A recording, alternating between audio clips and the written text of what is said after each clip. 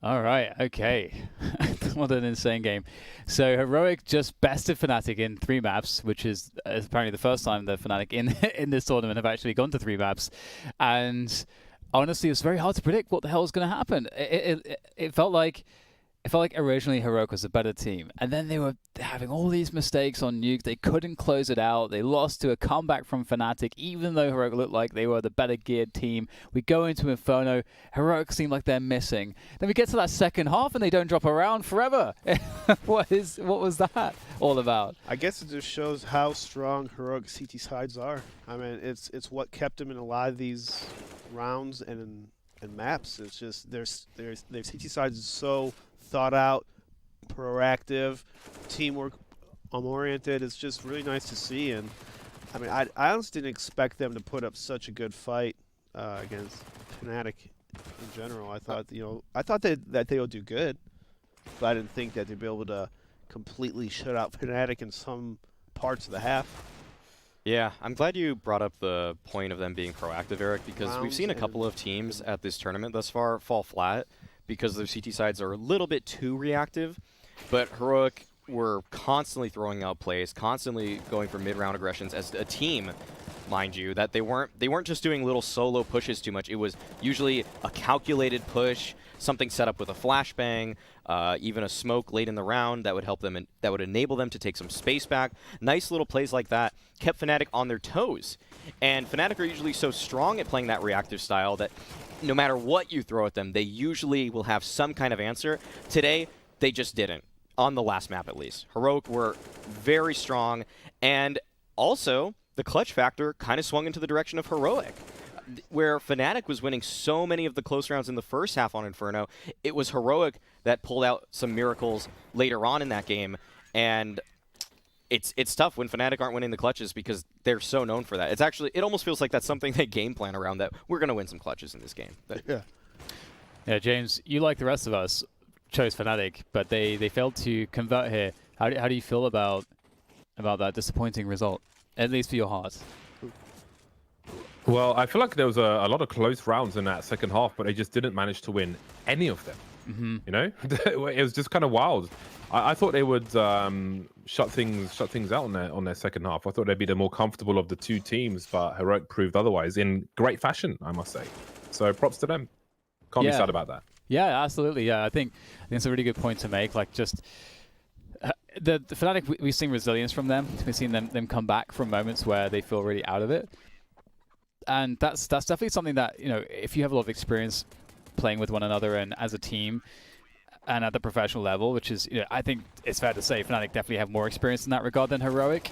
It's good to see that Heroic, you know, with some of the younger players, you know, coming into this, that they're able to as well find that resilience and find that groove and find that pacing once again to settle into what was an extremely dominant CT side on Inferno, which was a necessity to win this game against Fnatic. And Fnatic were unable to really shake Heroic's economy in some of the ways that they had done on Nuke, which was one of the things that I think you mentioned, Alex, that really did kind of push Heroic into this, like over the edge just a little bit too much, into a spots where they were just so uncomfortable all the time. Yeah, this was a cleaner look from Heroic. I think they were on an 11-round win streak at one point. Yeah. You're just going to inevitably have money after that. It's very rare that those are all going to be just tight 1v1s at the end of it.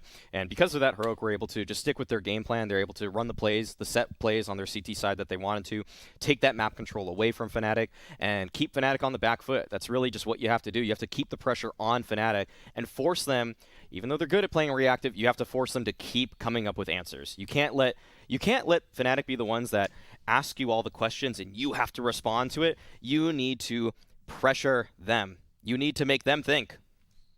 You guys just having a moment? I agree. Just gonna. The eye contact there was, I couldn't break it. Well, it's going to be interesting to see how Heroic do and fare as they move on now. Because at this point, you know, it really feels like they're, as James mentioned, they're really punching above their weight class at the moment. They're looking to battle against teams that are very strong, and they're going to have to pull results out. And I feel like Fnatic is just a different test to any other top team. So do we think that they're going to be able to kind of fare well? I'll ask you this to you, James, because we'll actually have to kick you off in a moment. So, oh, is it you actually okay? Well, James is muted, so he can't even answer the question. That's fine. So I'll redirect the question to you guys. As we move into some of these harder hitting teams, do we think that Heroic are going to find that consistency to be able to, let's say, be up against the big, have a good enough map pool to really have a thrilling best of 3 where maybe they can actually win it? I mean, we've seen times when Heroic is having these off kind of games, they lose 16-5 to Vitality. So obviously, it's apparent maybe that they have their hot moments and then their cold moments. But like when they're cold, they're super cold. They're not even almost there. It seems like so. I don't know if Heroic have completely fleshed out their map pool just yet, so I think there are some interesting matchups that will be difficult for them, such as Big, where if Big get them on a map that they aren't as comfortable on, then we see that type of Heroic, where they don't have that punch, that extra fire behind their players. But when they're all working towards one game plan, it feels like the sky's the limit for this team at times. Tessis is on fire. Nico was playing out of his mind today. And when Cadian's hot, it's really tough to deal with that. It is really tough, and that's been a big question mark for us, whether Cadian will be able to be on or not. And we saw him having the luxury of a good start, but I'd love to see him having a good game after having maybe a bad start to a map, having maybe a struggle on a half. That is something that I think we really need to see. One thing that I saw in train, which was encouraging, was the fact that we didn't see them making lots of aggressive plays on their CT side. We saw them actually having a really solid CT side without actually having to do that whatsoever. They made some cool mid-rounds, proactive plays, but it wasn't as though they started out round saying, okay, we're gonna aim in let's say like 20 seconds into the round to make a play and take away team main, stuff like that. It was actually, we're just gonna play standard, and depending on what Fnatic give us, we're going to take the space that is offered to us. That actually impressed me a lot, because I haven't seen that type of mid-round aggression from them. So that's the kind of stuff that you need to do. It's I don't think James is actually muted, but we're gonna say goodbye to James. James Bottoff is leaving the building. Very sad times, but change the channel here. But we are changing the channel. Okay. We've got Borup joining us from Heroic. All right, there we go. What is up, Borup? Congrats, man. Congrats. Well played. Yo, thanks, man. That was an insane best of 3 against Fnatic. How did that feel for you? Honestly, it felt amazing, but we went into the match knowing that we felt like we were going to win. When we saw the veto and they picked T-side on nuke, we were pretty confident on it, and I think we even threw nuke. So. That's a question I have about how that struck you, because when you get the CT side of nuke, which is your map pick, you just think you might just run away with the series right there. But did that go as expected? I mean, it did hurt that we didn't win nuke, and we haven't been we aren't as good as on Inferno as we are on the 2 other maps. But yeah, we pulled the rabbit out of the head and did an insane comeback on the CT side of Inferno. So yeah, if we even just go and start at the beginning of the series, we were very impressed. I think watching you guys on the CT side of Train, it felt like you didn't do anything crazy. You had really solid fundamentals. Everyone was hitting their shots and sort of playing and reacting to what Fnatic were doing really well. Moving on to that, the second half on the T side, things were a little bit more of a struggle, but it still felt like things are pretty good for you guys, and you managed to close out the win. As far as playing Fnatic on Train goes, how was that experience for you guys? Because we usually, I think, see more early round aggressions from you, but in this particular matchup, it seemed like you played a little bit more passive. Was that a part of the approach to Fnatic specifically? I actually don't think we played that much more passive. We got pretty limited in the pub area early in the round, but Jesus had a good counter, and he improvised a lot when we were in the middle of the game. But we knew we had some good reads, and we didn't need to do any special things early in the round. We'll probably read them mid round. So yeah, we had a lot of things planned, and we didn't play as we usually do around the pub area. But we just played a little bit more defensive because we knew we had the good reads. Yeah, it's awesome that you mentioned Ladder and Tessers. We were also commenting how amazing he was playing around that position. He was really locking it down. Moving into Nuke, it seemed like you guys couldn't find your comfort zone to kind of close out the game. Do you have any thoughts as to why that was? To be fair, I actually don't know. Like, I think we felt like we were in control in the whole match. I think we fucked up a bit in the end of the game because we saved a lot of weapons, so we couldn't buy enough grenades for the tactics we would like to run, and it forced us to force in the end of the game, which made our buys really really bad. But yeah, when we got the 2 T rounds in overtime, we at least thought we had it on CT side because we usually have it on every CT side against them. We probably have some good reads against them. As the last best of 3 we played against them, I think we got 9 CT rounds against them in a row. Yeah, we have time for one more question actually. So I'm going to open it to the floor. Alex, do you have anything? So this is a slightly different look for Heroic, just having added Tessis not too recently, but it feels like you guys are peaking. What are your feelings about the lineup and how it's come together? I think the roles in this team is they're really solid. We have Tases, Nico, and Martin. Down, I call him Martin. They're playing insanely well at the moment, and Down is back to his star potential that he showed in all the other teams. He fell a bit off in the end of Heroic, like we all did. But yeah, Nico is playing the best CS I've ever seen, and Tases is taking his Flames standard over to Heroic as well, and Cadian is playing amazing, and they are the coach bonding with Hunden is amazing as well. So the fundamental and the roles in the team is just perfect. Awesome. Well, thank you so much, Boro, for answering some of our questions. I think we would have many more, but your series was so long and exciting that we don't have as much time for the questions. So, thanks so much for answering, and best of luck in your next games. We can't wait to see you again. All right.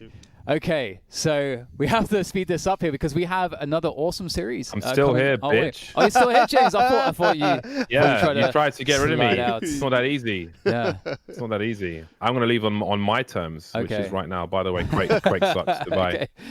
Thanks for joining us, James. Thank you, James. We always appreciate the appearance and his awesome choice of backgrounds, actually, which have been pretty exciting, and kind of look forward to that every day now. Yeah, it's flavor. But that is, it's now time for us to take a quick break before we get into our next series, where we will be discussing OG and Rami having a brain block here. Godsend. OG and Godsend. So we'll be back for that.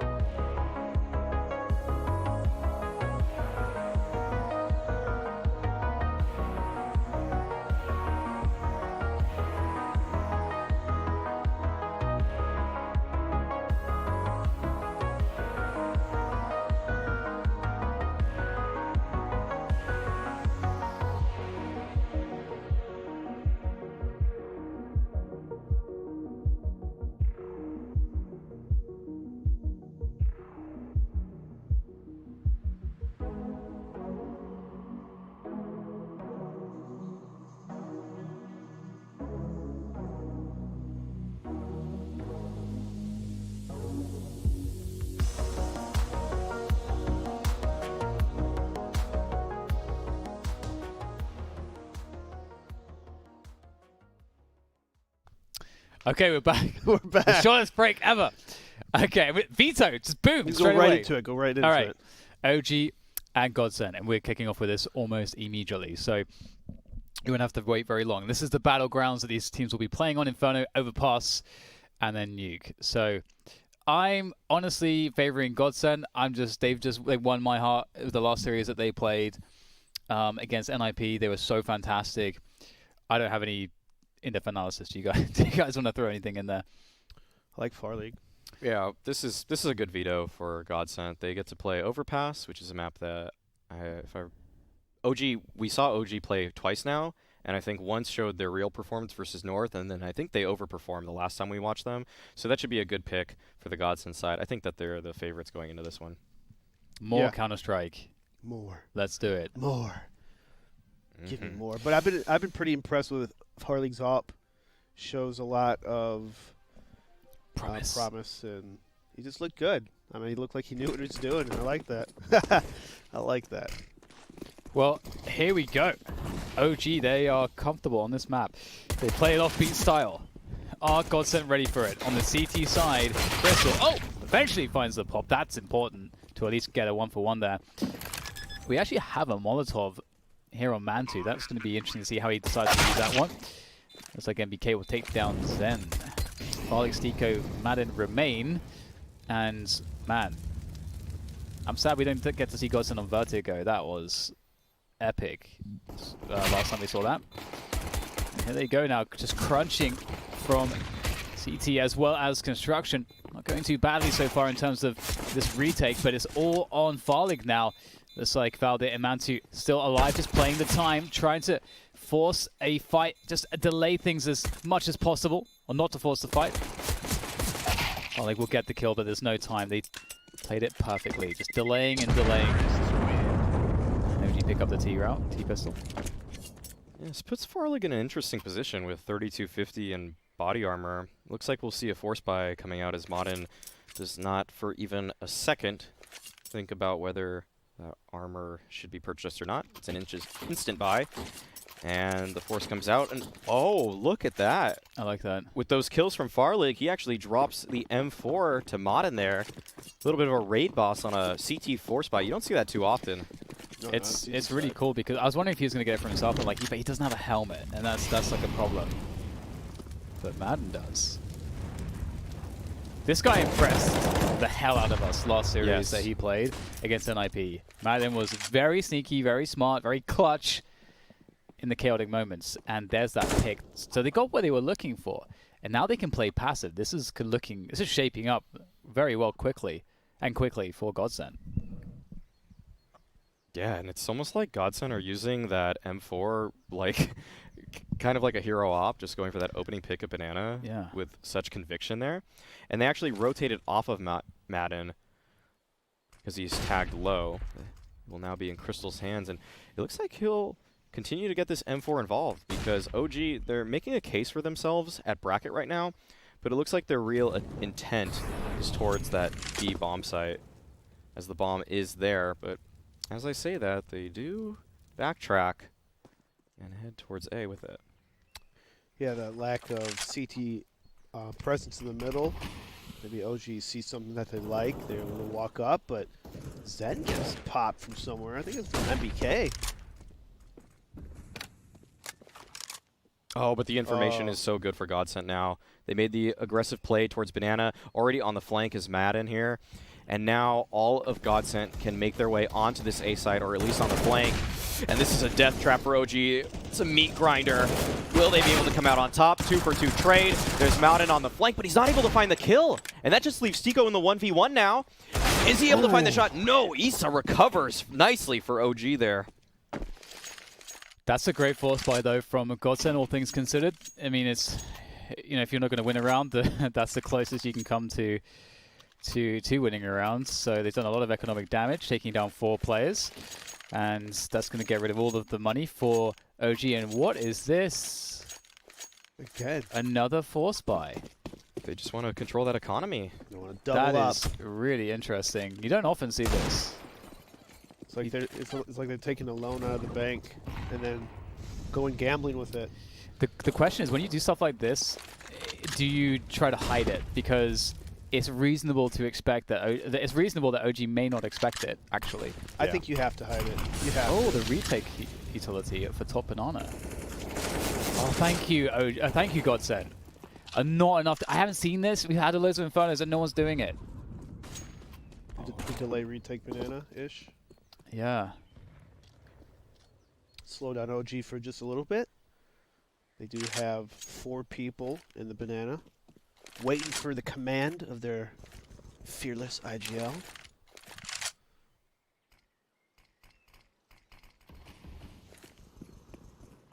Smoke's being traded there, and actually it's looking pretty good for Godsent in terms of their positioning and the utility that they have left. A couple of smokes still with 45 seconds. They could refresh a couple of key choke points and make this very difficult for OG. We'll see, though, if that's the case. Alexi B, first to find contact, will be taken down by Modin.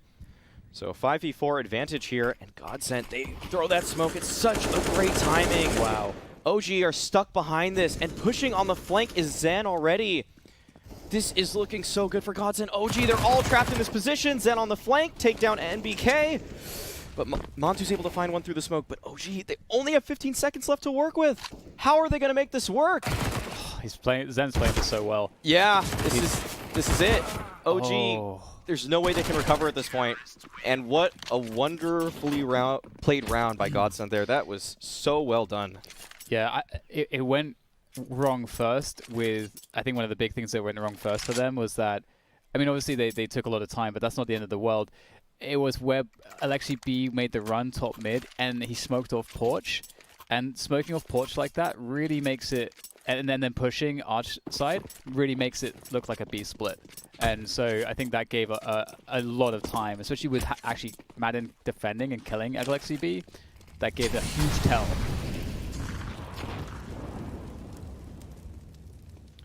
Nice smoke to bait out a couple nades. So the other thing about the retake utility on Banana, so we've seen it once from Godsent, that means we're going to see it probably a lot more, is it's extremely utility efficient, and you as a CTs get to decide when you get to do that, and it's actually extremely effective. They actually didn't go aggressive with it previously and truly take top Banana, but when they have rounds with full weapons and more utility, I expect that they would. And if they have a good read of OG's default timings, it's extremely powerful to take Banana away at the wrong moment for the T side. So that's something we should look out for in the future rounds. Another thing they achieved off of that was that they then threw that little half-wall nade right over, and it did about 50 damage to both, I think, Issa and Valde in that moment. Yeah. So it forced them into the exact position they figured they'd be in, and it worked out perfectly. Seiko, playing off that smoke perfectly, is able to take down NBK. 5v4 now, and that's a well-timed flash as well. The Godsent utility is looking excellent this game thus far. Just such great timings with these nades, really stopping OG in their tracks here. This is such good prep work coming out from Godsent. They have looked hungry thus far, and they're cleaning up this round so cleanly. Will they even lose a player is the real question here. Montu surrounded from multiple angles, and Godsent with a clean 5, staying alive. And so far as well, and I think we saw this a lot in the previous series where Godsent performed so brilliantly. The individuals across Godsent are maybe lesser known names to this level of play for a lot of people, but when we watch their individual decision making in sort of more chaotic, less standard spots, they have very good reads, and they play the decisions out very, very well. Beyond their experience, it feels like almost. Yeah, I think for sure. Especially when you see, some of these names, as you said, they're not really, maybe not too known compared to, an MBK in Far League. He's the one who's been impressing me the most with AWPs. In the partners, he does get off Valde, but oh my goodness, he got 2 out of that. I thought he was dead for sure. Yeah, and that really helps so much. It just adds up. It just makes things feel so difficult. If you're on the T side, and you can't even get that 1 kill. Like, that it really does make a difference when it feels like you're not getting kills, because even if you're a very experienced, rock solid, elite level player, it does get you a little bit. There is this that you have to work so hard for the kills. It's just that slight psychological edge. Yeah. Makes you feel good. It kind of helps you warm up a little bit in terms of just having that confidence. Yeah. Maybe if you have 10 kills, you pick this angle a little quicker. If you have if you're 0 and 10, you're probably super hesitant, worried about not being 0 and 11. So, all that mental stuff kind of kicks in. And the one thing that's interesting here as well is that we just saw now a very different opening from Godsent on Banana. They go for the deep smoke. OG don't challenge it, so this does give the opportunity for Godsent to have played forward towards A, but they didn't decide to do that this time. Now, Alexi B will quickly peek and try to make some space, create some ground for his teams towards this long side. He's actually managed to steal his way into Arch. There goes Zen, gets taken down, and it's looking much better here for OG. But can they finish it off? A double from Crystal, the MP9 at the most key moment.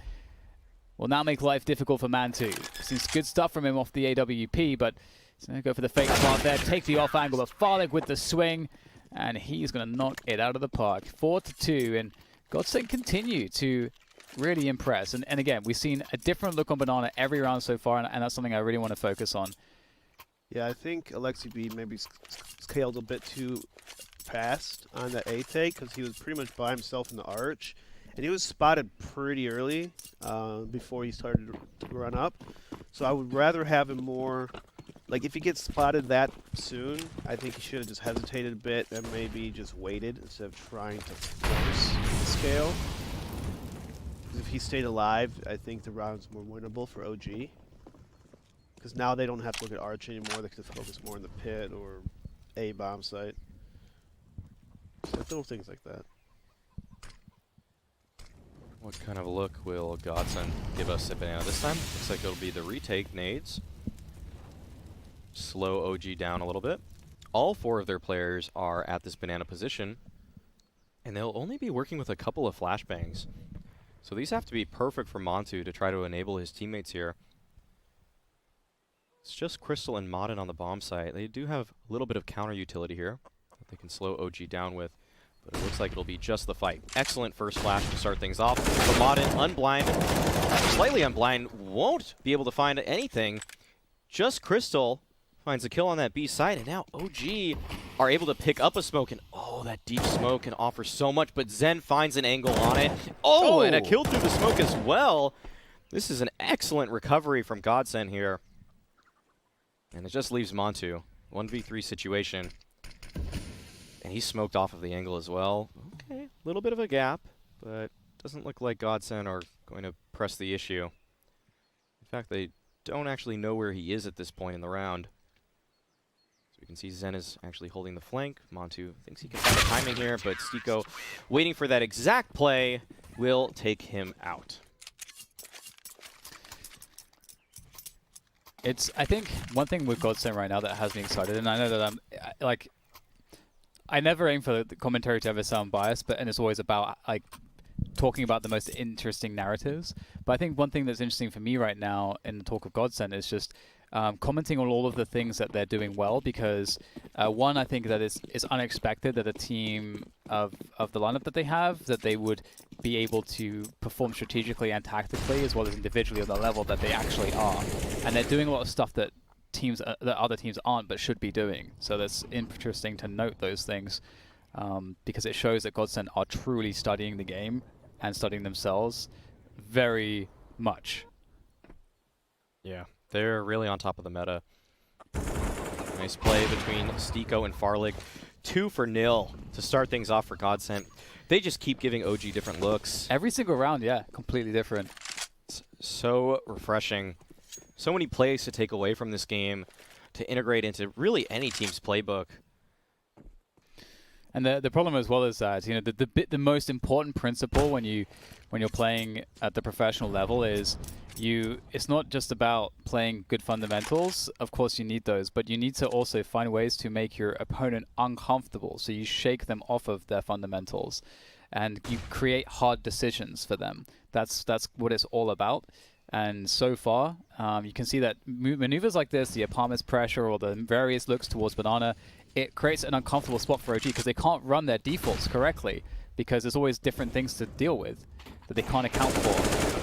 And if that's continually the case, you're constantly having to adjust. And if you're the one that's having to be reactive and you're not the one taking the initiative, you de facto have the disadvantage. So unless you have a protocol that deals with something ahead of time that allows you to instantly respond correctly, it's just generally very difficult. And it punishes teams that have bad communication enormously. Yes. Punish teams without good communication and teams that just have not experienced that before. If you're throwing them a new look that they aren't ready for, that they haven't come up with the answers for prior, it does come down to the communication. It really does. And Godsend, I also would like to note that they just always create a win condition for themselves in a round. They know where the frags are going to come from, as opposed to, say, a team like Fnatic, where sometimes they start a default and you don't actually know what's going to happen in their favor. Right. It takes the pressure off of players in certain rounds to perform, and it does add some pressure to certain players in difficult spots, but if you rotate that nicely, it kind of just consistently gets players involved, keeps them warm, make sure that no one's really on the back foot and just waiting for action to happen. There's always a chance for a player from Godsend to heat up. And you can see in this instance, OG will try to go for that banana take, and they threw the deeper smoke so that they can push the CTs out of position. And you see the Zen will swap positions there. They're going to give up the site and play retake. Oh, that's a bad smoke. That's unfortunate for OG. It's going to delay the Coffin's plant, that incendiary, or maybe not actually. Got there just in time. And 5v4. But one thing to note, it's at the beginning of the round.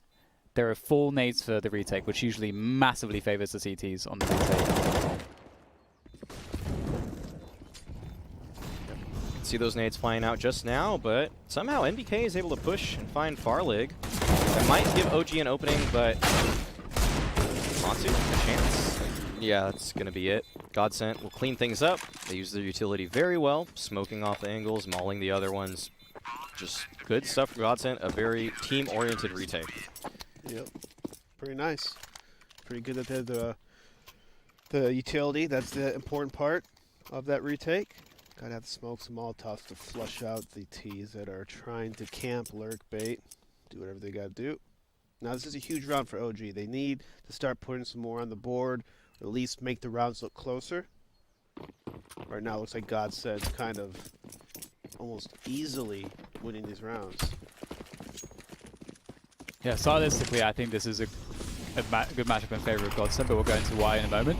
As we see once again the openings here between these two teams, and more investment towards Banana here from OG. Looks like they really don't want to allow Godsend to gain the first victory in the rounds on Banana, and looks like that's not going to work out for them. And we're going to get a forward incendiary behind the half wall here, which does suggest that the CTs are going to try to retake this, but on the minimap we can see that they're not actually really investing in any kind of a push. What they're instead trying to do is bait out utility from OG. They just want to slow them down. They just want to create the illusion that OG have to be waiting. They've got to be worrying. They've got to be throwing utility. And meanwhile, it's a minute left, and Godsend are actually holding onto their utility fairly well. That one Molotov made OG use a nade, a flash, a Molotov, and is delaying them by a good like 20 seconds. From even That is scaling. value. That's value. Big value. Yeah, Godsend are winning the war of attrition by a strong margin here. Still are enough nades for OG to run a B exec, but Crystal on this B bomb site still has his smoke, and he places it at such a great time once again. They always have something left in the tank for these late passive setups, and that'll help them out tremendously. Modern and Crystal will have to connect to try to stop OG now. Flashes come out, OG has to push. NBK with a very clean entry onto that bomb site may help things out for OG. It does look like they'll be able to play, but Modern! No scope out of nowhere there, taking down NBK. That's really going to help out the retake for Godsend. They still have so many nades though they can work with. Oh, if you're NBK there, you've got to be raging after that one. Just like a blind no scope, effectively. I gotta see him now just slamming his mouse. Here's Madden moving forwards to make it even worse. Oh, looked like that was a close one, but Valdi's going to pick up the frag. What an important frag from Valdi to pick up, and it's getting worse from for Godsend here. Very nice hold from OG, and that's going to feel really good. After some of the rounds that they've lost, to pick one up like that is going to be really comforting. So a little nitpicking on Godsend. They had a setup where the Opera was, near coffins and the rifler in the bomb site.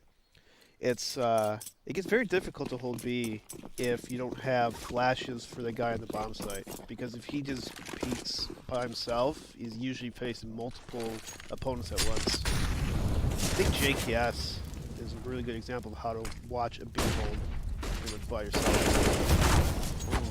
Valdez in trouble. 5 HP. Can he make it out of there? Yes, he can. Don't see any HEs to follow him just yet, but one thing I was going to say stylistically as well, though, G, is that they know how to run the default game on Inferno, but typically they like to create discomfort for the CT sides of their opponents by playing more of a gambly type of style, which is really messes with your expectation for timings. But let's hold that thought, because here goes Sneeko. Speaking of which, just a mid-round push down middle is very unusual.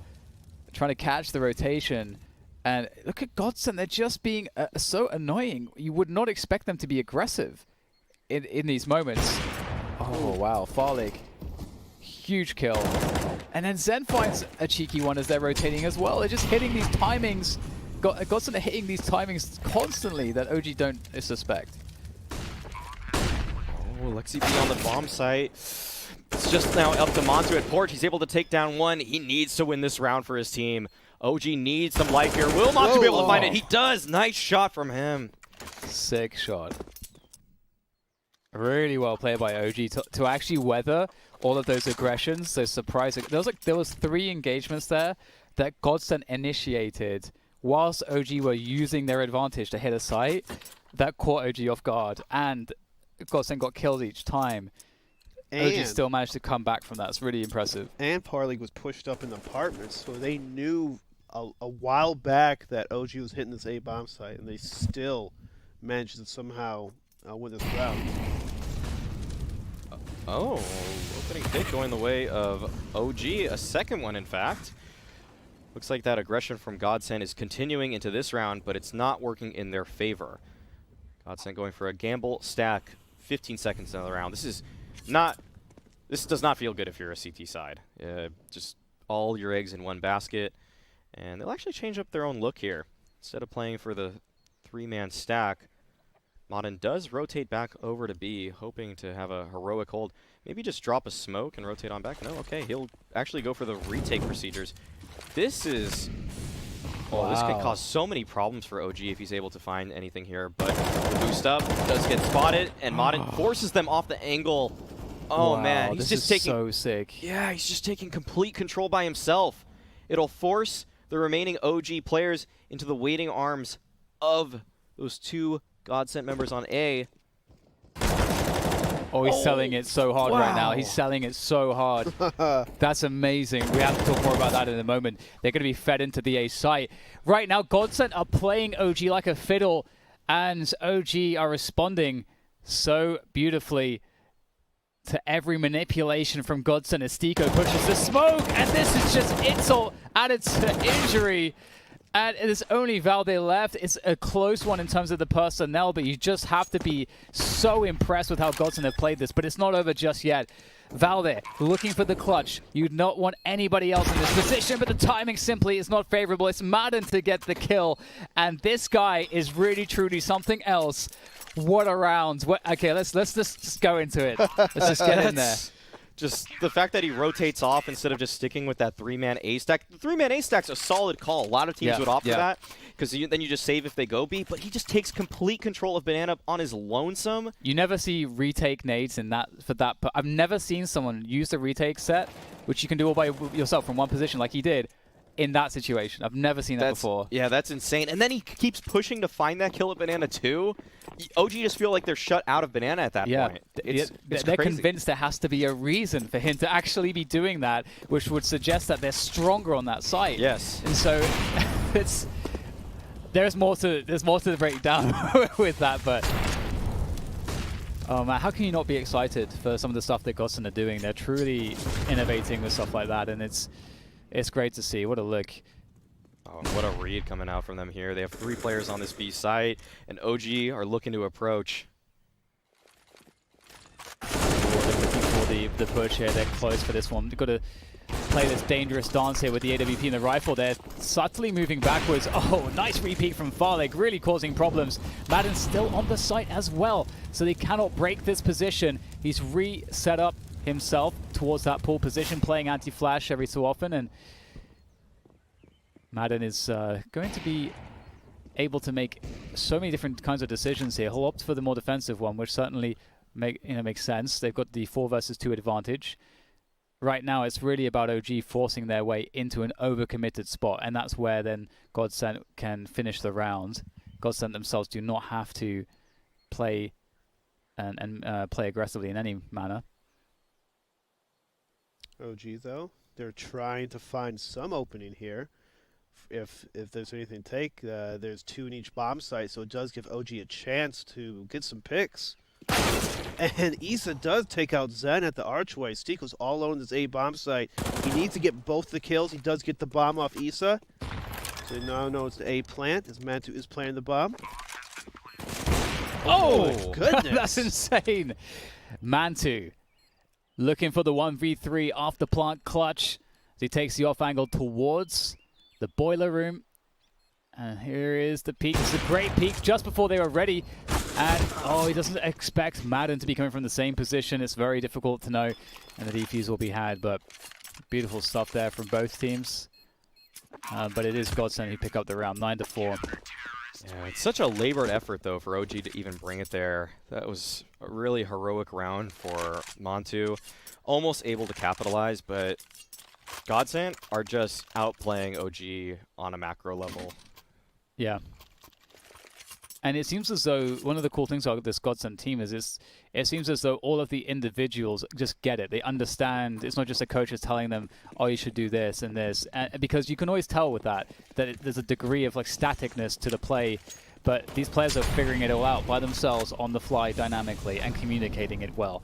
And speaking of which, a new look here for the Godsent team as they go for the aggression in mid. Doesn't work out this time. Great response there from MBK. Farlig, though, backpedaling and trying to chase it down. They fall into the trap, and Zen is the trap. Zen will take both kills, and that's going to leave just 2 in Valde and Alexi B. And you got to feel for them right now. It's a struggle.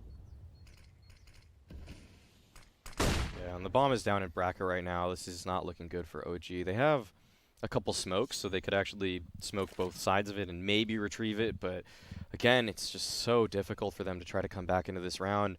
Godsent have had such great starts in the majority of these. And even when OG does find that opening pick, Godsent have a contingency plan. So, let's see me involved. They'll have to connect. Okay, that's one way to deal with it. But Crystal is there, and he strikes with 2. The money's not very good here for OG. One extra thing I want to add about the retake utility set quickly is that in the situation that Madden was in, for anybody who throws that utility, what happens is you get the smoke that falls on the half wall, which prevents vision, and then the Molotov goes forwards. And if you want to be aggressive as a T, you have to swing into a very open position by the sandbags where you'll likely get shot down. So usually what happens is the Ts will play behind the smoke, and so that means that you can then push. And so obviously that's what Madden did. And so if you can find the Ts in that timing, that utility set is extremely efficient in pushing the Ts behind the half wall, which sets them up, just as Alex said, for follow-up HEs if you have those lineups as well. So just that one set of utility manipulates positioning very reliably, which is why it's so strong, because it's also so cheap to do it. And you can, one player can do it all by himself from one spot, and I've seen players do it from different spots too. So it's just, it baffles me when teams don't use that, and it's not used enough. I mean, Astralis popularized it ages ago. Just, you know, copy it. Copy Astralis, man. Copy Astralis. So easy to do these days. Not really.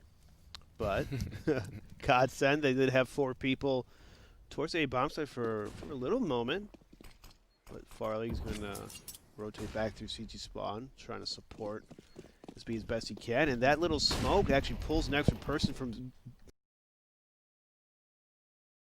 Godsent over to B. And this is a time window that will work for OG if they hit right now. Oh, but this smoke from Stiko stopping the apartment push. And Zen is still here on porch. He's by himself, but somehow he's able to get 1 and fall off. And he's using his counter utility so well to buy time. And the rotation has come back now towards A. OG will be running into 3 players. The first is Stiko. He's going to find 1, looking for more, able to drop off. Barley's able to pick up that player. And this is looking so good for Godsent. What a half from them. Wow. 11-4 from Godsend. That is honestly so stunning. We'll have to see if OG have anything in the tank left for Inferno after the break.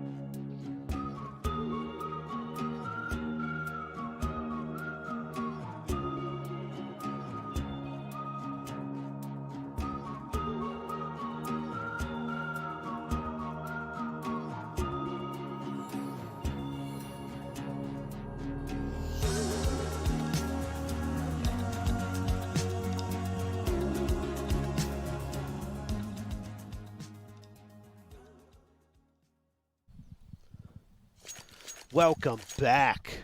We are here with an exciting second half of Godsend versus OG. Godsend just running away with their CT side. Just had us a bunch of different looks. I don't think this is live.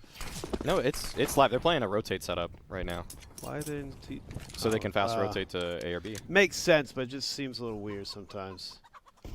Yeah, the Speedway is generally the more favored position as to actually where you buy guns, but a little bit of a show between the players on OG and Spawn. Just kind of goofing off a little bit, getting loose, because they're going to need to. They need to come out with a little more gusto in this second half as they're challenged at the A site. This actually might be the most appropriate way to play this defensively here. 3 around the pit. Position is perfect to deal with this push, and they are really struggling to get some of the kills though, but it is fairly even in terms of the numbers. The 3v3 here. Follig still lurking in the apartments as you have this retake coming through. Matu has a couple pops there from Porsche. Doesn't get the connection he's looking for. That does allow a player onto the site. That's actually the bomb onto the site. Now the problem is that Crystal doesn't want to plant just yet. Wants to make sure they can get some additional kills first. They do have time to work with. Don't have to rush anything. Will Crystal think about going for the plant soon? We'll have to see. I'm not sure if he just tapped it or not. Try to force a CT through the smoke, perhaps. Try to assess the situation here. Again, you don't need to necessarily plant if you think that the CTs will move in during that moment.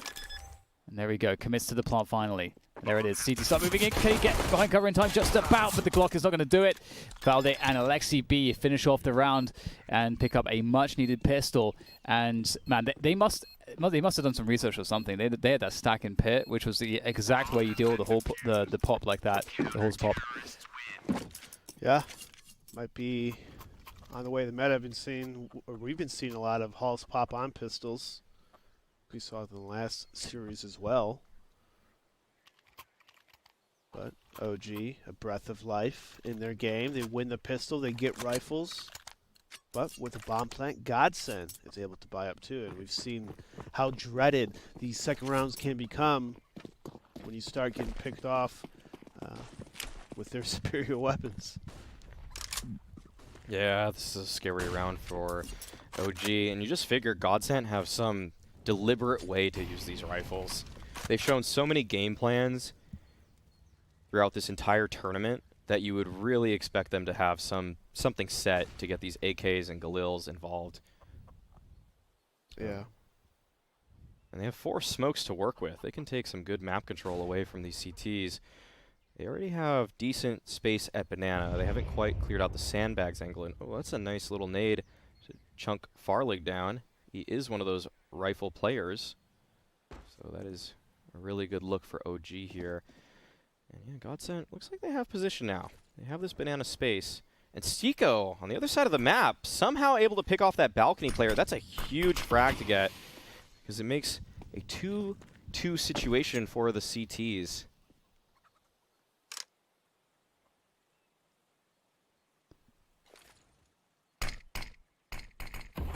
Smoke.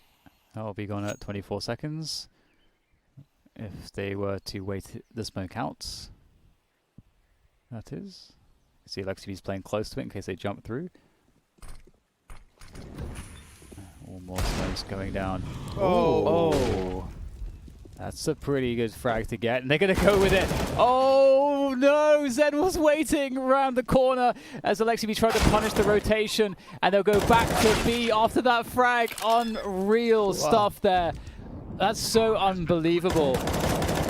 OG in such a poor position now because of all of that, and Mantu in a 1 versus 4, he's able to find the first kill.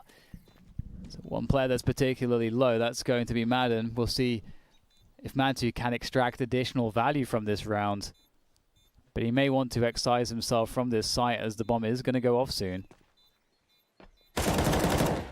He's challenging though. Oh, finds a headshot, but he'll go down. Wow. The calling there from Godsent is pretty good.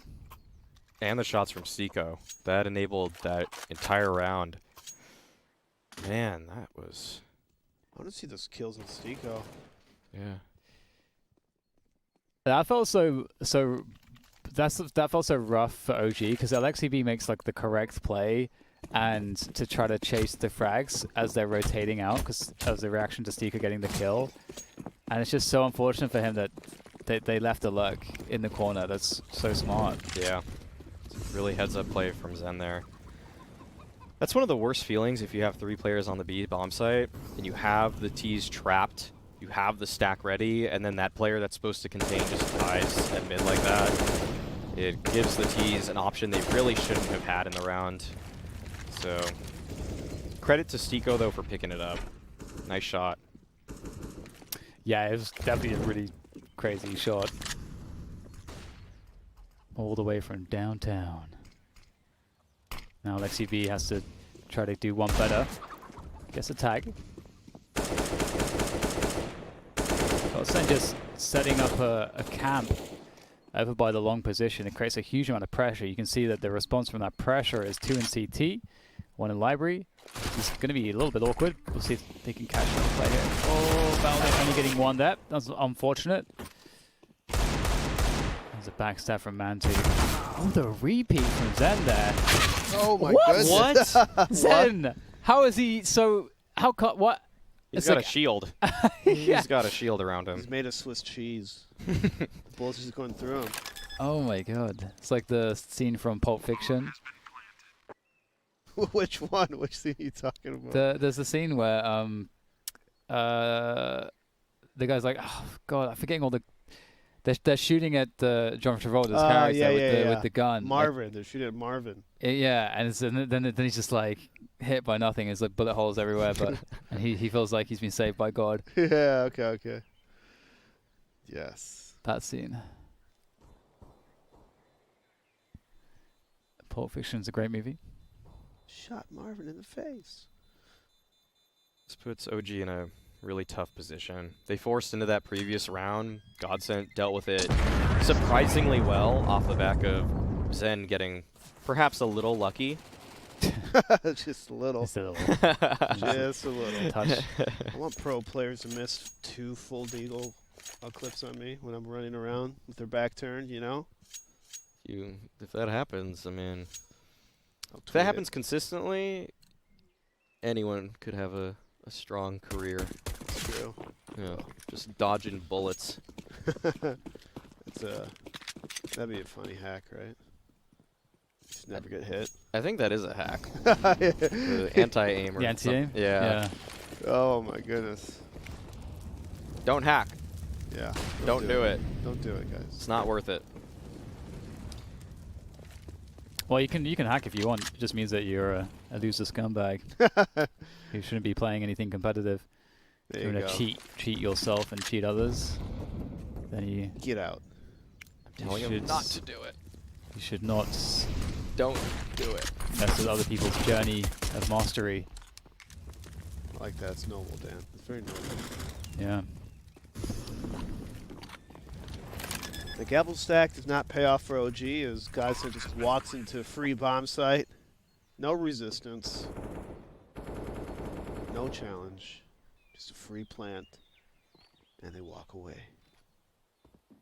It looks like OG aren't even too interested in finding exits. They're not pressing on forward too much.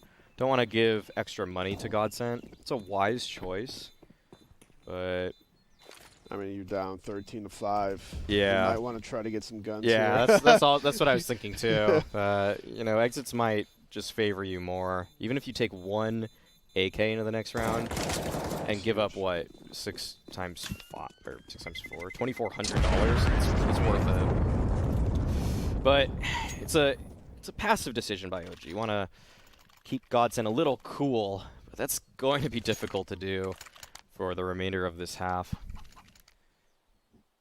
Oh, for sure. See a timeout, OG. You need a timeout right now. I Talk it over. think they just want to get onto map 2. That's not how you're supposed to think, though. There's always a chance, even though it's 14-5. You have to believe in yourself, or at least make it competitive. Bring it back like a 16-14.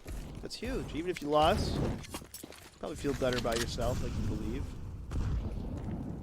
You always have to believe. Never give up. Never give in.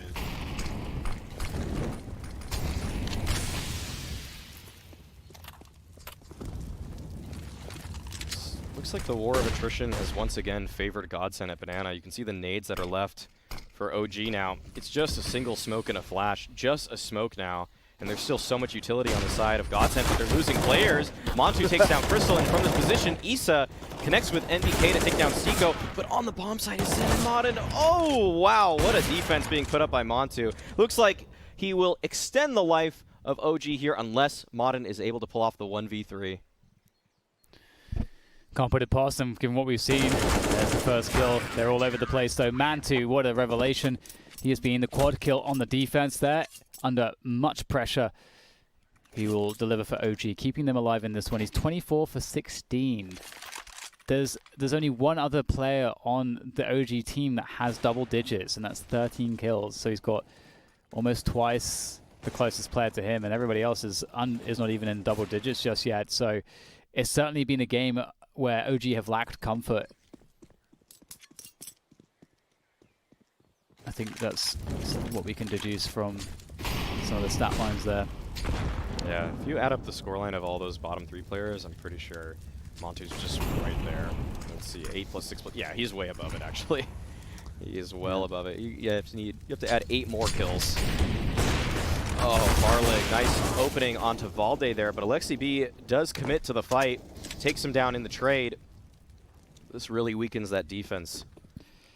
Yeah, that's the trade you love to get at the beginning of the round for the T side.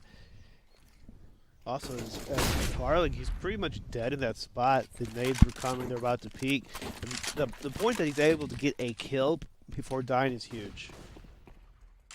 It's like if you ever find yourself in those spots where you're probably dead 100% of the time, to try to get a kill, no matter what. Yeah. Die for the cause. And the question is how OG actually Godsend capitalized from this. So they may not expect a forward setup here. It's unusual to see this from the CT side. So this is really smart by OG to do this. Oof. Scary times. Alexi B not going to peek that one. Zen is creating some space here for the team now. Ooh. It would be interesting for them to walk all the way to the back of B. Oh, Alexi B finds the bomb. That's a problem here for Godsend. They are against the clock here. I don't know if they even have time to plant at this point. Yeah, there's no time really. LXCB has done enough. Ooh. 7 rounds for OG. It's hanging in there.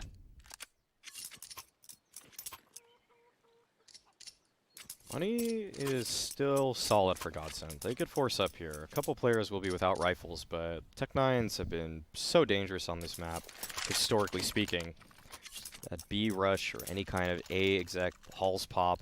There's a few plays to get these pistols involved that are actually quite effective. So we'll see what Godsend choose here. Looks like it'll be a pretty standard setup for OG, all things considered.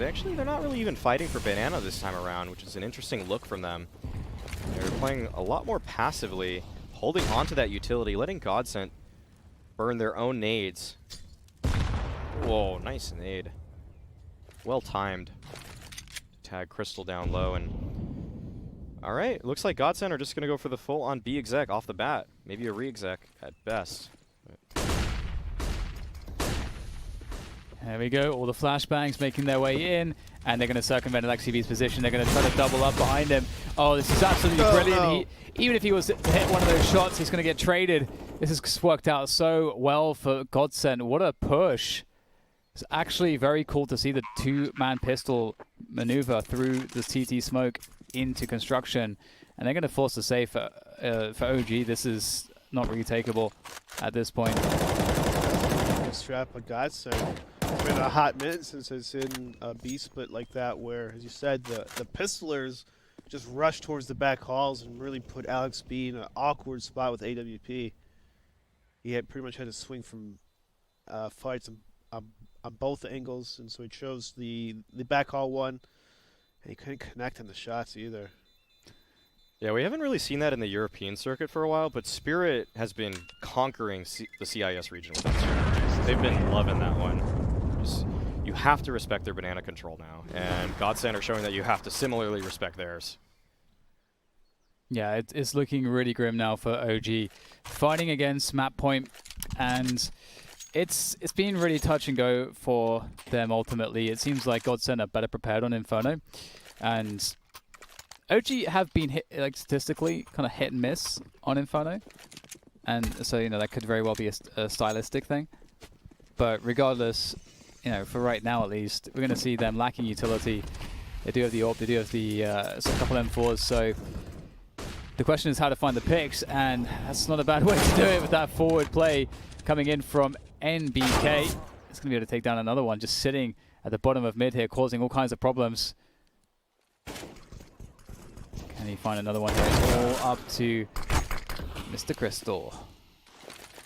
1v2 actually, so maybe there's something he can do here, but there's the AWP on the other end of it. OG pick up a scrappy rounds with the mid-rush. I feel like that's one of the first mid-rushes we've seen all day. That's true, actually, yeah. We've seen a lot of Inferno thus far, but it's other than Modern just pushing down a bench one time this game thus far. It's just OG creating some chaos, hoping that they can win out the tough situation based off of their individual experience, and it works out for them there. But Godsend don't let them off the hook that easy. They will force pistols into this one. Might have another little pocket strat coming out for us here, as Montu is naded down early on to 62 HP. What's the contested B going to look like? OG try to fix things up with 3 players this time around. The flash comes forward, and AlexiB is able to capitalize. Nice space being taken by him. Montu is here on the corner still, and there are a lot of players they have to deal with, but this is just so much manpower on the OG side, and it's something that Godsend were not ready for. Yeah, totally right. Going to keep the push going though, and they're going to convert on both of those frags, and that's going to create issues, so many issues, because with the minute left, they don't even have to commit to be here. They could just reset this, fake it out, try to bait out more utility from the CT side, but looks like they will keep things simple and keep the push going. There is this bomb site is now reinforced. We have the second player who's made their way over there, MBK. It's 2 AWPs though. See if that can do the job here for OG. Oh, there's a whip from Mantu. And that's... And MBK gets into an awkward position as well. That might be the map hit. Isa, though, he keeps things competitive. 1 versus 2. But they're posted up in construction with an AWP. And there you go. Just like that, 16-8. Godsent pick up the first map of the series, and honestly, the way they played that first half, I'm really not surprised the scoreline looks like this. I thought that last round OG was going to win that one. Looked like it. Yeah. They got the kills. They had people stacked there, and Then there's all the smokes and the double orbs, and you're like, hang on. What's going on? What happened? Well, we'll talk more about what happened after a quick break.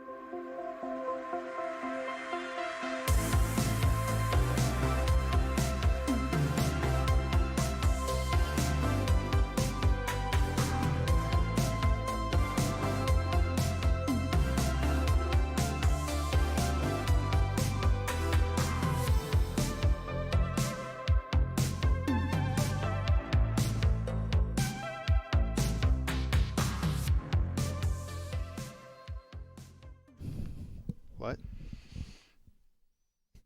Okay, we're back in the studio, and you know what? It's time to talk about that last game we just saw. Wow, Wow. That's one of the ways I'm looking at this, because Godsent blew my mind in terms of the preparation and how well they understand the map. Amazing level from them. So like similar CT as Heroic, they're very active on their CT side. A map like Inferno is really good for being active. Yeah. It's just easier to take over spots and you're able to fall back as well. And OG just never really found their footing in terms of Alexi B was trying to maybe do a lot of these info bait kind of rotate who was on the T side, but it never worked because he just got picked off. So it's hard for you to kind of have these fakes if you're getting picked off a lot of times. So yeah, it was tough for Alexi B and his entire team to get going in that one. It just felt like Godsent kept giving OG different looks that they had to deal with, different problems that they couldn't always solve, and it was a great look for Godsend. After the first 2 rounds, they just didn't look back at that point. Just so many excellently executed micro plays across the map. Just a nade, little molly combo. Dan was talking about the retake procedures at that banana position. Those were so powerful. OG never found a great answer for that. Even so far as Godsend used it in a 3v5 situation and were able to come back into a round because of it. That was absolutely insane for Modern. And the performances he had, along with Farlig, even Crystal stepping up at times, were everything that Godsend needed. It feels like this team is also just peaking at the perfect time where their individuals are reading situations so well, along with them creating situations that they have familiarity with. They are not playing a reactive style. They're taking the fight to their opponents. And every time these chaotic situations ensue because of the procedures that they actually commence with, they are coming out on top. Yeah, I really feel like that round we're talking about with Madden, where they're in the, what was it, 3v4 or 3v5? 3v5. 3v5. I feel like that's something that should, like, someone should put that on Reddit from start to finish. Like, just like highlight the situation they're in. They're in a 3v5.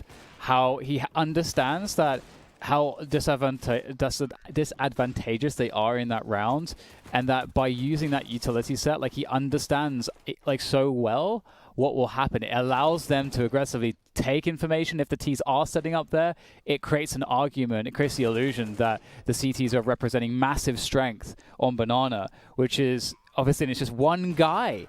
Yes. Against 5 effectively, and he starts. It's like that scene from is it like A New Hope in Star Wars where like Han Solo just like starts running at the stormtroopers and there's like 100 of them or whatever, and it's just him and they all start running away from him because he's so intimidating with them. Empire Strikes Back, I think. Empire Strikes Back. It's like that moment from Empire Strikes Back. That was that moment with Madden, and then he rotates all the way back around CT to finish off the post plant clutch. Like that was truly a remarkable play because it just shows that there's a level of out of the box thinking that's the stuff of like, you know, super top teams. Like that's an amazing sign. Yeah, it's exciting stuff. Actually, I'm going to correct myself. It was Return of the Jedi. Return of the Jedi? It was episode 6. Okay. Yeah, okay. But yeah, no, Modern was the Han Solo of this game for me. he really lit up some of the rounds, and man, he's just been so impressive as an individual in terms of his crosser placement, decision making, his aim, the way he's able to handle just entire spaces by himself. We're not going to Vertigo in this series, but the way he's able to deal with A ramp as a T against 3 CTs and just isolate them and make it all look so manageable. It's really impressive what I'm seeing out of him. I haven't really seen him before this year. Yeah, same. That's why I'm also just enamored by this. Yeah, it's so cool. Yeah. I'm really loving what he's given us. Yeah, and speaking of what we're going to be given, we have another map coming up, and funnily enough, you know, Inferno was OG's choice, ladies and gentlemen, and it is like a pretty classic choice for them, but they got crushed, and now we're going to the map of Godsend, where they have a really strong win percentage, Overpass. Are we expecting to see something similar? I mean, I think so.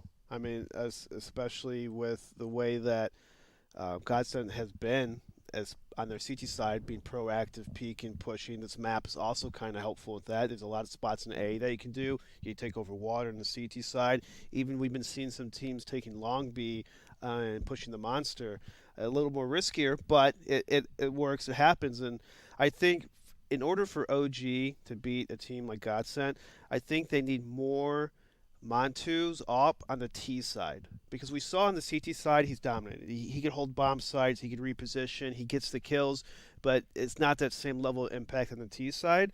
And I think in a map like Overpass, there's a lot of T side open which you can abuse and just work.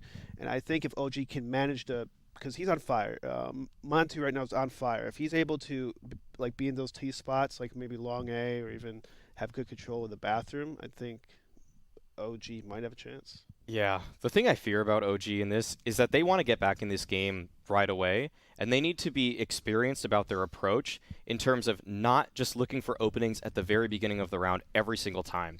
We've seen 2 different looks for this OG team on Overpass thus far. Once was against North, where they got dominated, and once was against Vitality, which went to 4 or maybe 5 overtimes. And the Vitality look was that of a more experienced team. It's a team that looked like they knew what to do more so in the mid-round. Against North, they forced their hand a lot in the early round. They looked like they had to try to find an advantage very early on in the round. They were always playing for information, and they got caught. They got punished for it. It was a good look for North, actually, how well they were able to play off of the heavy info-needy style from OG.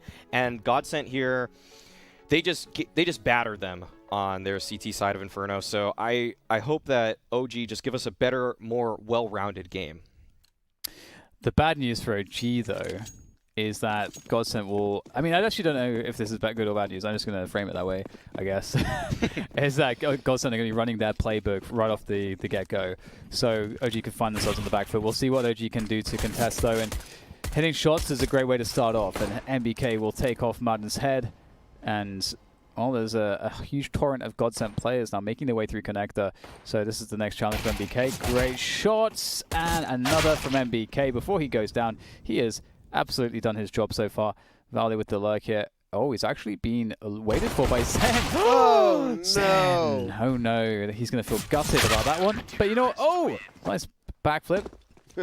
almost made it all the way around. Zen's going to be a little bit sad about that, but it doesn't really matter ultimately because he would have been alone. So 1-0 start by OG, so that's what they needed. Shoutouts to Prius, the observinator of this game. DJ has been great.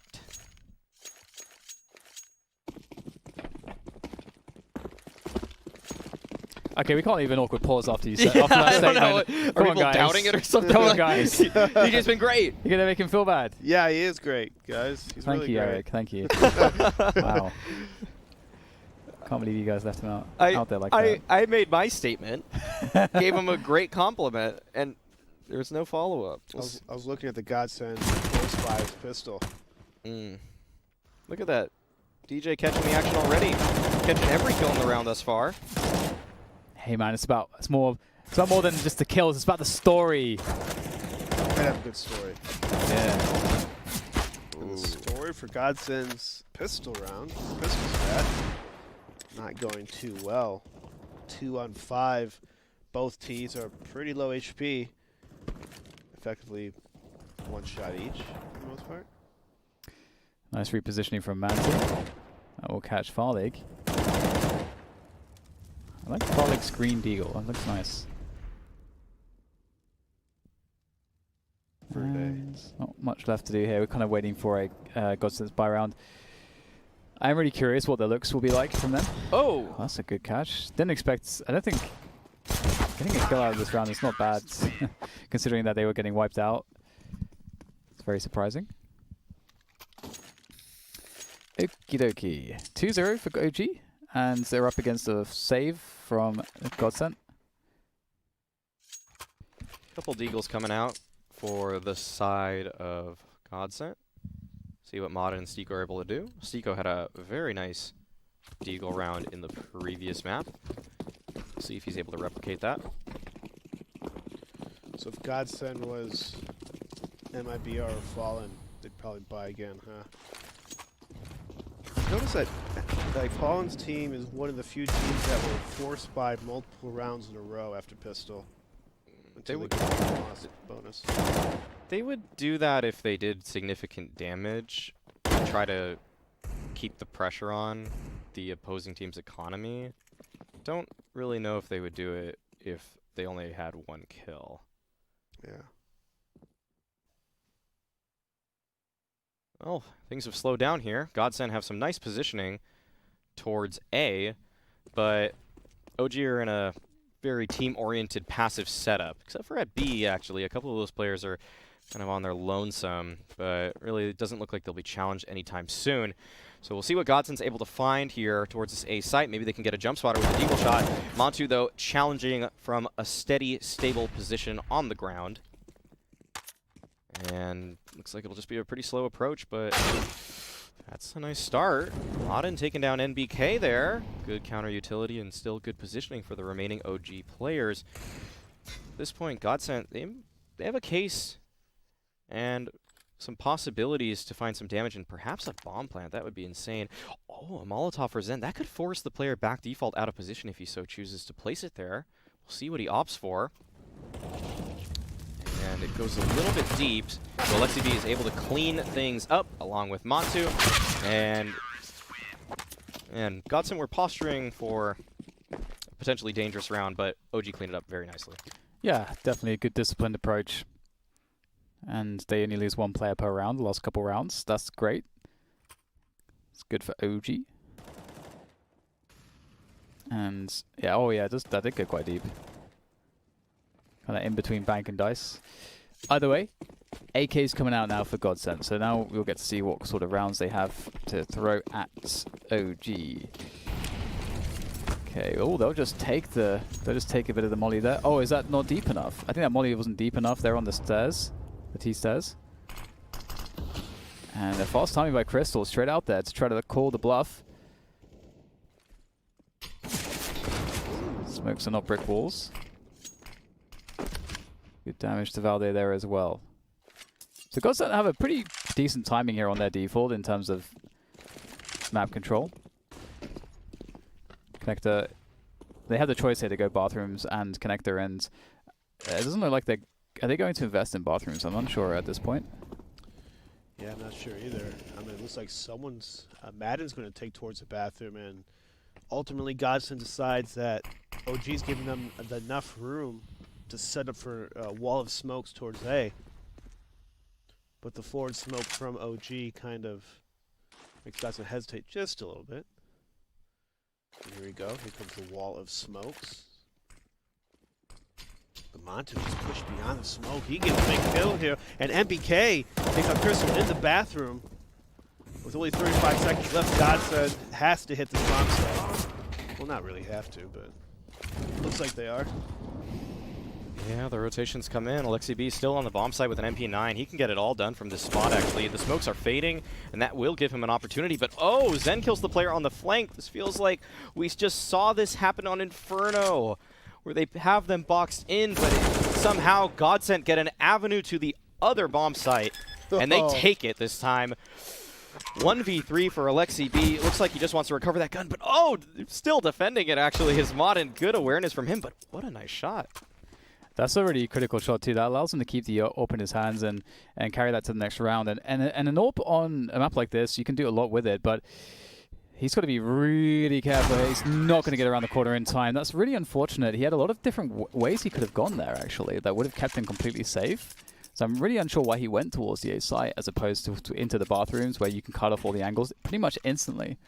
And they would have also have had to have run towards him to kill him, which would have given him sound keys, so he could also stay safe that way. So kind of a peculiar decision, but maybe there was a call on the comms that made him think that was the best play. Either way, as you say, surprising rounds for Godsent. Yeah. I like how Eric retracted the fact that they don't have to go towards A, and right when you said that, they just started going towards B. Yeah. You just like pulled it back right then. It's like, wait, but there's 30 seconds left. Technically, they could just run back. It'd be a little tight on the time. As you saw, they did get the bomb down in time. It's good comedic timing. Still spray out the smoke blooms, as that's when the CTs would think that they are safe to take positions behind it. Godsend just really taking their time on their defaults, being methodical, cleaning out every angle, pop flash for each other. They do have control of the water. Pretty much all 5 members of Godsend are towards this B a bomb site of the map. And they're trying to bait out the Molotovs from OG, and this is going to be good because they have still plenty of flashes and smokes to overwhelm this B bomb site, and the CT's going to have to hit a lot of good shots if they want to stop this. Here goes the swing. Seiko, the point man for this one. Unable to get the first frag. In fact, nobody is able to get the frags there for Godsent. They're going to get annihilated. Crystal trying to get one of these picks. Over behind him. Ooh. Now Farley. He's going to get some damage. Just one kill at the very least, but great hold from OG. They're going to start to feel comfortable very soon. That was, I thought that was such a big favor for Godsend right there. They had smokes, they had flashes, and there's no really much Molotovs for the OG to counter their push. But I guess as as part of the game, you got to still hit your shots, and once you execute the bomb site properly. Just one really good counter flash helped them out a lot. It didn't even completely blind everybody, but it really stopped them in their tracks. So OG able to turn an unfavorable situation into one that somehow worked in their favor. That's what they're going to need in this game. Isa. Oh man, you do not want to see Isa heat up on this map. All right, Zen will cool him off a little bit in this round, takes him down. And Godsend are still very spread out across the map, looking for information or some kind of in on the round. And Crystal will be making his way through the long bathrooms. This will be heard by NBK. And NBK looks quite ready for this fight. And he'll be able to take him out.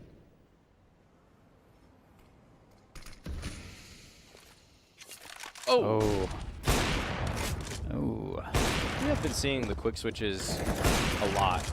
Yeah, oh, hello. Zen gets another kill out of this Galil. So well-placed incendiary. Then I'll force him back. I'm a bit afraid for Mantu. I don't know why, but I just have this sense that things are awkward, and a headshot might be coming his way. That said, the Godsend players are so weak here at the moment. Nothing to lose. Pushing forwards. Trying to see if they can find one of those kills.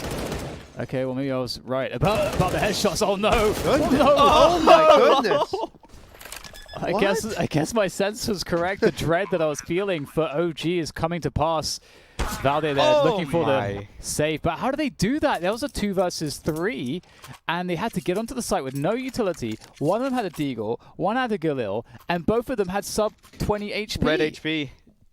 Yeah, I don't know how, Dan, but your instincts were just perfect. Just how animals can feel an earthquake coming. Same thing with you in that round. Wow, that's spooky stuff. You guys noticed from last round the Molotov that Godsend tossed for the water boost? So when people hop up on the sandbags to look in the water as CT, there was a Molotov there last round when they were taking water. I don't know if it was Godsend that tossed it or he might have accidentally Molotov the spot. So something to check out when water default. Oh, clean work for Godsend here on the anti-eco. This is not looking good for OG as Godsend pick up some steam here. We'll see how things shape up in the next gun round, though.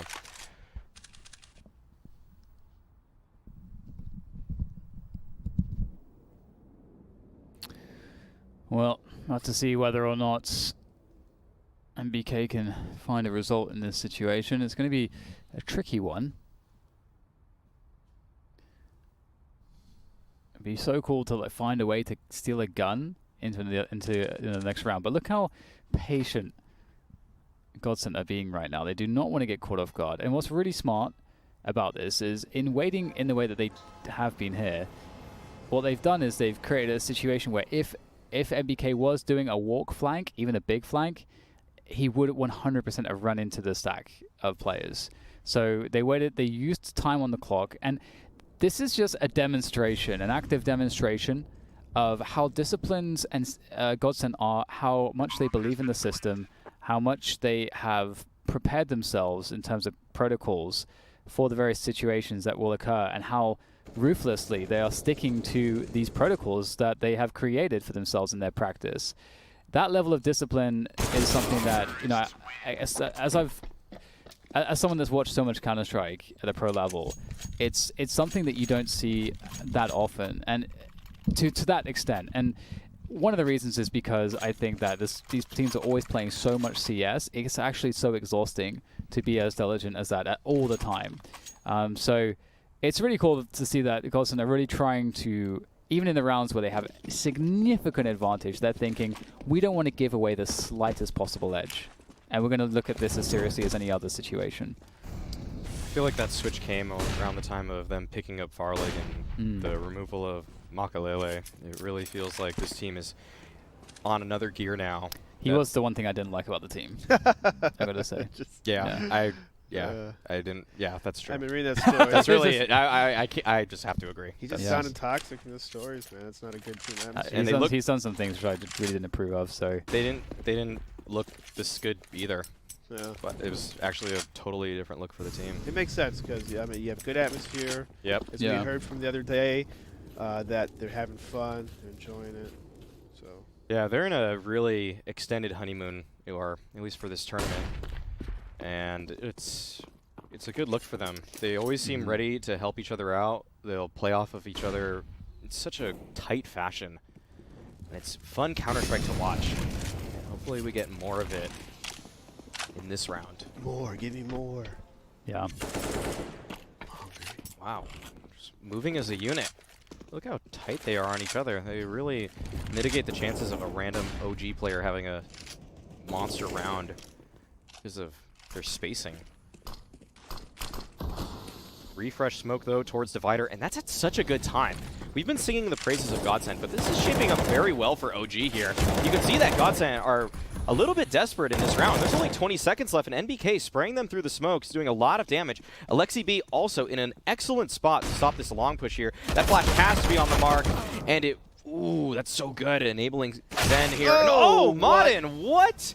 The 180 jump onto the bomb site, and he's able to take down one, but NBK with the monster play from Truck is able to shut it all down in the blink of an eye.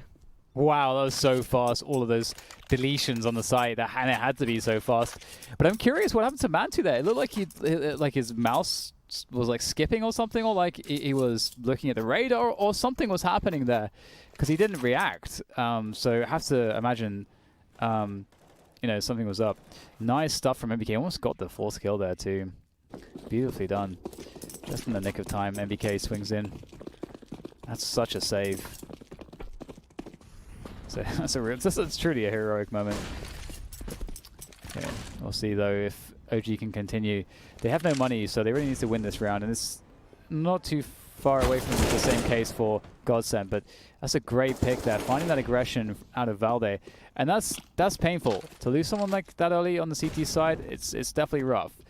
And again, in terms of like talking about preparation, protocols, all the rest of it, this is one of Godsend's main maps that they play, and you have if you're gonna be a self-respecting IGL, you have to know on every single T side of any map that your team plays what are like the 2-3 responses that we have that are the most advantageous in a 5v4 with over a minute left. You have to know what the answer to that is, because you get so much freedom. The answer is B. Yeah, and it looks like they've gambled correctly here. Monster is often a safe choice, but look at this. Farlig he's got a very expensive gun here, and he's just going to donate that to OG. I'm sure they'll be happy with the donation. Yeah, I don't see a strong case for OG going for this one, but at least they'll be able to save that moving forward. See though, NBK is in the short position towards B, but there's already so much position gained on the side of Godsend. They'll go for the little railing boost here, see if NBK can find something into this round, some in. Doesn't look like he'll be presented with any angles, and now they've heard that boost being dismantled, and they fall off. So Godsend will pick up their fourth round. Great macro decisions from them in order to take this one away. Interesting gamble stack, though, from OG to place all 4 of their members at that A bomb site instead of going for any kind of info play towards water, perhaps. It felt like they really were convinced that that was going to end up at A. Gamble stack does not pay off, but they do save 4 of their weapons, so that's a big plus. Especially the match is still early in the map. Plenty of rounds to play. Try and get as many chances as you can get. By the way, one of the reasons why that might be a response that they make in a 5v4 is because you can kind of like one of the offensive plays the CTs will make is either towards bathrooms or it's towards sewers. So if it's the case that they do like a forward sewers setup, by going all through Monster, not only do you get really great engagements for the whole team, but you get to circumvent and more guarantee a plant by out-positioning the CTs. So that's like another reason why that Monster push is one of the good options in that 5v4. Also less spots to check when you're scaling up in the bomb site because your back is against a wall for the most part. So you pretty much everyone has to look towards the CT spawn side. Yeah. After they clear the right, of course. Just keeping it simple. Angling, it's a thing. Ooh, nice by Mantu. I was going to say, gods don't need to find a way to get a pick or either get... It looked like they were more trying to work for position to set piece in this round. But I don't think that's going to happen here. OG have a pretty strong setup on the site.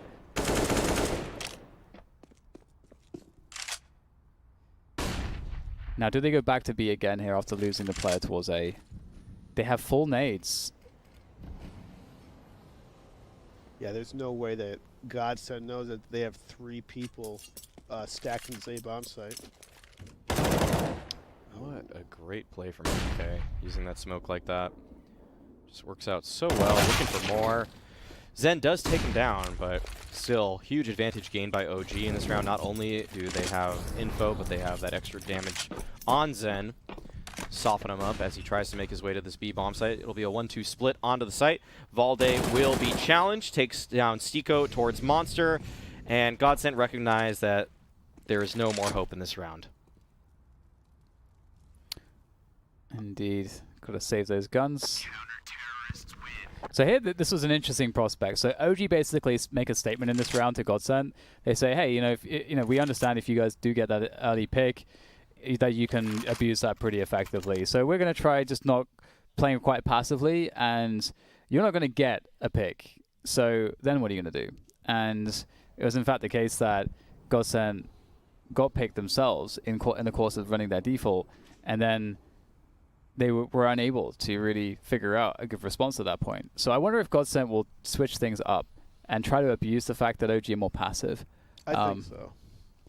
They should, because I was going to make a point actually about Godsent. Their defaults are really, really slow at the moment. Like they're executing at the bomb site with like 20 seconds, less than 20 seconds left in the round, and I think they should try working. See if they could work choke points a little quicker, because as you said, OG's kind of playing a bit passive, letting them up in some of these areas, so you could shave some time off of the clock by being a little quicker. Yeah, it'd be a great time to throw in a tempo shift on the side of Godsend. Keep OG uncomfortable. Don't let them settle into those bomb sites, because they've looked really cozy on A. Looks like it'll actually be a pretty early monster pop coming out from them. Here it comes. All right, Modern first up, but the counter smokes are already out for OG. This is crazy that they have read this so well to smoke both sides of the pillar in such a fashion. This is Godsend smokes.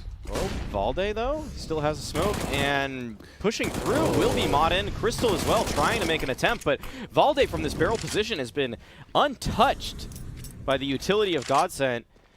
Makes that FAMAS look so good. It just leaves Zen in the monster tunnel now.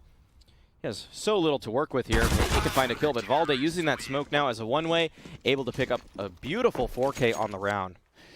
Who was the person who ran through the smoke first with the flashes? It might have been Modern or yeah, Crystal. I'm not sure why they didn't check the We'll see. barrels. It seems very odd. Yeah, Madden, yeah. It's very, because then I think the rest of your team is kind of assuming that position's clear. But there was a wall of smokes, so I'm quite surprised that it was overlooked. Yeah, I think that was Godsend smokes, right? Yeah, Yeah. I think at least one of them. I don't know about both, because I saw 4 smokes That's up right. in CT. I was Right. like, huh.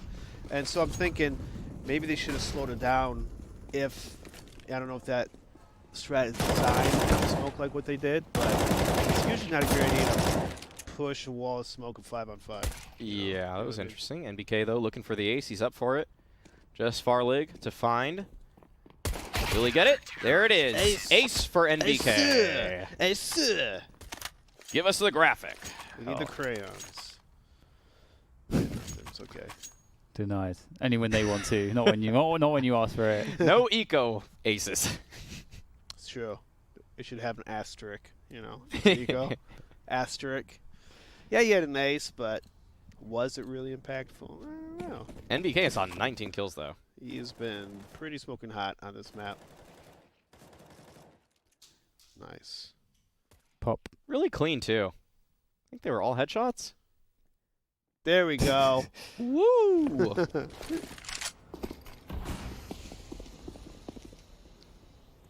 All right, Godsent.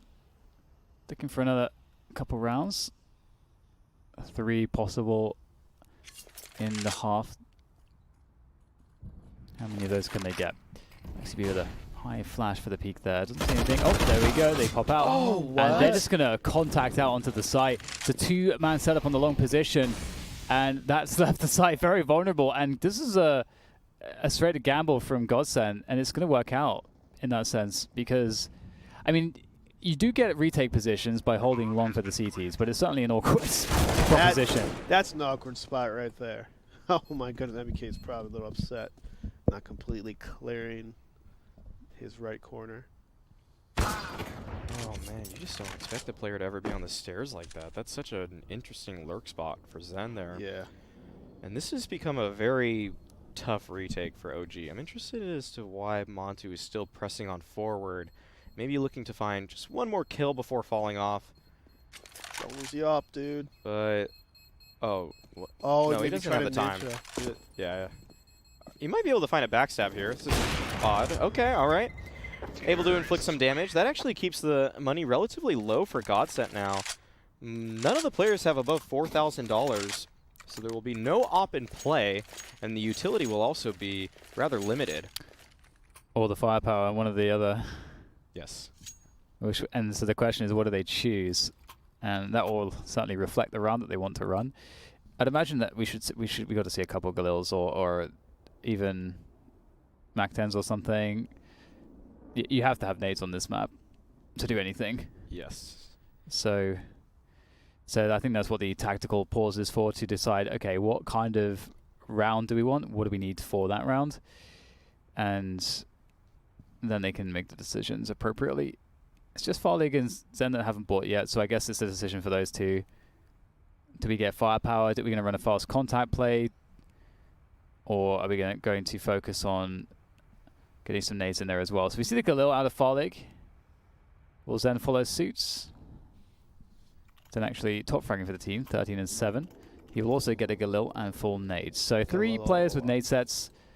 And the Molotovs are really important as well, because if you want to get a Molotov in the short position so the CTs can't push quickly, or it forces them to use a smoke early if they do decide to push quickly. That said, we don't see it. More of a focus towards connector and A. They may just explode on A once again. Here, this is what this might be shaping up to be. MBK though, he's in the forward bathroom spot. He's pretty much alone in the spot. So if Godsent gets wind, if he's in this corner, they can really isolate him and take him out. But they're all going to walk by, and this could be a huge play from MBK to flank. And he does take out Stiko, who's trying to sneak up through the connector. And now this doesn't look too good for Godsent, even though they're in the bomb site. Now they have to fight a war on 2 fronts here. It's DK is still such a nuisance towards these bathrooms. Modern is in a great spot, but this is often cleared out. But Alexi B will overlook the angle. Modern is only able to get one though. Crystal quick on the trade. Oh, the spray from Crystal though, but he doesn't know there's another player. Godsent. It was a tough spot, and it was looking doable for just a moment there, but OG had the numbers and are able to find their 9th round in this one. Wondering if comms was an issue right there. Because Montu just killed a person right before he killed that last person in Godsent. I don't know if the comms went off in time. Yeah, that may have been it. That's a good point. This broke down all in just an instant. Yeah, a lot of fighting around that position. 5 rounds of Godsent. Looking for number 6. The money for the CT side is obviously it's good enough to replenish all those nades. Ooh, misbuy from Valde. Okay. Maybe not a misbuy, just kind of trolling there. He has a Negev on the ground, a Nova on the ground. He wants all the weapons. A potpourri of weapons in CT spawn. Call him Nicolas Cage. Lord of Arms? Yeah. Oh my goodness. That film. I saw that in theaters. Solid. So it's an entertaining one. It went under the radar. Connector control here for Godsent. And once again, they're running the same round as before, at least the same opening. That pinch between Connector and Fountain towards Party, towards Bathrooms. And maybe they just walk into the A site here and do they burst through this smoke. It's certainly not a bad play to make. Going to be trying to look over it. I don't know, what does he see? Oh, there's a head. Nice pick. And they go. Nice and simple. Great catch onto MPK. And these CTs are out of position right now. They're going to be able to make their way in quickly, but... Ooh, Alexi B can't get anything. Mantu picks off one before some of the utility falls. And they're going to run straight through the smoke here. Alexi B makes his way around. I think the T's have been caught off guard. There needs to be some kind of a counter play. Crystal's the man to make it as they block each other in the smoke. Oh, so many in the smoke here. Crystal, how many is he going to get here as he looks for the backstab? There's one. The second one. Oh, Valdez shuts it down. It's up to Zen now, just tapping away. The Deagle can't find it either. And it's going to be 10 rounds at the end of the first half for OG. A fantastic half for them. We'll have to see if Godsent have any tricks up their sleeves after the break.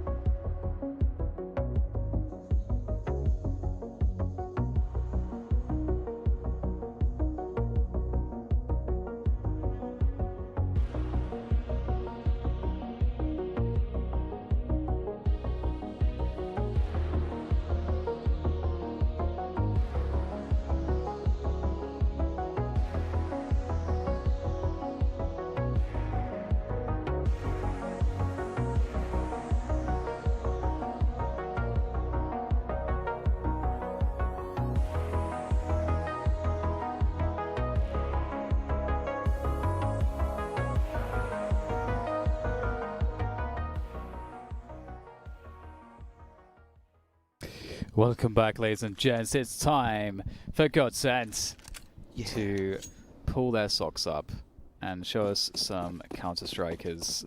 OG in such a fantastic position. What a half they had. Wait, I have to stop you. Look at Godsent. 5 players towards A at the beginning of a round for a CT side pistol. This is crazy. Farling, though, will be the first challenge.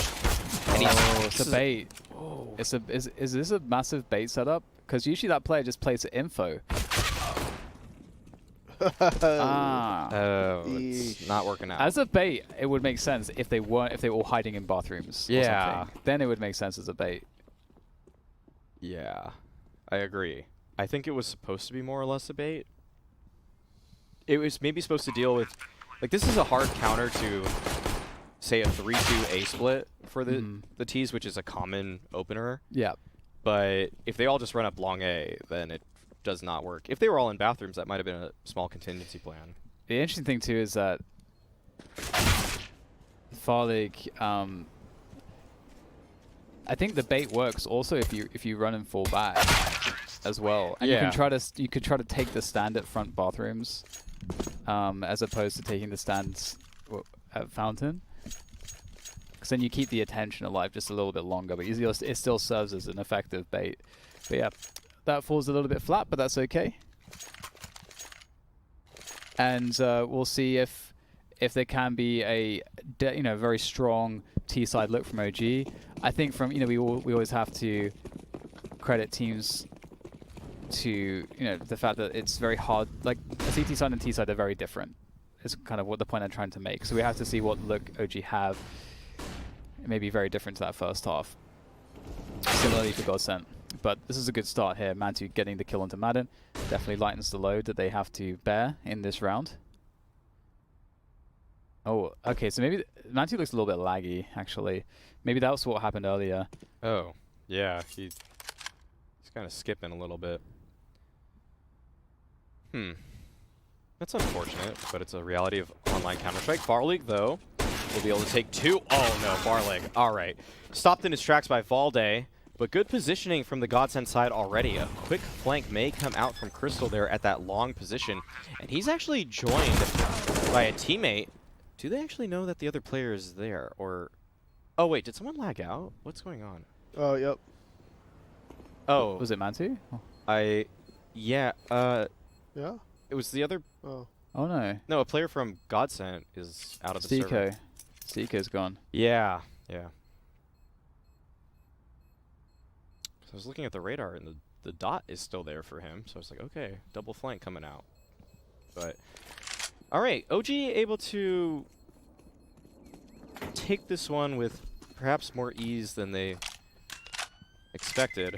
Given that player is DC from the server. Looks like we'll see a technical pause in just a moment as Steeko tries to recover.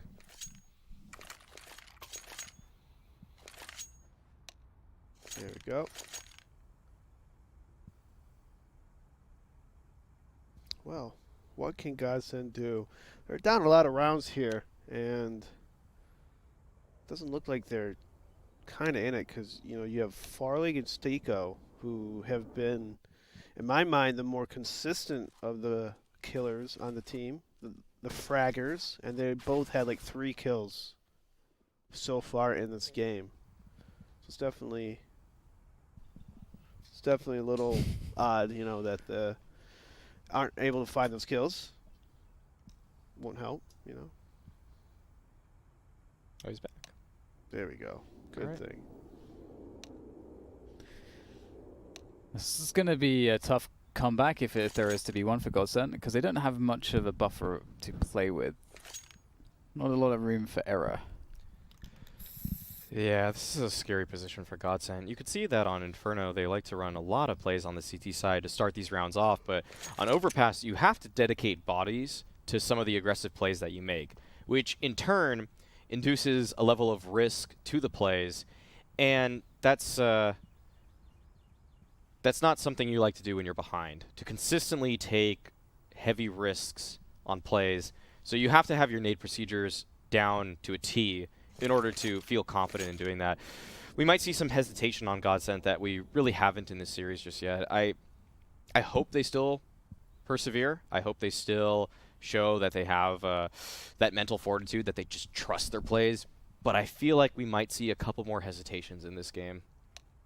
Yeah, it definitely is shaping up that way. Overpass is an interesting map because there's so many options on both sides as well. So I think with Godsend, I would want to see something similar to that Inferno CT side that they had, which was so good, where they have a different look every round, and each of those looks though includes them taking initiative somewhere on the map, which sort of forces some kind of a response from the T side, whether that's a response of them saying, okay, we're going to avoid this position, or if it's going to be, okay, well, we want to challenge this position because you've taken it away, or if it's going to be something else entirely. But you kind of put them in a spot where maybe they can't run their comfortable defaults and so on. And on Overpass, actually, that's part of the reason why the incendiaries on the T steps are really important, because for the CT side, it gives you a lot of safer choices around your aggression, because you get a better track of what they're doing and their timings. And if they smoke it, they smoked it, but you can also have forward timings, so if they want to play into Fountain, they have to clear stuff with utility, so it just creates more expectation as to what's going on. And that level of control is something that you need on the CT side. Yeah. You need to take some initiative on overpass. Playing passively in the bomb site is a recipe for disaster. Team like OG, even though they're not in love with overpass, in fact they tend to avoid it in most vetoes. It's a map that, if you give them space, they'll have some kind of set play onto a bomb site, good smokes, flashes, mollies that'll just eat you up. It's something that Godsent really can't afford to play right now. You can't play that game. You need to stick with the game plan despite the round deficit. Absolutely agree. Boozled. I'd say I don't know what to expect from OG too, because we've seen OG play this map a few times, and the first time North spanked them, and we were like, oh, OG don't really seem prepared for this map. Actually, they look kind of like they're a bit lost in the mid round. Then we saw another look from OG on this map against Vitality, and it looked like OG were overperforming all over the place, and Vitality were playing the better overpass, but OG took it all the way to the overtimes with how well they were playing on an individual basis. So I don't really know how to read OG and their performances on this map yet. Yeah, I'm not sure. Maybe North was actually an underperformance, in all honesty. Yeah, that's a good point. Yeah, maybe we give too much credit to North in that one, in that sense. Plus, you got to take a fact that Isa had like 40 kills against Vitality on this map. So Isa definitely played an amazing game that series. Yeah, he was nothing short of brilliant in that one. And back on the flank is Modern, but he's taken down by Montu. And a nice little setup between the Godsent players at A, but Alexi B just systematically clearing them all out. Great job from OG to minimize their losses in this round. And they take 3 AKs forward, only losing an SMG, and now I dug myself in a hole. I don't know what the other player lost. I thought it was also an SMG, but I'm not sure now. You can say yeah. Why not? Yeah, let's just assume. Someone will remind you online that you're wrong. Give you a private message. Call you some names. It's good stuff. My DMs are open. Let them know. Let us know. I'm pretty liberal with the block feature, though.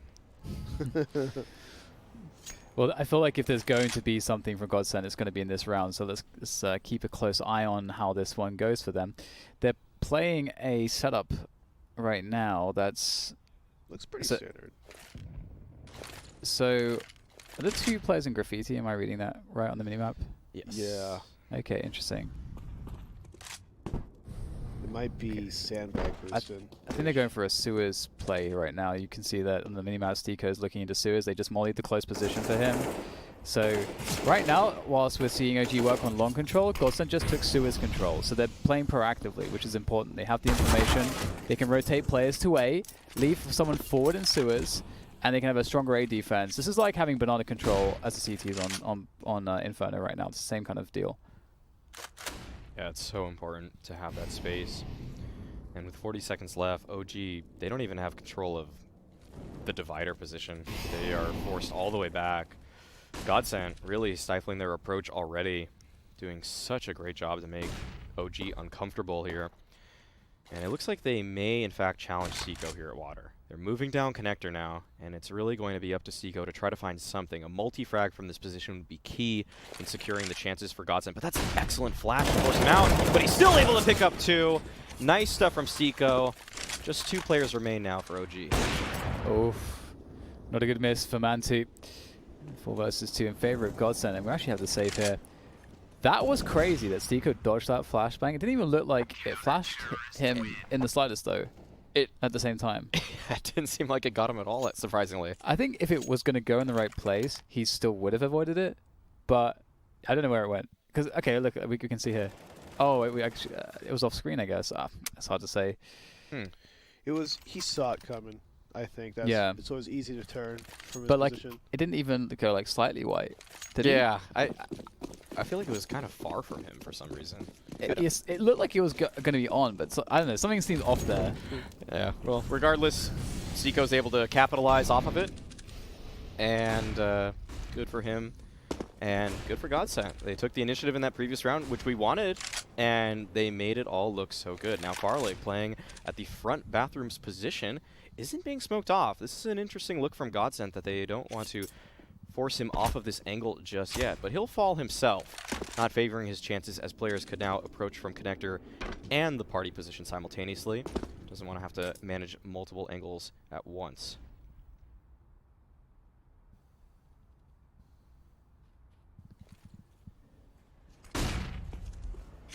There's that bathroom's control. Well, at least part of it for OG. Feels fairly restricted what they have on the map right now. They are working back towards Monster as well with Starlade in the sun.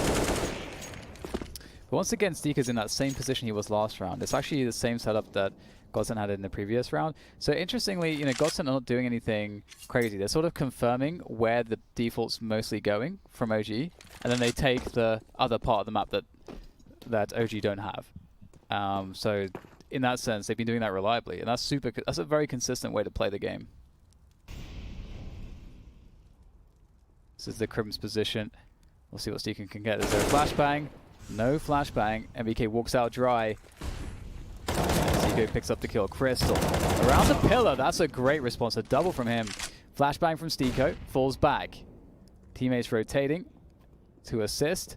They're playing the time now. The OG simply just don't have the time to plant.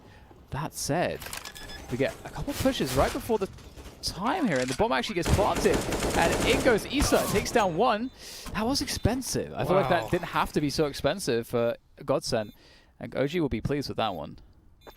Yeah, Godsent were desperate to challenge that. With 10 seconds left, they thought they could stop the plant in general, or at least deny that space, put OG in a weird predicament, but OG just hit their shots in the span of a couple of seconds and made that very costly.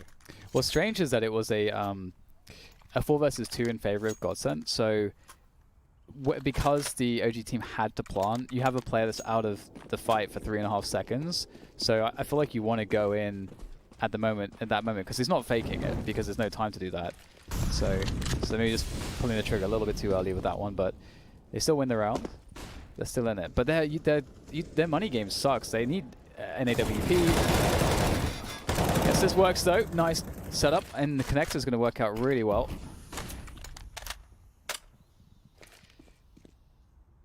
It's good stuff from Godsent once again, taking the initiative, finding a man advantage.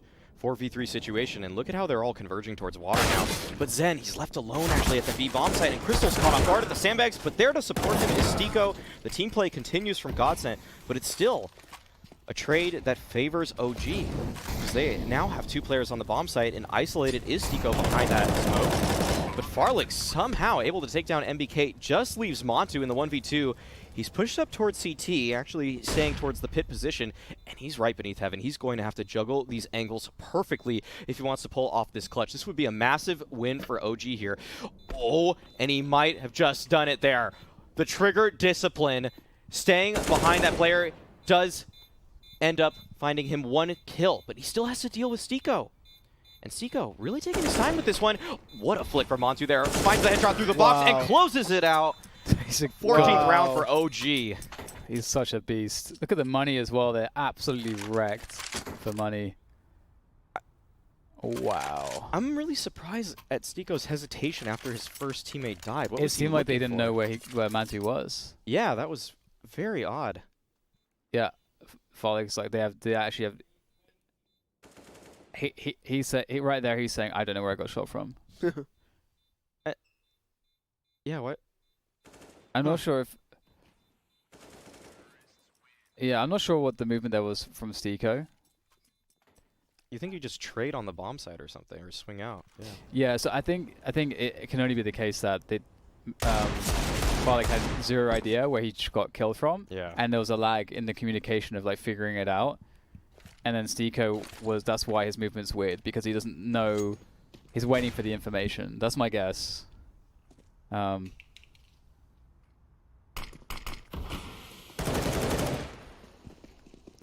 So 14-7, OG in a great position.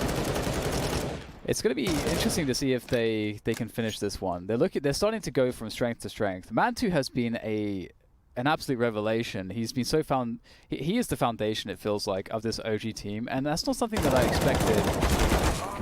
That said, a nice trade there. So far that we've seen of Montu, he's been their most consistent top fragger and biggest impact player, especially with his AWP. Insane amount of shots. It's matching for Lexi B. Issa there to trade him off. And now it's a 3-on-3 situation. As MBK is trying to skill on this bomb site.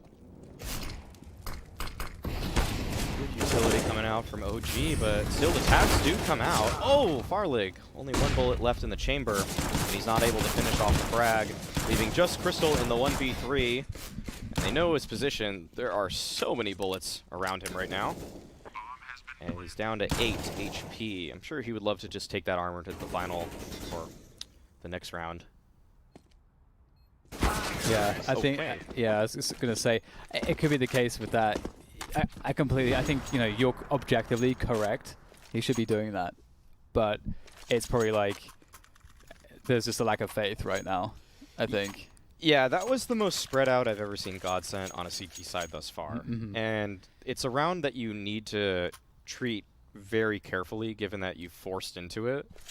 And I feel like they're already looking to map 3 here. This is, that was not a normal Godsent look. They've been just on top of it with team plays, coordination, converging onto single spots, but that was just a spread out defense. And it looks like that's what we're kind of getting again. What was the last map again?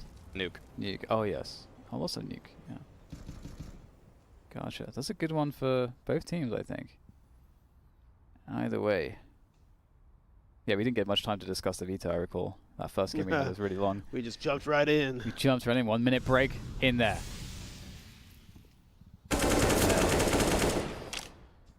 And look how methodical OG want to be here. They really want to make sure that they can withstand any weird plays that could come from Godsent, but Godsent stacking 3 towards the B site. So actually might be a pretty good call ultimately. We'll see what OG do decide to do, but they're not really taking any control towards bathrooms. And so at this point, okay. I was going to say, at this point, if you have 0 control towards bathrooms, you're probably just committing out to B.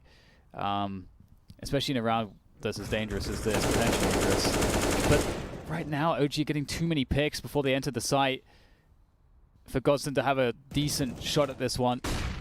Flashbang over the top there to make life just that much more difficult. And they are going to be executed 1 by 1, 16-7.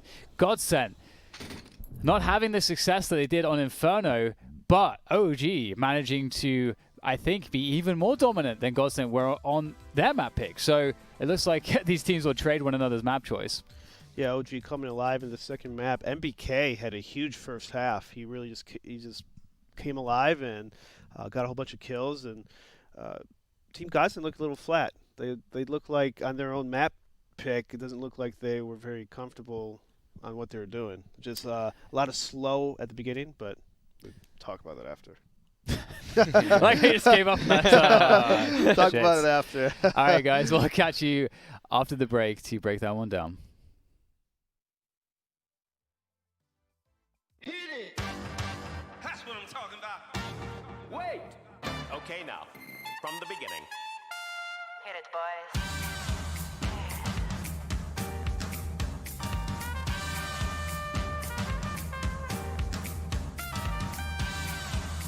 What are you talking about?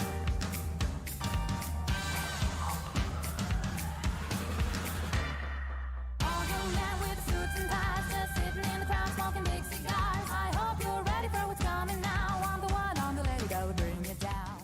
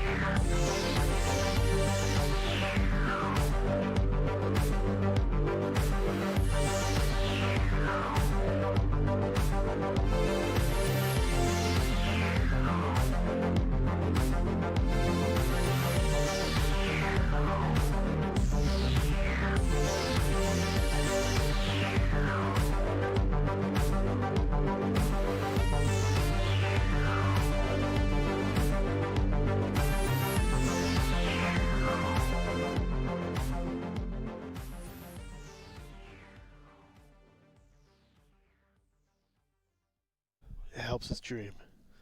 It does. OG helps us stream. That's true. What a weird series. Okay. OG seem unquantifiable. I don't know how to Yes. predict them in any sense. I actually don't like even the way that they play the game. I don't know sometimes how they pick up rounds. You know, it just seems to be like even Fnatic to me feel a little bit more predictable because I'm used to the unpredictability of Fnatic. So there's that. But for whatever OG are doing, it's looking pretty good because that last map was amazing and Mantu was incredible. I think he was the standout player. We saw Issa be really important to them previously on Overpass, but Mantu today has been great. Yeah, Mantu's been pretty consistent, and I think out of the whole OG team that I've seen, he's been the most impressive in terms of aim and skill. He's just always an impact fragger, always in a good spot, and is just so hard to deal with his op because he's so quick with his flick, and he falls back, and then you have to try to fight him again. Hopefully he misses, but he's not missing. You know, one thing I had to say on this half, I have a feeling that maybe Godsent tries to anti-strat a little bit too hard, like just like casting our minds back to the pistol, for example. Yeah. It felt like, and this is something that they said that they've done before, where they walked that line between over preparing for a team versus just playing their game and playing comfortably within that game.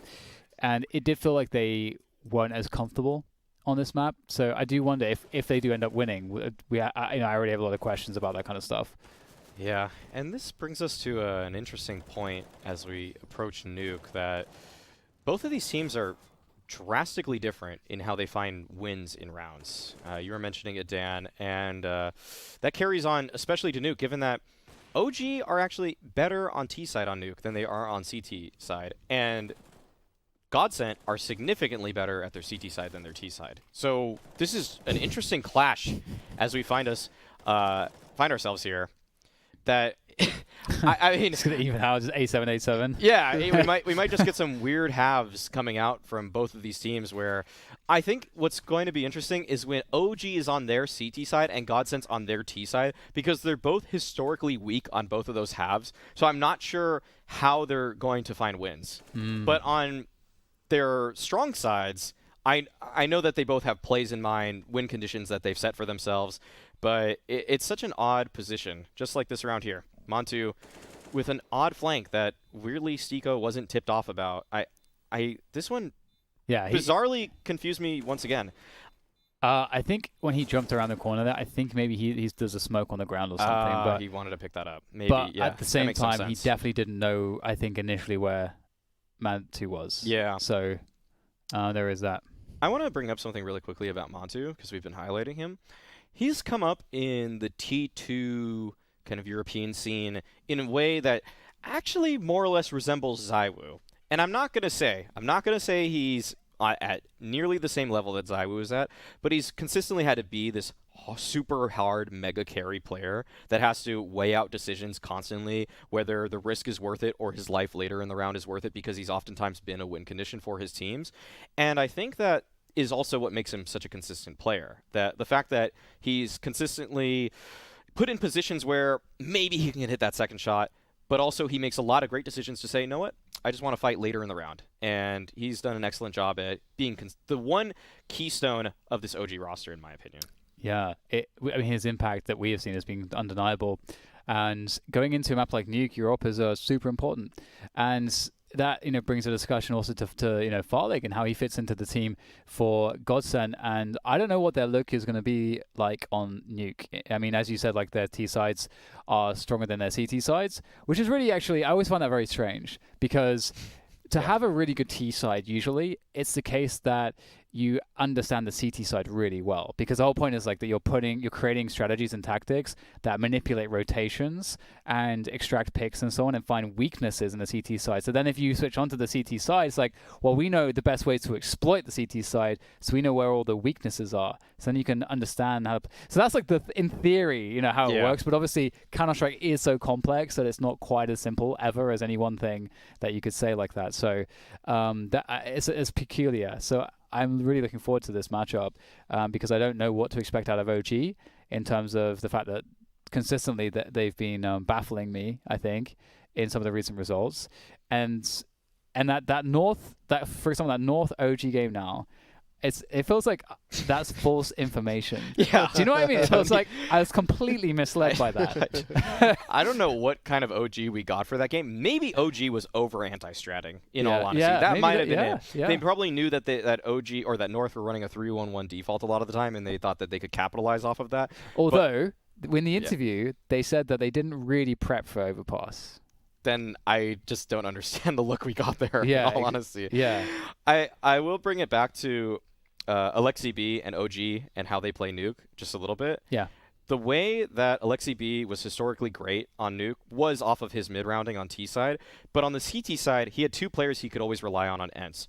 Alu, who read rotations beautifully, probably one of the best rotating operators on Nuke, being in the right spot at the right time. That's so true. And also Sergey, such a dominant force on that upper bomb site. Like, I don't think there is actually anybody on OG, even though there's some skilled players, let's not get it wrong, that match Sergey as an anchor. I think Sergey is stronger, so Alexi B maybe never had to think about that factor, how to set up their players on that upper bomb site, how Montu should be moving around. So I think Alexi B's mid-rounding and everything on the T side still comes into play for this OG team, but CT side, they have to find some answers here. Okay, that's a really interesting prospect. Yeah. That's a great point. I think if Godson wants to win, we need a bit more out of Stico and Far League. I'm at a map like Overpass. They were both, I think, had like 3 kills on the first half, and they're usually the big impact players for Godson that I've seen so far. Especially a map like Overpass, you need to have a good opera. Far League was just non-existent in that match. All right, well, here we go. Final map between Godson and OG. Big energy here for this final push for these two teams as they look to progress in this RMR tournament. And Isa kicks things off beautifully. 2 quick headshots. In fact, it is flawless so far for OG.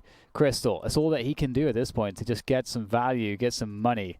And this is a hard decision to make. Do you kill this player or not? So in seeing this guy, he wants to get behind him so he can maybe get another kill. That's what this is all about. Don't mind me, guys. A knife would be so... What's going on? How is MBK so oblivious? Does he not hear it? Okay. All right. The knife, honestly, the knife was actually so smart because you need that that money from the knife would have been huge because I want to sort of theorycraft here. Okay, so it was Crystal, right? If he had $1,500 there, so minus 300, 1,200 more, it would have been 3,700. Yeah, if he doesn't get that second so he kill, would. right. So they would have the option to get an AK full Yes. armor into this round. That's what that knife would have been. That's actually kind of interesting, but He was close. alas, He was close. that was hilarious. But he whiffed. That happens. The first time I ever scrimmed against MIBR, I had an opportunity to knife Fallen just like that, and I similarly whiffed it, and I hit a wall. and then he just turned around and 180'd me. I'm surprised that didn't happen to Crystal there.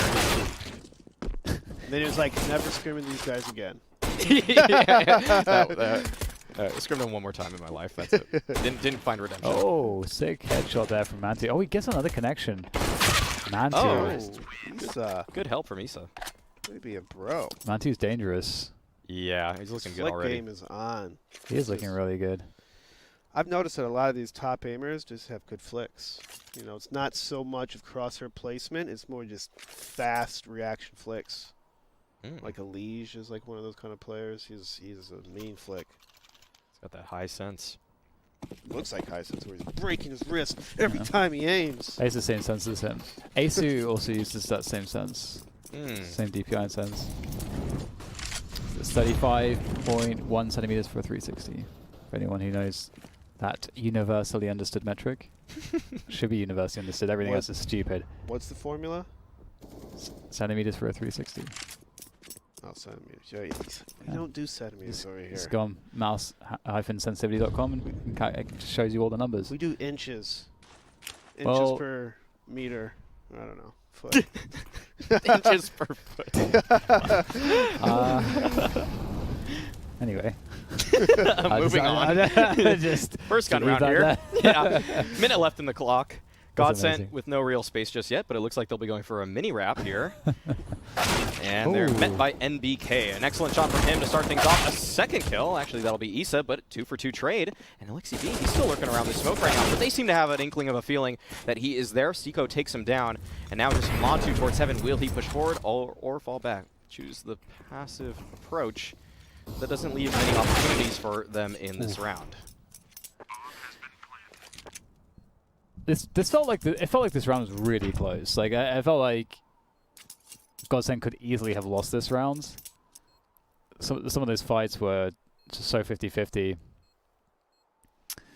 But Godsend will pick it up, and that's extremely good news for their economy as they look to survive with 3. Mantu's going to keep the scout though. His teammates won't have enough for a full buy. Just trying to work this out because they're going to have $1,400 in loss bonus, so they'll have around $4,000. So most of them, except Mantu's got a lot more. They could force it, but I think they will probably opt to half buy here because they won't have a it won't. If they could. Oh, actually, they're going to force it up. So Mantu drops the scout in favor of the AWP. Now MBK will play the scout. So you can see why a half buy. Some teams would have half bought here. So this is like there isn't a bad choice. It's just that you have to be really confident to run this force buy. Got the shorty out there, lack of utility. It's a fast round for Martin. He's all the way down lower. And the smoke has been forced out immediately down secret. And that's not a good look for OG because they don't have much utility. Valde has a huge job to do here. By himself on the ramp position. They already have Madden waiting. As soon as there's addition, that's another resmoke down lower. That's a huge piece of information. And that actually might force Godsend to do an upper split here. After seeing 2 of those smokes already lower. So we still see 3 of the players in the lobby area. Montu gets a kill off a crystal wall from that CT spawn area. The rotation from Montu's already back. He's sitting the molly. He wants another pick. That was a wasted smoke in my opinion. He's already out. Here's the low. 40 seconds to go. No one really has any nades left except Stiko on this server, and a couple flashes from Mantu. And around Decon. Oh, that could be a problem, yeah. That's the problem. Farling and Stiko now they're splitting down from the ramp position. Valde stuck in control. He's going to have to find a timing through this smoke here. I don't think there's any really much else that he can do. His teammates are locked out of this position. This is really weird. Valde's position is... I'm not sure if they are aware about this. Doesn't look like it. They aren't looking in this particular area, so he may be able to find some kind of backstab in this round, and this will perhaps set things off, but it looks like the remaining members of OG have already hightailed it out of there. Isa and Montu at lobby and secret respectively. So Valde can pick up an exit kill there, but he's quickly dealt with. And that's not a great look for OG. They'll be able to save an AWP and an M4 into the upcoming round. The question is, do they force around these weapons? I think given that they just force bought, I would prefer them to just half buy here. Or actually, they can't even half buy. No, you can't. Yeah. So I think they should full save around this, just because they haven't had a full buy yet. Yeah. And I think that like it could be tempting to get into that trap of force buying because you think that the other team's economy is just on the edge, but you have to find your comfort too. And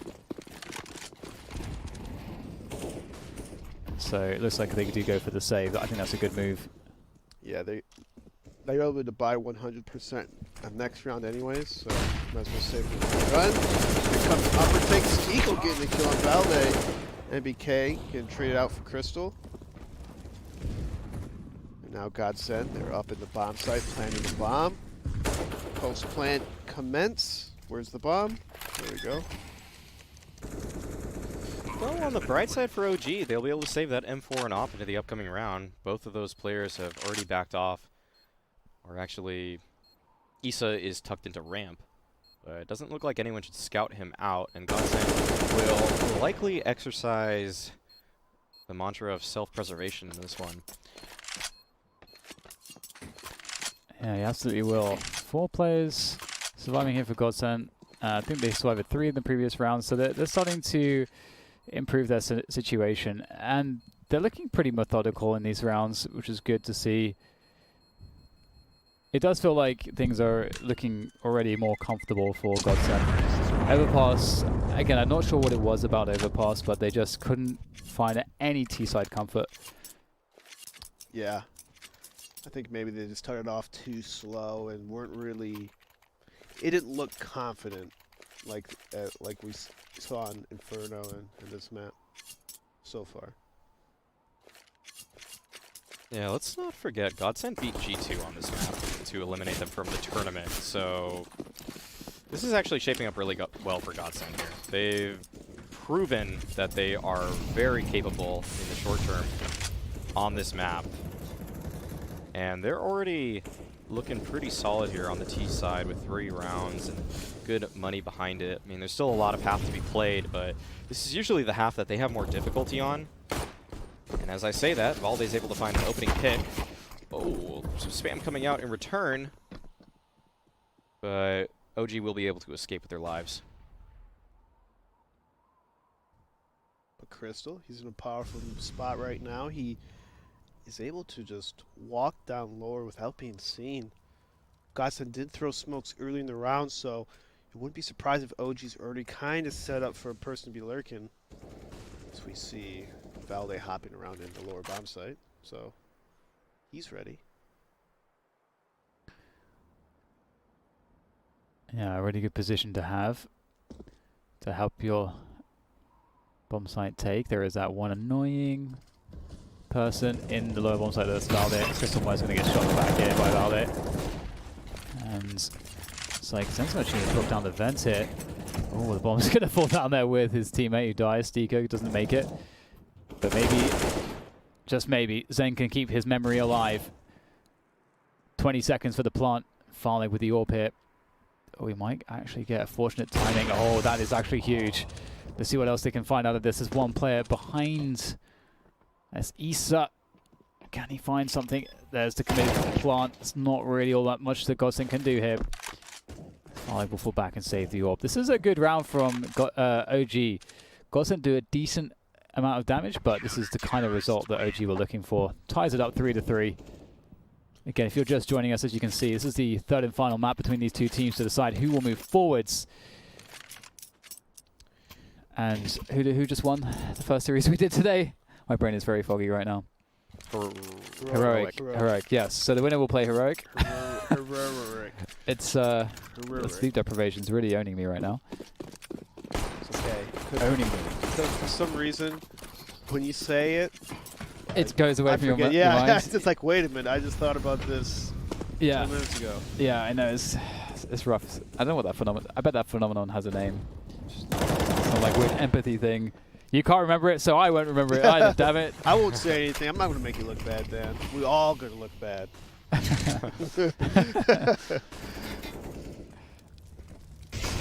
Well, Godsend are looking for a better look in this round. Valde, though, will prevent that initially. Get another kill coming the way of Godsend, though. And like ships in the night. Nope. Can Alexi get out of there, though? He's getting chased down. He can't make it out. So it's a 2v2 with a minute to go. That's actually hugely beneficial for Godsend. They are going to hightail it towards ramp here. They think that they can beat the timing of Man 2, maybe, but he is ready to go. And he's hit a fantastic shot, of course. Now the question is, can Madden make it down? He can. He's got the bomb as well. There's no smoke, so he needs to get a plant pretty much instantly here. Otherwise, he will not be able to get that bomb down. I'm going to go for a somewhat covered plant, covered from the control doors. Oh, it's the decon squeaky door, and he's got a lot of work on his hands here. We've seen him do some crazy stuff before. Oh, that's just, he had no idea Valde was so close. Yeah, that plant doesn't allow you a lot of options. You either go back up the ramp or you just play decon. It looked like he was posturing as if he wanted to perhaps go for the big brain control flank, but if he had then the player would have just been able to defuse on the other side of the silo. And regardless, a good plant, though. It'll allow Godsend to have some money to work with in this round, and they've been keeping the pressure on OG, to say the least. The money is still not too great for OG. They haven't found that nice string of rounds with more than 3-4 players alive to help that economy blossom. But they're in a good position right now. The utility is definitely in their favor, along with the firepower. And Montu is starting to hit his stride, and that is the last thing you want if you're in the Godsend camp. Yeah, he's providing such value. If he wasn't there, if he wasn't present on the team as he is, it would feel like Godsend wouldn't have much. Sorry, OG wouldn't have much to play around. In some of these rounds, he's been such a presence. It's great to see that from Mantu. Godsend, with that secret control, look to just get their way to that lower bomb site plant. And so far, they aren't really harassed all too much. They have made their way quite deep. Now it's just about that final sprint down low. There's only actually 2 players to respond. It's a very strong angle from AlexiB, but he has to have the coverage from the control room. That spot's so OP. It's so ridiculous how good the spot in AlexiB's in. I'm surprised I haven't seen more teams do this. Yeah, you need that. You need the cover. Yeah. Oh, they're gonna juke it. They're gonna try to juke it, but Issa's ready to go. He will get traded out. Is that going to be worth it? Mantu is anchoring the site, and they have to find a way to deal with him. There's not much time, and now there's just one player. Madden's trying to find him. There's one right above him. What on earth is he even shooting at? Oh, no. Madden's able to get the double, and the plant just in the nick of time. Can he evade the CTs that are oncoming? No. The nade is there, and another round goes the way of OG on the defuse. But some decent damage to the economy of the CTs. They are actually keeping the economy really low. Godsend are, but they're losing rounds now. 5 rounds on the CT side. Still feels pretty neck and neck, though. Yeah, Godsend is just really slowly taking their time trying to squeeze out every dollar out of the OG CT side. And even though Godsend did get a couple kills, ultimately they do lose the round while getting the bomb down. So it looks like they're going for some kind of... Wait a minute. A hero AK, looks like. I don't know if that was planned or not. Nice. But Good job, Chris. You need to learn from Rob's. There you go. Well, that hero AK is already tagged down to 60 HP. Good span coming out from AlexiB. Just Oh, look at that. event. Just walking down the... Yeah, just evading him perfectly. We'll see what Modern's able to find from this position as Valde is challenged at ramp. He may be pinched from multiple directions. AlexiB looks down the vent, and I don't think that OG are quite aware of that positioning. But will it even come into play is the real question here. May not be the case as AlexiB finds Farlig and the bomb. But oh, Modern found his time to strike, takes down Valde. And now it'll just be NBK to defend this ramp position. Oh, he's supported by Montu. This is not a great look for Godsend here. Oh, but Montu rotates away, actually, leaving just NBK on an island, and he's taken out by Zen. This is all falling apart for OG in this round here. AlexiB and Issa now so far away at this point. But, well, actually, as I say that, AlexiB has found his way into control room, although he is evaded. Yeah, his presence is going to be really annoying, though. That's exactly why. You don't know when he's going to peak. So they have to find a way to deal with him, but they've got no nades. No, utility is really proving quite difficult, and that's going to be a huge opportunity now for OG to recover this. The HP for Godsend, those that remain, is so critically low. And it's going to be about playing the time as well as possible. Issa's going to take down Madden. Stiko has to pull out some kind of ridiculous clutch here. He's going to find 1 kill. Closing the doors, just barely escaping 3 HP. He's got a hold to work with. The deal comes out, trying to get him off the defuse. He's going to be holding it. Oh! And he nails it. What? Calm. He defused the bomb. But he got the defuse. Oh, he got the defuse? Oh my god. I did not see that he got that. It was at the bar. It had to be the exact same moment. That had to be just so insanely close. The tightest of margins. Because I swear because I was looking at the graphic and I'm like, Doesn't look like he's done it. We'll see it again right here. It didn't quite. Well, Okay, the graphics. I guess the graphics that were off. I guess a little bit off, perhaps, because that looked like it was on. yeah. Good attempt though. Great damage, regardless. That's going to be extremely upsetting here for OG. But Godson have to capitalize. If they can capitalize in this round, if they can win this round, they're going to be set up so well for a huge recovery. That's a good start. But how do they play the 5v4 here? They're looking for that secret control. Oh, that gap just in the nick of time. It was covered up. Look at the pace here. Uh-oh. Oh, Lexi. Uh-oh. Johnny. Oh, doesn't make it work. But Valde is there to recover the situation. Takes down one from the control door position. But still an advantage for the side of Godson. Oh, instantly taken out of the server is Montu at the hands of the opposing offer. And it just leaves Issa now 1v3 situation. Oh, it's so awesome to see that change of pace going into a round which they know that if they win it, they have a huge opportunity to take control of the game. And the round they choose is just like basically almost a bum rush outside. That's a great call. It's a weird word. The bum rush. Feels like it's something from the 1800s. I feel like we talked about bum rush like the first or second day. Yeah. Close qualifier. It just keeps coming back. It's a full circle. We should get to the bottom of this. It goes back to the 20th century. By then, bum had gained currency in American slang to refer to people. Yeah, I'm not gonna. I don't want to read it. I feel like some of the terms they're not particularly offensive in 2020, but let's just say outdated. It's a little dated. Yeah, it happens. You know, it's bums rushing. It is bums rushing. It is. Although Godson had a lot of money in that round. They were actually quite rich bums. So it's a conundrum. That's okay, because Issa still has an M4. Cutting around all the awkwardness. Okay. Good start for OG. Not the best buy for them here, but already a 5v4 advantage. Yes. Look at your deagle. Oh my god, it would be so upsetting if OG were to find a way to actually just deke them into oblivion. Yeah. Which, to be fair, Godson did to them on that one round. That said, Godson did lose that round, but they did kill almost everybody, and they got the bomb down.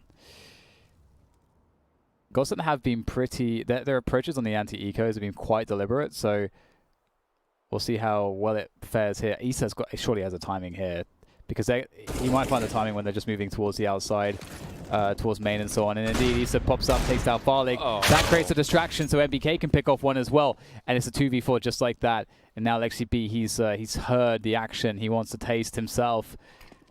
Will be denied for now. Mansu with the dig, trying to see what he can do here from Hut.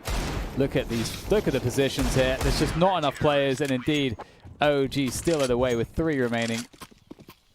Oh, even passing the AK. Oh my goodness, that was a hard round to watch. Just seeing Godson walk everywhere into deagle angles. It's like, one of the problems there is that, and then we see this really consistently with the top teams.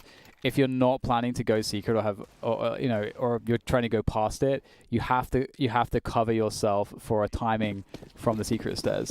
Because the amount of times I've seen that play be made and see it just win a round is kind of crazy. Yeah, usually teams are tossing Molotovs over there, or even have a person kind of posted up, because usually it's one angle, if they peek from the stairs, that they can peek safely from not being spotted from the silo. So it's usually that one headshot angle, and you'll see a lot of teams posted up for that. Waiting. Trying to sell it. This is an interesting off angle from Valde. That's actually, it's really cool. You don't see this very often. Ramp player's job is usually to just get one and stay alive, but because he has this crossfire with Montu, it allows him some space that he usually wouldn't be offered or wouldn't consider, given the risky nature of it. But it looks like the main attack will be towards secret. NBK is there to meet that, though. And then the push comes in towards ramp, but this is why that crossfire is just so scary. They do not expect Valde in that position. He's able to pick up 2, looking for the 3rd, but Farlig's able to recover with 1. And OG are respecting Farlig now. They back off of these positions. give him some space, and he might be able to find something with this. Maybe a plant. We'll see. He does have a smoke. The issue is that someone can play exactly the control doors and really mess with him. You can spray for free into the smoke, then close the doors again or whatever. Oh, the spray will miss though. Looks like actually probably found the perfect timing. Oh, there's two. It's going to have to be a double here. There's one. Oh, he should be set. Oh, no more kills for him. That would have been really good damage, but so it seems to be the case that Godsent can't really. They can't play a default where they're pressuring outside and ramp at the same time. It's kind of what I learned from that round. They need to kind of pick and then just have a lurk in either in the outside if they're going for ramp, or in lobby if they're going outside, so that they can just make sure that if OG see a lot of players, they get punished for making plays for lobby control. Or something similar, just because it seems to be that Godsent are struggling to have enough to either trade or have the nades that they need to prevent OG from getting the setups that they want. Let's see what the adjustment is. Ooh. Okay. That's a start. Stico taking down Montu there. And Montu has been such an integral part to this OG defense that is a huge pick to find. That really hurts. And oh, Stico's able to find another on Isa. That really just enables the push to begin for the Godsent side, but they won't commit to it just yet. Modern falls towards upper, but no one's there to trade it out, and it looks like Godsent are considering a different approach in this round now. So Crystal actually was lurking outside, so they actually did that thing where they had 4 in and around ramp and lobby, and then the Crystal was lurking outside. He made his way down to secret and vent already, whilst all that was going on towards ramp and upper. So they have a contingency plan because of Crystal's position. And you can see there's no rotation for Alexi B as he gets taken down from that vent spot. So that was a great round, and that kind of goes to show, I think, just having that extra support to be able to kind of explosively react to whatever's happening around the bulk of the push worked out nicely. And that single lurk outside Crystal just gave them a plan B if everything went wrong. I wanted to see how Stico killed Mantu at ramp. Usually, Alpers are pretty favored for the fast peak ramp because it's just a tight hallway that they have to aim through. And it just takes one shot to kill the Alper. I think Mantu was trying to push the angle. I think that's what happened. Yeah. He was caught pushing. I think they threw a fake smoke kind of thing. You could see where the smoke landed, where it was to the left of that dead body from Stico's perspective. So they probably threw it there and just hope for the best. But the adaptation from OG should more or less be along the lines of limit the lose conditions for yourself in these rounds, because Godsent haven't really consistently shown any type of win conditions that they're creating. So if OG just tighten things up a little bit, play perhaps a little bit more standard, then it will be difficult for Godsent to find an in on some of these rounds. And with this buy, though, it's tough. It's tough to try to actually play like that, because you can't always trust your firepower when you have 2 FAMASs and a Deagle on your primary offer.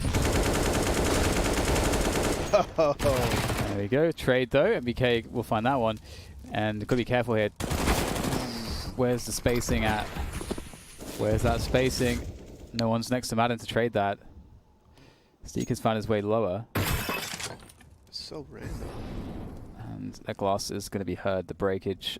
Seeker's going to check the hard angle, but XCB is going to find that one. Seeker really needs to get at least a kill there and or survive. I like, though, just open up opportunities, but look at the CTs. There's so much CT presence. 9 of 5, and OG having a really good half so far. I have to say, I think anything between 6 and 8 rounds, I think, was the comfort for Godsent. If I had to like a guess as to like how many rounds do they need on the T side. How do you guys feel about how this is progressing so far? Do we think that OG's looking like too good for this to be a close game? I wouldn't say too good. I think 5 or 6 is, it's a decent T side half.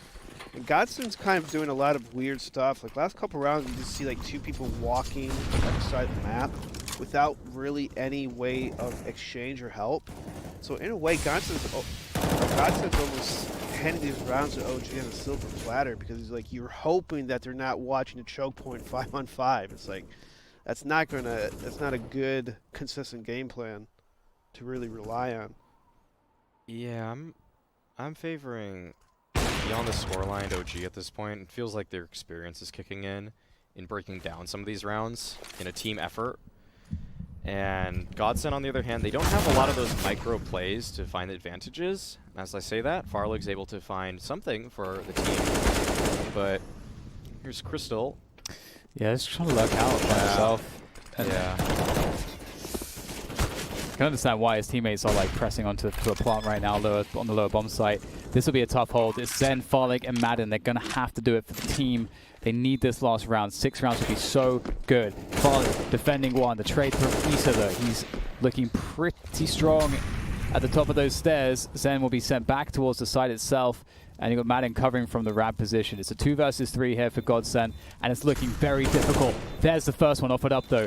Madden and Zen acting here from the side. It's all on Madden now. 2 players left to go. The time is of the essence for this defuse. They've got to get on it pretty much straight away. The smoke is down. Madden, can he find this? Yes, he can. He gets the first and the second. The spray control is phenomenal from Madden, and that's going to be one hell of a way to close out the first half. 6 rounds for Godsend, 9 for OG.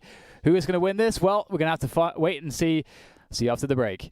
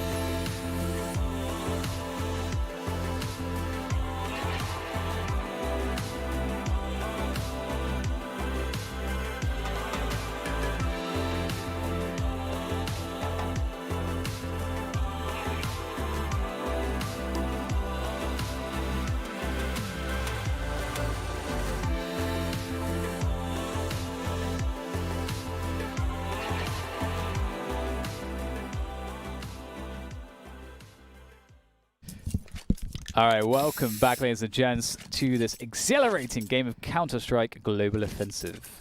These 2 teams are looking to fight to increase the amount of RMR ranking points that they can achieve to guarantee their place at the major. Oh, this might be a technical pause. All right. Wouldn't normally see that on the pistol round, just Crystal running deeper into CT spawn, looking to save his gun. Not a standard look. Well, we've got ourselves quite the game on our hands. Honestly, OG looked really good in that first half. We were expecting to see a better T-side from Godsend, the way that you set it up, Alex, but it felt like, in that sense, Godsend did, or rather, sorry, it felt like in that sense that OG did enough on the first half. However, 6 rounds on the T-side is nothing to be scoffed at, and if Godsend win the pistol, much as OG did, then I will start to, I'll be wondering, are OG going to be able to have a good half here? Because that pistol is so important. Yeah, so historically speaking, OG's stronger side is the T side, but Godsend's stronger side is the CT side by a large margin. Yeah. They are much better at the CT side than they are at the T side. For them to get 6 is actually a very good prospect for them here moving forward, if they're able to get the pistol, I must say. Oh, Crystal, what are you doing? Oh, this is the... I've been seeing a lot of Russian teams do this, CIS teams. They love this. Just kind of nade and dually on top of hut. Yep. Yes, Yep, that's literally the play that they're all running at this point. But Farlig! Farlig, let's what a go! hot start from him! Farlig. Wow. He is owning. Get the dualies. I was listening to Citizen's interview yesterday. It's time. Run around and own them. God damn. Oh, that makes the round a little easier. Little Pop, pop, pop. space for your team. Yeah, we gotta see this part. Yes. Pop. Pop. Oh, it feels so good when you do stuff like that, especially in a match, Oh, in a yeah. high-profile playoff match. Oh, Oh, yeah. Fuji's like, yeah, I'm the best. That's why we picked this guy up. Whose idea was it to pick this guy up? I like how your voice changes. Yeah. I'm pretending to be someone with a deep voice on the side of Godsend. I wouldn't know who that would be, given that we've only done one interview with them, but Say it's, the it's manager. somebody. Just say the manager. Yeah, the GM. They're usually older. Oh, good nade damage already onto Issa there. 41 HP for him, and he's one of the hero rifles in this round as OG have forced following the bomb plant. Okay, so probably an upper play. Fast upper play is usually the call for situations like this. We'll see exactly what they're able to do with it, though. Godsend, they should be anticipating stuff like this. It's one of the very likely outcomes. And if it is to be an upper play, we have these two players outside that can split in. We'll see, though, if that's going to be the case. They're actually going to go outside, so maybe making it look like it's going to be upper, then hitting that secret push. And they're going to get their way down mostly. It's one player that won't be able to make it and join them. That's Valde, who was throwing the nades. Such is the life of the support players. And, Astiko completely out of position. Now there's Farlig in place. Oh, he's going to be super careful here.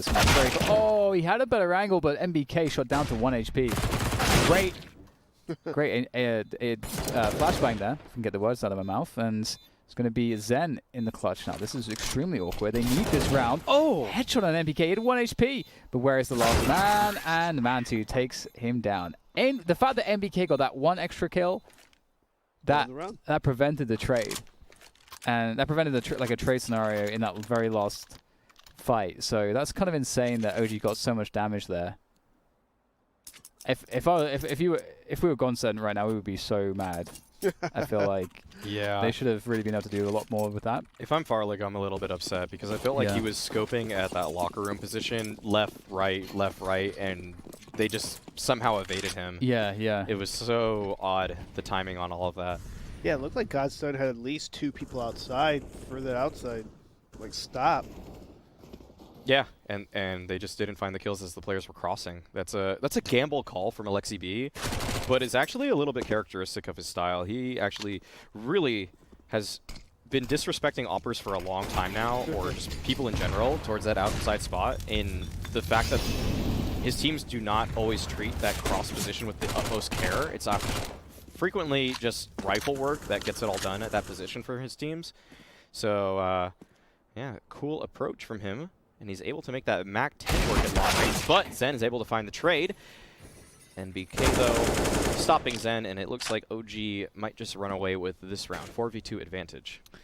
So this is going to shape up to be the worst possible start for Godsend on the second half. And I'm not sure what that's going to end up meaning because, it's in this series, we've seen a lot of odd turnarounds. I think the last round is another good example of that. I think that there's so many spots there where Godsend were going to win the rounds, but ultimately it was the case that OG just got the like MBK, for example. He just got those 2 extra kills, and that just swung things massively towards OG.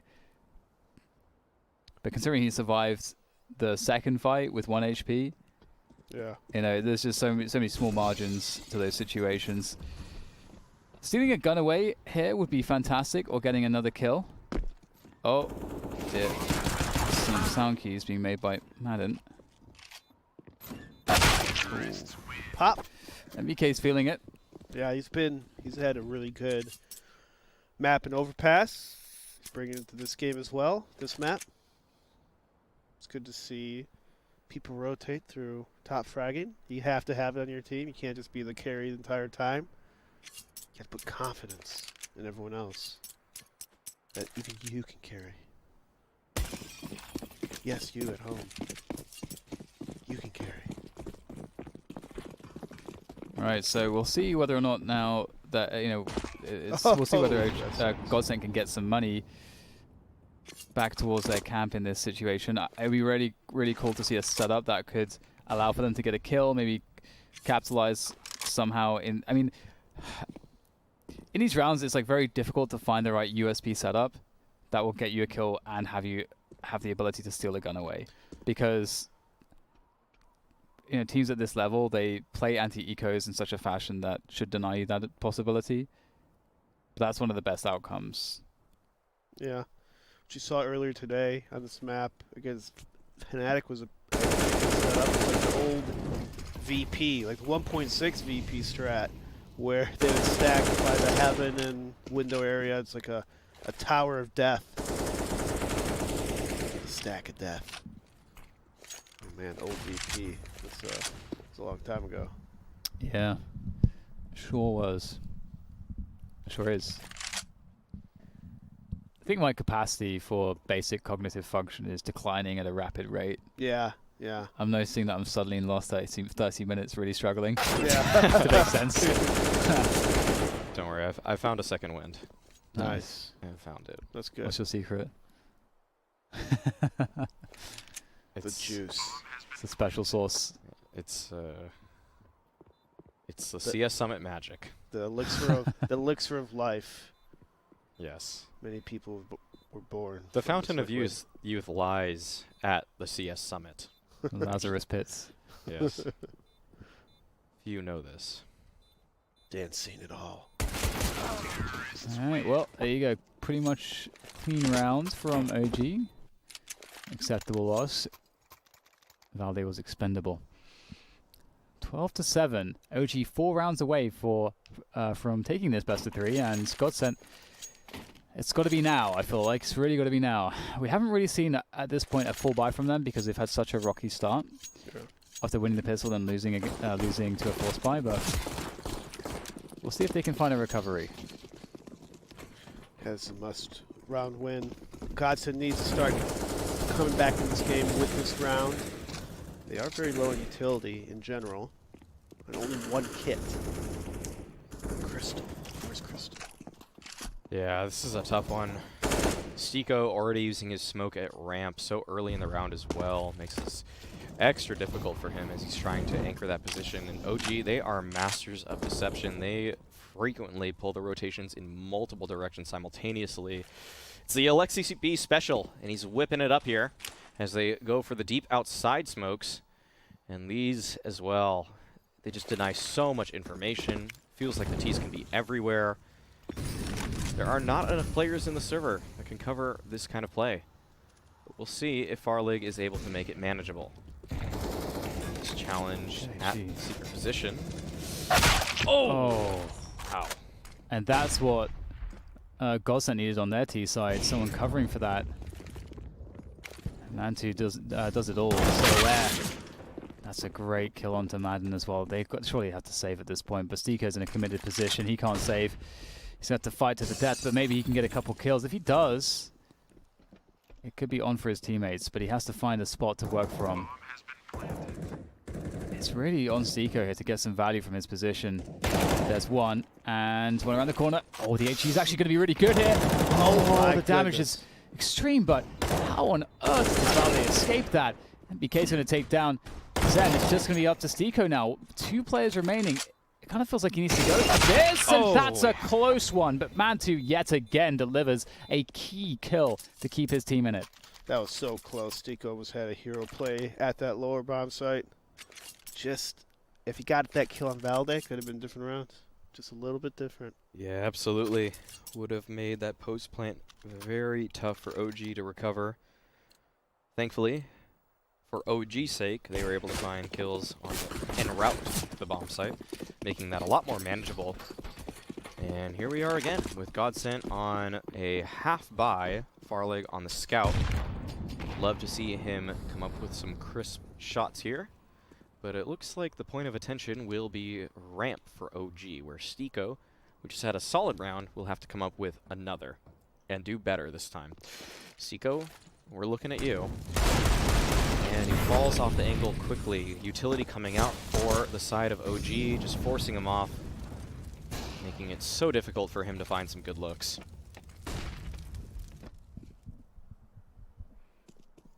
Ramp is OG's. Yeah, they've stuck their flag in it. It's an occupation. And Godsent, there's not really much of a, well, the reaction is taking outside control, but I don't know that they'll be able to stop the lower push. The problem is that if OG commit lower, Godsent can't really stop a plant. Nika needs a deagle shot to connect it. 3 bullets left. Ooh, manages to get one out of that, but it's not looking really all that good here for OG. That's set. For Godsent. That's set. OG. I'm taking some hits here. And then can steal away an AK. I think that's a win right now. 2 kills, an AK.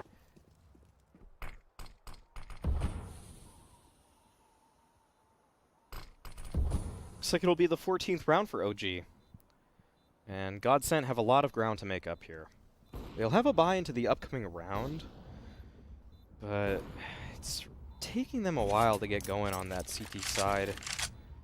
Maybe Zen will be able to kickstart things with this saved AK moving forward. That's a big if.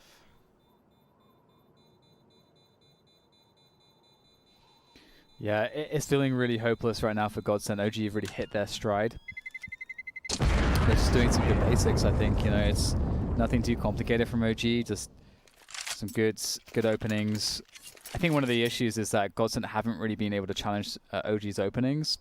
I think if Godsent were able to create more problems before OG get to a bomb site, they would have a lot more success. But it feels like most of the cases, or most of the rounds, we're having this case that OG are able to get on top of the sites before Godsent are able to have their impact.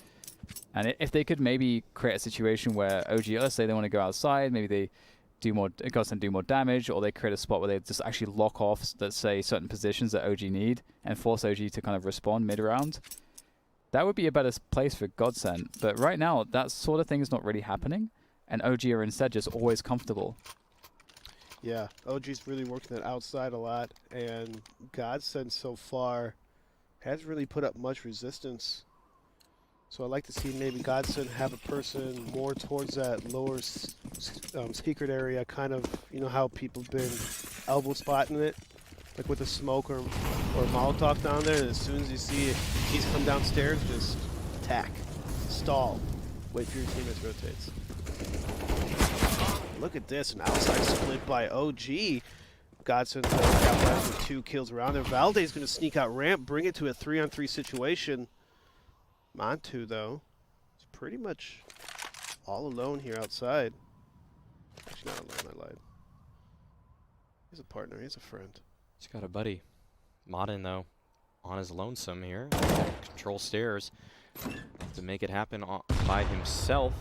Oh, he's reaggressing, actually, finding a great timing onto Montu there. Turns it into a 3-on-2 situation. Oh, and he knows where both players are, but loses his life. Oh, that was such an important spot to hold, but Crystal's able to recover with a kill on Valde, leaving Alexi B in the 1v2, holding the long angle with the AK.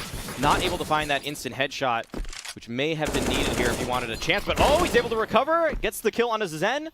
Tags Crystal so low now. And there's a smoke right in front of Alexi. Will he find the spam is the question. Crystal with the tap on the bomb, but he doesn't commit to it. And Alexi, oh, he spams forward, and both of these players playing off of each other. And Crystal, he has to abandon this attempt. And Alexi just hunts him down. Very nice stuff from Alexi B in the 1v2.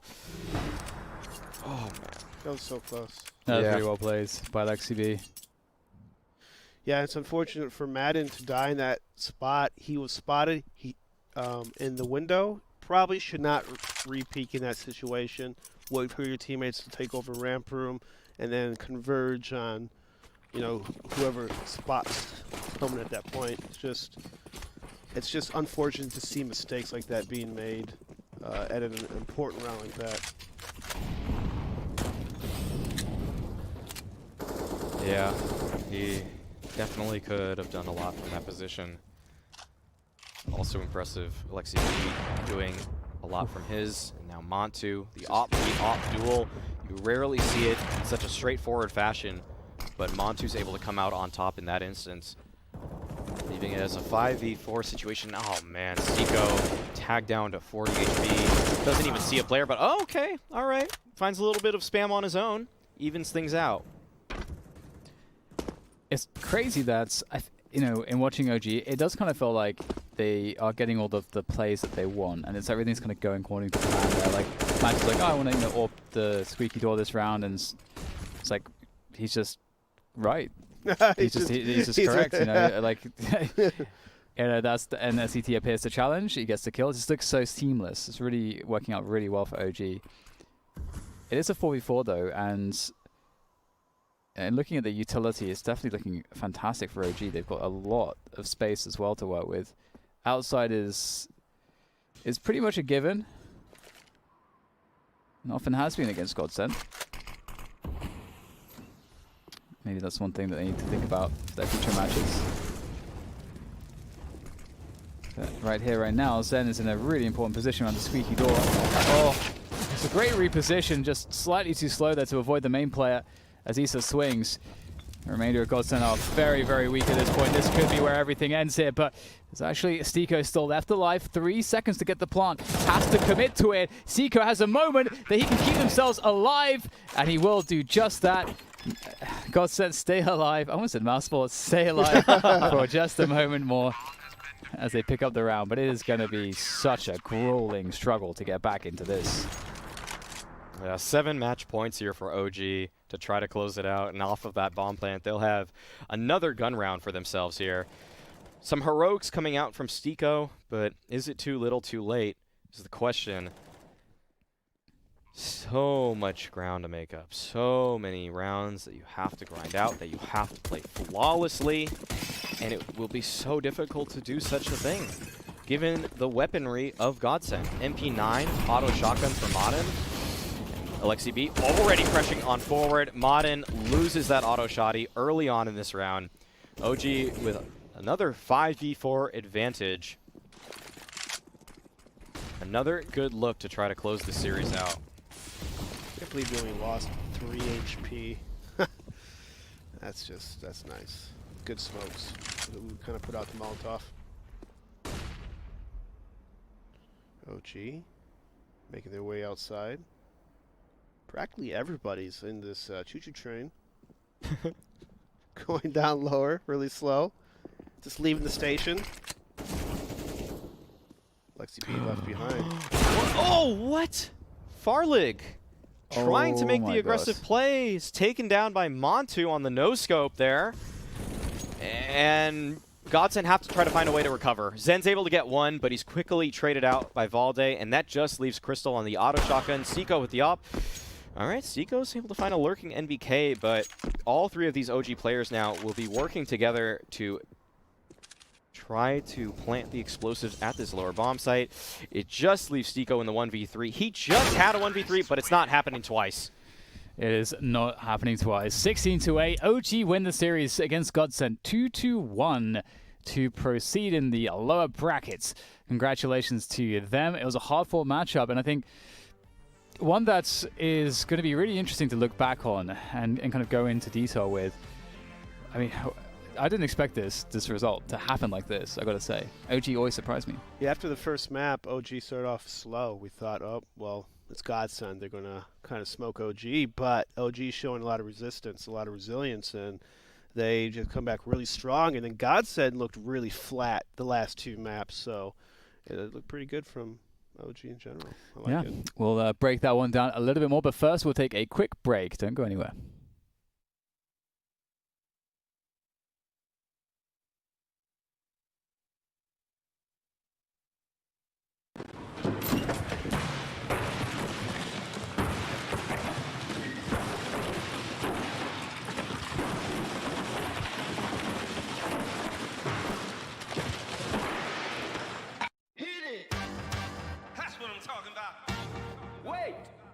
Okay, now, from the beginning.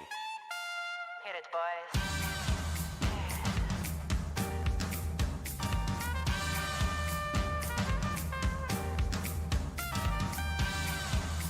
What you talking about?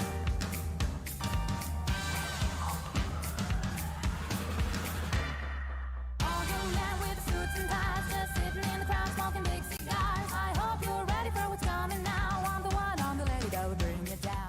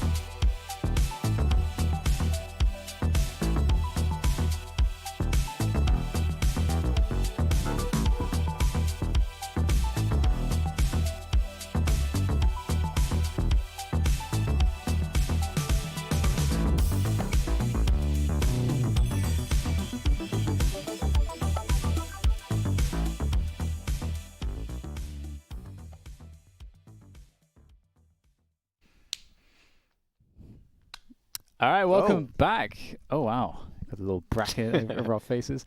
That was a crazy game. It felt like at the start, you know, we saw an amazing game from Godsend against NIP. They looked phenomenally good, much better than we all expected, and I think that really gave us a high expectation for them going into this series today against OG. OG's been up and down, but they've been scraping through and having some good results. And I feel like I'm definitely going to strike the OG versus North game from my mind because I feel like I gained a lot of just bad data from that.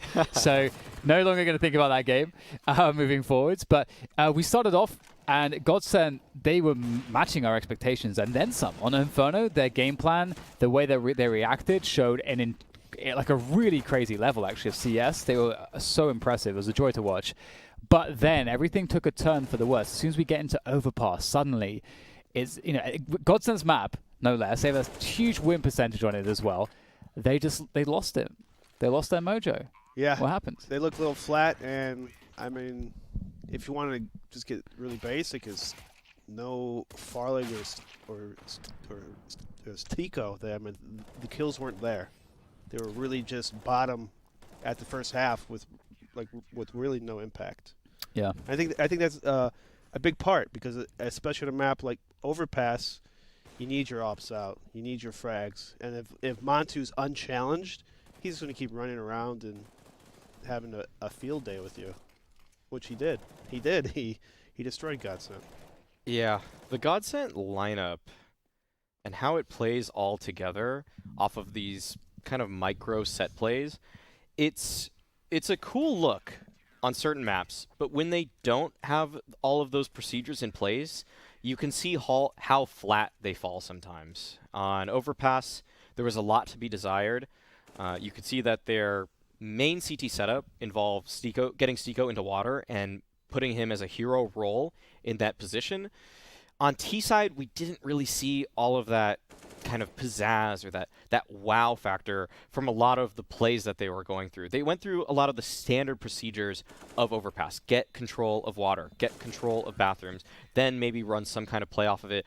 But they lacked some of that dynamism that can separate teams on that map. That's why that map usually comes later into the pool for a lot of teams. And, ooh, Crystal. Yeah, okay, interesting look right there as we see the replay. But on Nuke as well, it felt like the Godsend we have seen on Inferno, Train, and Vertigo is such a stark contrast to what we received on Overpass and Nuke today. They seem so they sometimes seem so play dependent, or it's like they've drilled something. They know some kind of response that they like to run, whether it's a smoke or a little pop flash or something that gets their players involved to find some kind of way back in the round. It just didn't seem like they had those sort of answers on Nuke here. Yeah, a lot of times on the T side, Godsend, you kind of see one person walking ramp or one person walking upper, try to find these timing moves to take advantage of the CTs, but that's something you probably can't rely on, because you can't really predict where exactly the CTs will be all the time. I mean, you have a good idea, maybe your T side kind of makes people rotate in a certain spot, but it's not a consistent thing overall. This kind of grounds my opinion on Godsend just a little bit. Before, I was singing their praises. I thought they looked fantastic. But in this one, we saw some of the flaws in the individuals. Whereas Modern, for example, on Vertigo, he has so much freedom. He feels like he deals with that space in such an excellent fashion. But when he has that freedom on Nuke, we see him frequently lurking out Squeaky Door by himself. And that's a position that has so many different angles you have to clear. And if no one's in position to trade you, or there's no supporting flash, you're going to be losing that fight more often than you're going to be winning it.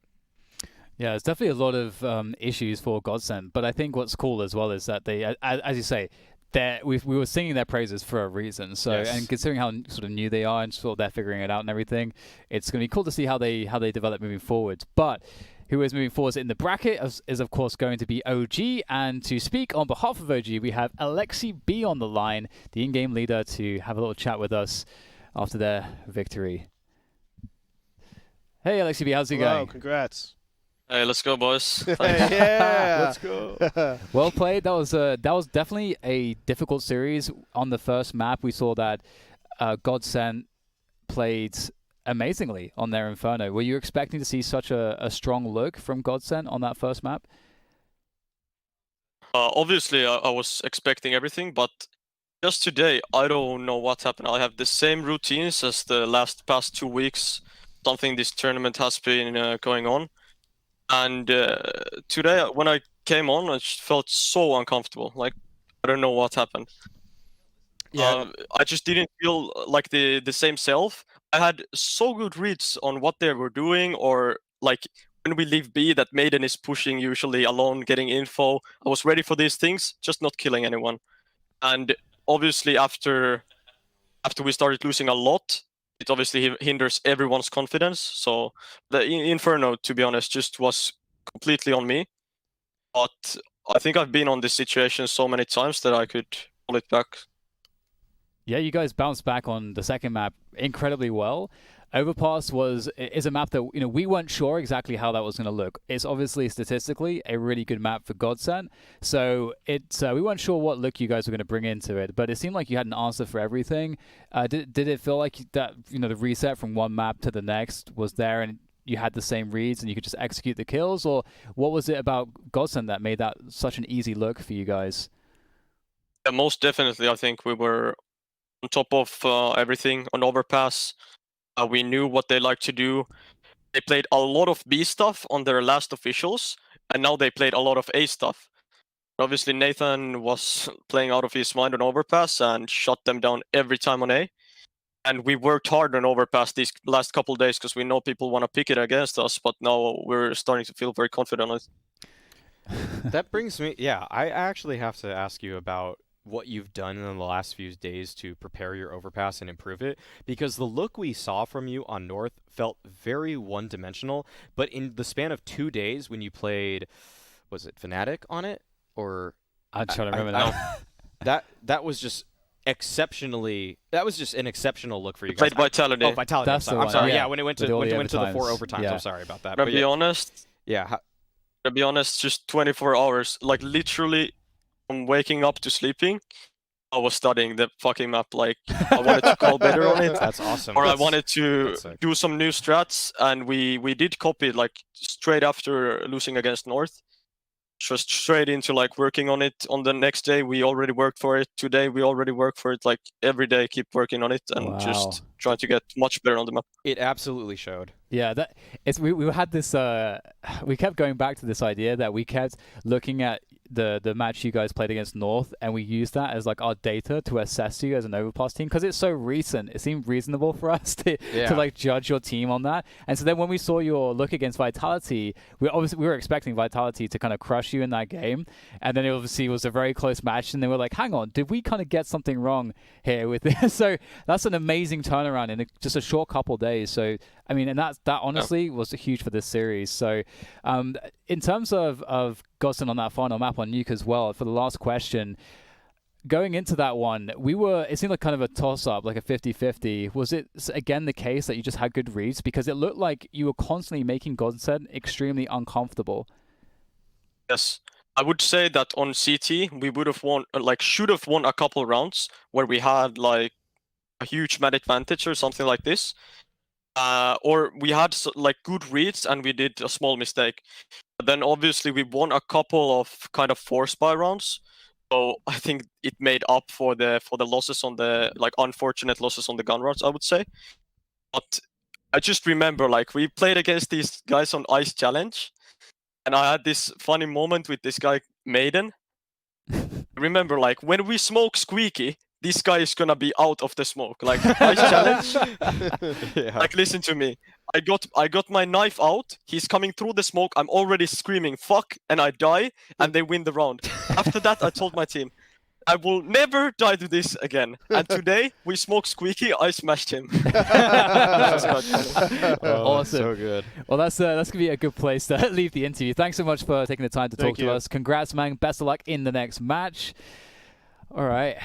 Congrats. That's That's so funny. honestly the Overpass stuff. That's just crazy. I That's love crazy. that because it's so different what we saw from them on North versus Vitality. Yeah. It felt like a completely different team. Their CT side was totally different. It was just so one-dimensional what they did against North, just flash through a monster or take water control early. But then against Vitality, they looked like such a complete team top to bottom.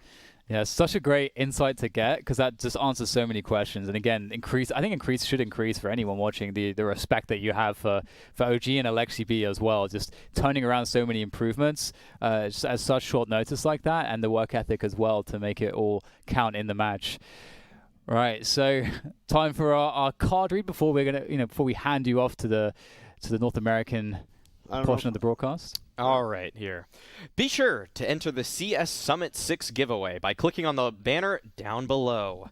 Prizes include a complete set of XPG peripherals, CSGO skins, monster swag, and limited edition CS Summit merch. Yeah. Awesome. Good job, man. And with that, that is all from myself, Eric, and Alex.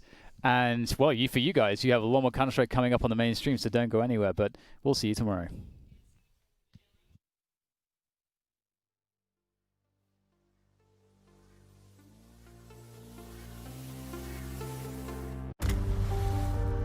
Elena, someone burned down your house. Do you know anyone that would do this? Everybody's gonna be held accountable for their actions. You were gonna pretend nothing happened? I thought we were friends. We all have parts that scare us, parts that we're afraid to admit. Have you really looked at yourself?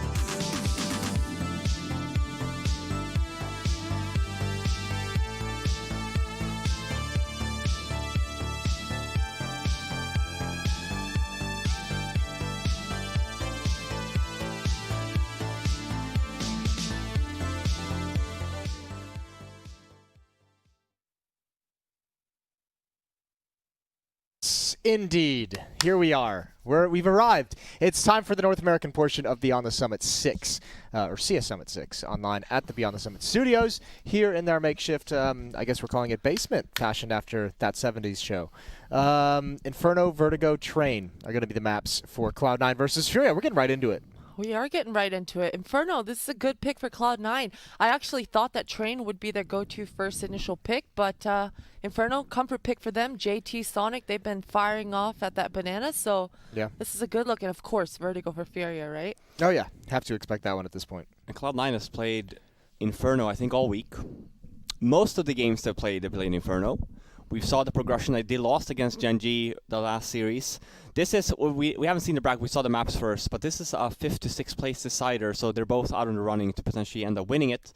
But these are all for points. It's all for points. Yeah, and we've seen, if you recall some of those point distributions, it's very close in the North American side of things. It's very close. It is. Everything matters. All these games matter, even if you're not in contention to win. I don't know. Where do you guys want to take this one? Where do we want to go? I mean, we are late. It's like an hour 10 from set time, so I do think we're going to get into the server pretty quickly here. Yeah. Swiftly. Pretty swiftly. Another thing we talk about this whole week is obviously FURIA with the Vertigo pick. We see it again today. They have been a little bit shaky on it. We saw them played a few days ago, and one of the things that we mentioned was just the not so ability of adapting. It's been always the sheer aggression on the A bomb side. It's aggression against aggression, it's aggression, and then I think it was Emma BR just had a great counter to it and had a great response to it. Liquid as well had a good game Yeah, it was plan Liquid. as well. Sorry, it was Liquid that had it. Yeah. So Liquid did a really good job with that, and you know, it comes into this series. Sure, we have Vertigo as the second map. It comes in there. You know, if Cloud9.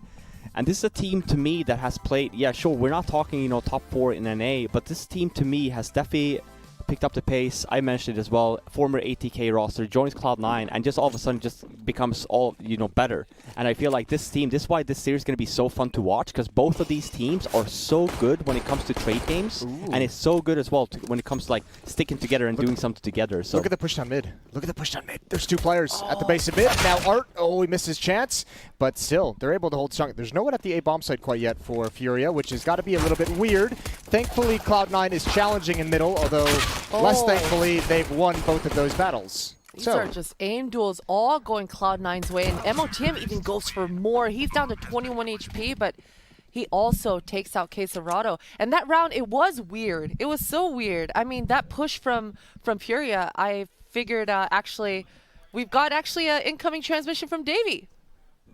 Oh, I didn't know we're getting someone on the couch today. What's up, Davey? How's it going? Good. How's it going with you guys? You know, it's going. The day's just getting started. You're on the little small TV now, so we can kind of see you as well at the same time. Looking good over there. Oh, do you mean it, Robin? I do mean it. You know, casting from home. The life. Yeah. Have you been on the Europe couch at all? Have you been casting any European games? Yeah, I was on there earlier. Fine, you know, it's been good. We got some good games. Not nearly as exciting as what I'm sure FURIA Cloud9 is going to be, but. No, I love that sales pitch there. We've had anytime FURIA is playing, you know, stuff's going to happen. Yeah, and we were talking about this whole week. The North American side has been very close compared to Europe. Europe has had a lot of 2-0s. It's only really today we saw like an extended day. We've had 3 maps, overtimes, 5 overtimes. Good. Just what you want. Yeah, it's been long days. But to get into this round a little bit, it was a Cloud9 pistol round win into a full buy from FURIA here for the second round. SMG's picked up from Vinny there. He actually drops it, but it's deagles all around, and it actually got the trades in. But we see on radar, obviously, FURIA stacking that B bomb side instead. Henny gets the 1, but it's a 3-on-3, and I think that we're going to see a save here potentially for third run instead for FURIA. No kits on their side as well, so nice round again from Cloud9. This was a force buy from FURIA, so I think they're just going to try to salvage whatever they can at this point, which actually is quite a bit. Yeah, still a very good buy, and even for Vinny there, he can drop the shotgun for Arthur Henny or even the deagle if he wants. So saving these weapons here for Vinny, take an aggressive spot here. If he gets a kill, that's a bonus. Maybe saves a better weapon than a shotgun. Let's see. Yeah, might as well hold on to your armor. No point in trying to go for that retake, 3 versus 3. Yeah, and even timing, they were all 3 on the bomb site, or B bomb site, no kit as well at the same time. So we see here the bonus round, essentially, they have the 3 saved weapons. Vinny drops the shotgun to Art. He's not going to be buying himself another armor. This is basically just a bonus round of, we won't see any more buys. This should be a save round coming into next for the full weapon round. But we'll see what FURIA has in store for us here. Looks like a B stack with Art going by himself towards A. Shotgun, like we said. They're going to hurt. Sonic's got to be careful. There's got to be a follow-up, and it actually dodges him. Lucky to be alive. It was thrown towards that tree. And Sonic, he's still taking contact. Oh, what a nice shot from Vinny to open things up. And this is a low buy, you're right, Robin, from FURIA, but if Cloud9 don't approach this a little more cautiously, they're going to be in for some trouble. Sonic, again, he's only on 8 HP now. At least they still have time on their hands here. We saw the last smoke being thrown here from FURIA, so even though they get the entry, they don't have anything left here. So it's still a gamble game for Cloud9. It's all about fishing for some information. If you spot even 2 here, this is a nice kill from Floppy. Flashbangs in as well. Nice job. Waste the nades. You know that they have they have banana, so play it safe. And now we kind of come back to this, right? And it's all about the read. We have 50 seconds left, and we kind of see Cloud9 as well moving back to mid. This is the right call. MOTM probably just going to be sticking around here for a while. He has one smoke. He can throw that towards spawn or even site, create more of a distraction, and kind of leaves them at B while the rest of the Cloud9 members are clearing out A. So again, looked a little bit shaky in the beginning, but Cloud9, I think that, you know, when we talk about Cloud9 the whole week, one of the things that they have actually done good, and one of the things we haven't really seen from them, is they don't throw a lot of easy rounds away. It's a lot of, like I mentioned, they do the teamwork kind of based game.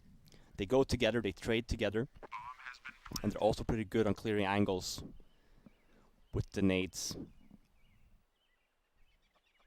Yeah, I think that was actually a pretty big mistake from Art to die pushing into alt like that when his team is up numbers and they're not, and the Cloud9 wasn't committing into B. So by pushing into the window and dying to floppy, he just like gave Cloud9 the opening into the A site that they needed. If he just stays alive, then at the very least he can get the info that they're there. Yeah, and it's one of those things we talk about all week, really. You know, when it comes to just Furia's sheer aggression on like when to actually just take a breather and just wait a little bit. And that's why it's going to be interesting to see. I mean, we obviously have Vertigo on second map, but yeah, sure. Furia is notorious for being a very aggressive team. One of the things that we've mentioned all week as well is I would love to see just a different kind of level, right? A different kind of like, yeah, it's great to be aggressive. You can be aggressive 70% of the half if you want, but you need to find that like middle ground of like, we can also play defensive. We can have a defensive setup if we need to. You know, if, for example, we saw Liquid kind of dismantle that sheer aggression from Furia, then you kind of need to have that second kind of level to fall back into. We have tech pause here. One of the Furia guys, maybe, yeah, dropping, restarting a CS maybe. Hopefully a quick fix. But I guess while we have this pause, yeah, to your point, I mean, to both of your guys' point, yeah, absolutely. I mean, especially because Furia were in control of that round. I mean, of course, they didn't know it, but they should have had a somewhat of an idea that they just totally effed up Sonic there with their nades. So if they just stay alive and make Cloud9 sweat a little bit more, make them make the move, that round, it could have looked completely different. Especially because they're already gambling, like they're already playing a 4-1. So if you're the one guy at A, your only job is don't die. Because if you push and die, now it's 4-0. Like now that guy, no, there's nothing there. There's nothing at the A site. You don't get any info. You don't give your teammates any time to rotate. So all that Cloud9 had to do was throw one smoke into B, keep all the B guys there, and then they just walked into A and planted the bomb. What's up, Davey? He just made it too easy. Yo, what up, Jason? What's up, man? How's it going? Good, dude. How you been? Good. Just chilling. Are you? Well, obviously you're in LA right now at the Summit Place, but are you still here in Michigan during your normal home life? Yeah, normal home life takes place in Michigan. Yeah, I go back on Monday, so just enjoying the West Coast life for a little bit. You got a dog and everything. It's very humid here. He's a family man now. Yeah, I've got a dog. Oh, damn. Yep. Barely get to see him anymore. Got to get back to adult life. Yeah, no, honestly, I think that was one thing that's amazing when you come from like the Great Lakes region and go to like California or something like that. Yeah. Just the lack of mosquitoes is like mind blowing. It is nice. I'll say that. I'm not a California person. That's one thing I've come to realize in my life. California's not for me. No, what do you mean by that? I wouldn't want to live there either. Yeah. It's weird. It's a weird thing. I don't want to live there, but when I'm there, it's so pleasant. Yeah. Yeah. I'll say it's actually much nicer. Oddly enough, during Flashpoint when the quarantine really locked down hard, that was like my favorite time being in LA ever because there was nobody anywhere. It was no traffic. Yeah. There was no smog. You could but see is the that mountains. why you dislike California? Because there's just a lot of people? It's a very big reason why I dislike California. Well, it's not like California, I guess. It's mostly LA. I should really specify that.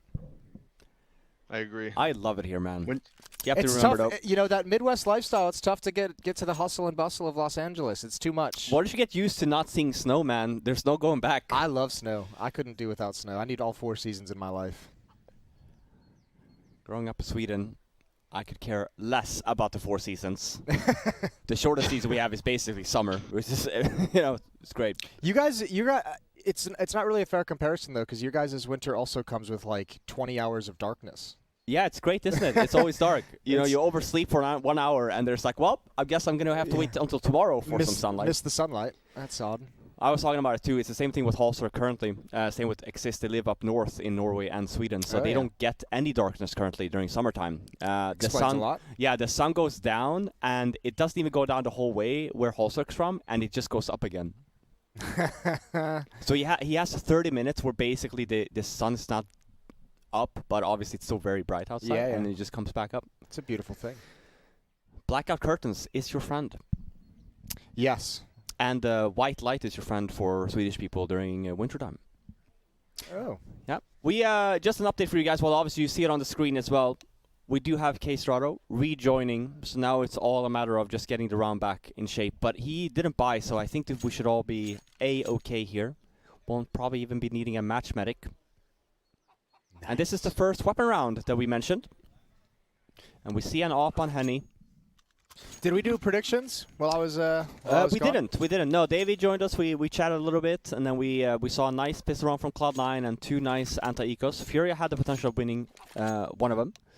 But Cloud9, a solid 3 rounds. No predictions yet, though. Okay, well, let's do some predictions. I'm going to take Cloud9 to win this. Oh, wow, okay. What was the third map we said? Oh, we can see it down here. Train. Inferno, Vertigo, and Train. Yeah, this is a tough one. Yeah.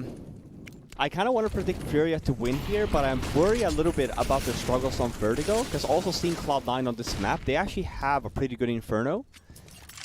Here's the thing, my analysis is far less nuanced. I would like to pick FURIA to win. I think they're the favorite team in this. But, you know, 4th of July is coming up, and you never know what's going to happen, you know. We're close. And I think there's going to be some of that good old-fashioned American magic here for Cloud9. Oh, is that what you're alluding to? Okay. I too base my analysis on American holidays, so I will also go with Cloud9 in solidarity with my American brethren. I was getting a little bit confused at first. It's just like, wait a minute, shouldn't that mean like maybe they shouldn't be winning here? But all right. Listen, I'm gonna stick with FURIA though. I haven't seen anyone base predictions on this thing. I want to see how it goes. You know, maybe we're onto something. Potentially. I do think that this definitely has the potential of going all 3 maps. And definitely has the potential of being extremely close for these 3 maps as well. And FURIA gets away with the first weapon round win. But we also know that knowing Cloud9 for the first 3 rounds, for the at least 2 rounds after the pistol, they only lost 2 members each of those rounds. So it's a good buy here nonetheless. SMG on MOTM. He could afford the AK, but I think we're going to see a bit of a fast round here. Maybe even him anti-fragging somewhere. He's number 9, so let's pay attention. He's going towards Banana. Opting for utility instead, and I appreciate that, especially on a map like Inferno. Alrighty. Fire everywhere. Nades everywhere. Cloud9's forced back for the moment. If Art starts heating up with his AWP, that's going to be an issue. That man has a spicy AWP. Ooh, and he's almost got a chance there. A little boost over the half wall as well. So 2 players here in Banana.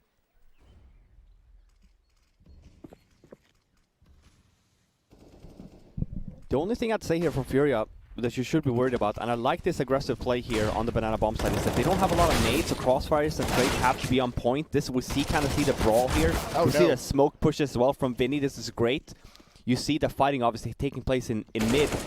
So for Vinny and also the other FURIA member to push down through the smoke and Banana, it's actually a good call here. Makes it a 1-on-2 for JT. He's super low though. I like this call. I like it. Hustle over to the B bomb site, get that plant down.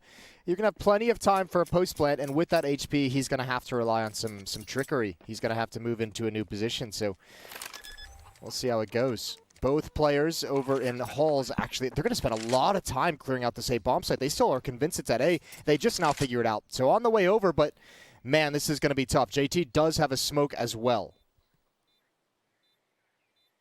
1 versus 2. I'm kind of amazed he hasn't used that smoke, but at this point, it would actually give up the game. So going to tuck himself into a corner. And there's a lot of places that FURIA has to clear out. Smoke is going to go on the bomb as well. There's the peek. There's the first kill inside of the smoke. He's got them both. Oh my God, no way. Oh, he snatched it away. It's Art with the most HP that is trying to cover the diffuser. He actually drops the diffuse, tries to run away, gets a better angle than an Art, or JT rather. Nice clutch. 9 HP left to his name. He had the bomb site, opting to go from CT spawn to B instead. We saw the sequence again. He actually missed the lineup on the bomb through the smoke, but the other player was running right into his crosshair. Fair play. And it's unfortunate as well if you're FURIA in that sense. Like when you retake that bomb site, you both come from mid, so you don't clear spools either. So there's just so many places JT could be, even with such low HP. Nice entry though from FURIA. This is a fast Cloud9 banana take. And when TM goes down, he actually gets the second one at the same time. Art is low though, so that's at least something. Yeah, but he's got that off. But the nice thing is they've applied a lot of pressure here. A lot of nades have been used up, but still, man disadvantage. Bomb is still down on T-ramp. There's a smoke heading over to Art's position, and he's just going to step around it.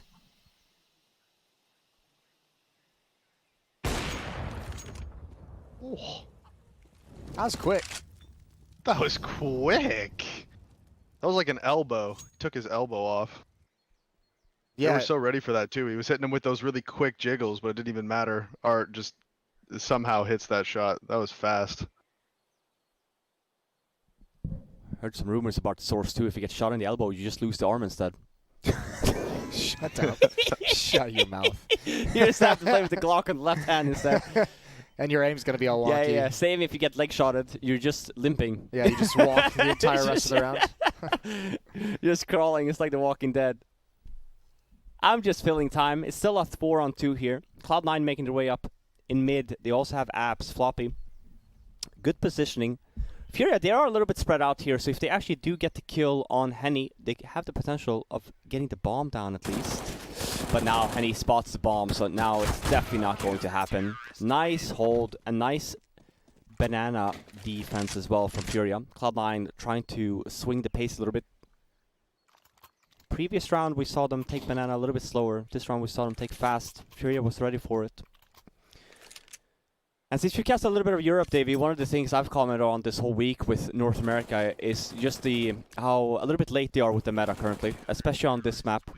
We still see a lot of aggression like down banana and stuff like that. Europe nowadays, we kind of see them kind of just fight for half wall with the rotate from A and just hold nades instead for the execute. But I will say the progression throughout this whole week have actually been... We saw in the beginning of the week on Inferno, we saw a lot of just 3-man stacks from the CT side in most of these American games, but then now, coming into this week, we have seen some changes. It's been a little bit more towards what the European stand that I was talking about. But they're up mid here. Oh, crossfire in the site as well. Good trade. That's a big frag from Floppy. Smoke is going to go down to create some space for Vinny as Art rotates over, but this is going to be another tough retake scenario. 2-on-3, and FURIA has no money in the bank, so if they lose this, they're in some economic trouble. Nice start from Vinny. There's that smoke he dropped earlier. MOTM up in Graveyard, looking at the off angle towards lane. Vinny's surely going to clear this. Oh, he's distracted from sight, and that might seal it. There's the aggression, and OC gets another one. He had a P250 the whole round. Sometimes that's all you need. Is that the best pistol in the game for you, Davey? The P250? No, it's still got to be the Deagle, right? Ooh, really? I'd just got to be, yeah. Look, I would too because I suck with the Deagle. But if that too. I think that's the caveat. Yeah.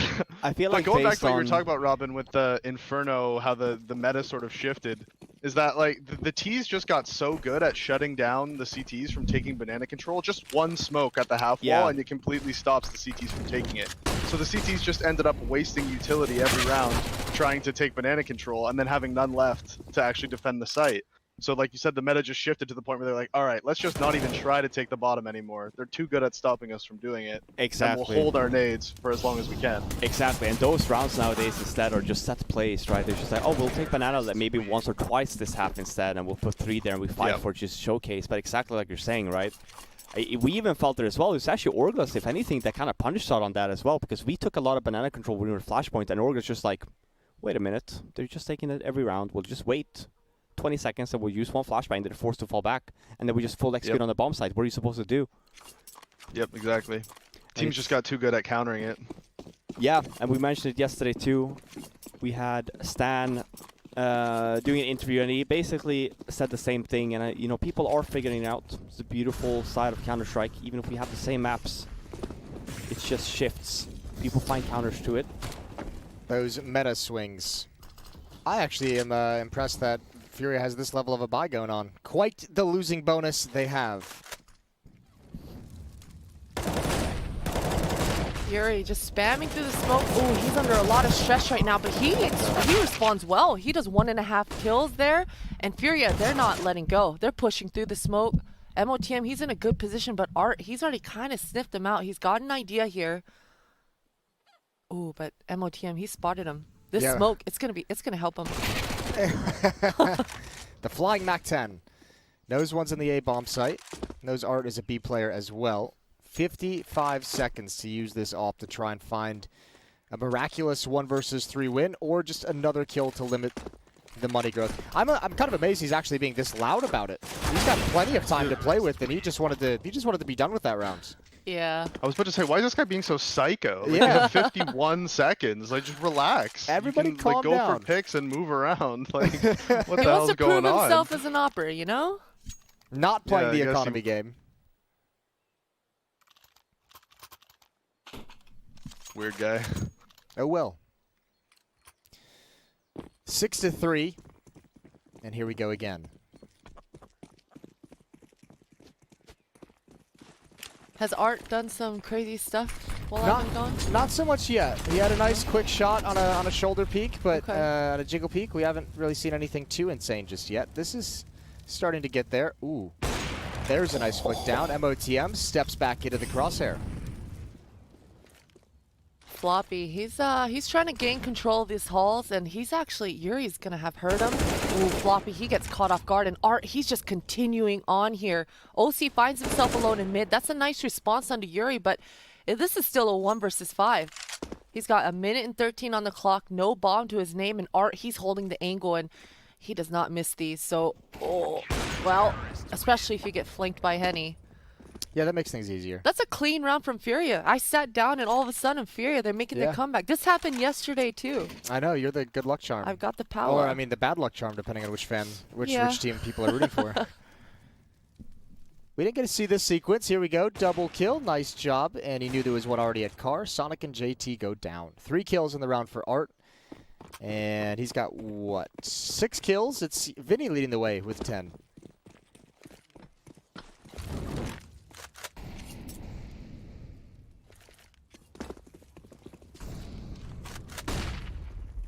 Glocks going up mid. Henny, wild spray, but he handles it pretty well, especially with the help of Quesarado, and this is just a cleanup, as it should be. Minimal damage done. Furia handle it well.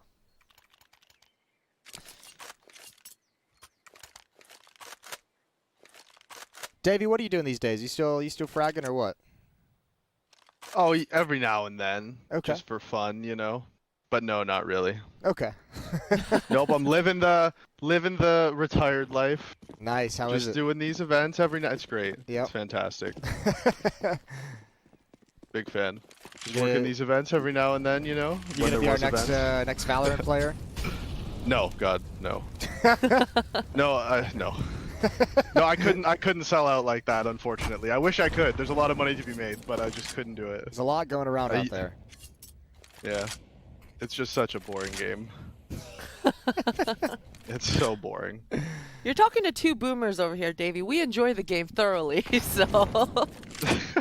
Look, actually, okay. It's boring and from a competitive aspect. Yeah. Just casual Yeah. playing it just for fun with friends. It's just like any game. It can be fun, sure. For sure. But like from a competitive point of view, it's so boring. Yeah. We'll see how that develops. Developments potentially coming. 6-5, a 1-round lead for Cloud9. Ooh, they want to boost over and grab Art. Oh, but he spots it out. He's too quick. Easy pickings. Vinny's even there to back him up, and ooh, this wombo combo between Art and Vinny, this B hold, it's something else. But Floppy, he's on the hunt. Once again, Furia, they've got layers. They've got the defense and they've got the backup. So Floppy, although this is a 1v1 now, oh, Art even gives him the fight he wants. What? Floppy, he even picks up the op. Oh, this is Floppy doable. op 2v1 clutch. Well, this is a 4v1 actually. Yeah, and they already lost the other clutch earlier to JT, the 1 versus 3 there. So now a 1 versus 4, and boy, would that suck if you're Furia. Floppy, just chilling, waiting for any indication of where things are going to come from. Both players have a kit. There's a smoke and a flashbang on Furia. They've spotted him out now, so he's got to get aggressive. Ooh, a missed shot, and now your chances just sink. The follow-up shot doesn't hit either. Floppy's great. He's not an opper, is what we're learning. Yeah, I was ready to say Floppy's an opper, but not quite. Not quite there yet on the big stages. But such a solid hold from Furia. I can't even believe that 2-man B hold works like that. Just one guy opping the corner, one guy hiding sandbags, and they just kill 4 people. Cloud9 should, that should never be allowed to happen. Yeah, there was no utility there, was there? No Molotovs towards the sandbags, no nades. One Molotov on the corner, isolate the sandbags guy. Just, I don't know, just anything. Anything, really. It's just anything. Just, even a flash. A flash is good. Like, just anything. Well, they're back to pistols now. Round number 13, half buy. They've got utility, so want to go for a set piece. This almost looks like it would be potentially a waterfall out of the halls, or looking like a pop flash up mid. Oh dear. That got dicey for everyone. He got scared, missed a Molotov. Yuri's handling it well though. Only gets 2. Should have been a farm fest for him. Henny's going to respond. And bomb is already down. Floppy makes it a little bit interesting. And actually, that AK pickup made it a lot more interesting. Yeah, decent damage done to the economy. And they were almost able to crack into that. Just unfortunately, the weakness of those pistols, not able to get it done quick enough.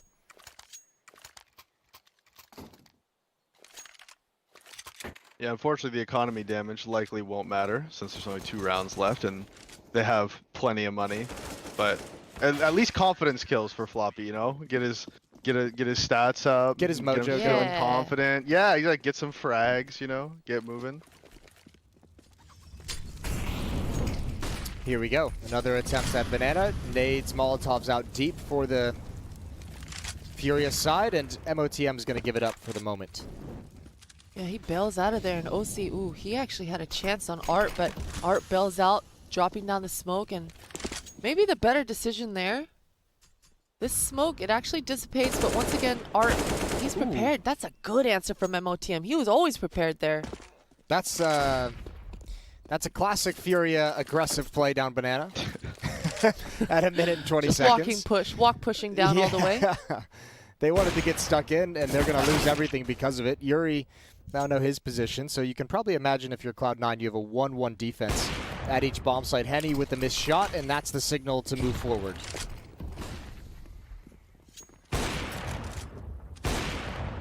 Henny definitely had an opportunity there to get a pick off. Unfortunately, the jiggle game is too strong right now on Cloud9. They baited the shot out, and now he's just going to have to book it. Try to salvage some of that money. Although, Furia is pretty ballin' at the moment. Yeah, it's not awful. Yeah.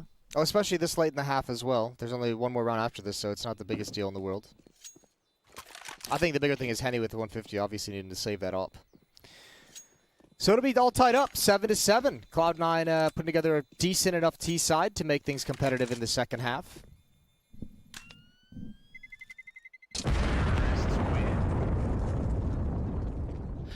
Davey, yesterday we spoke with Stan, and he said that he thinks Inferno has always been a T-sided map. What are your thoughts?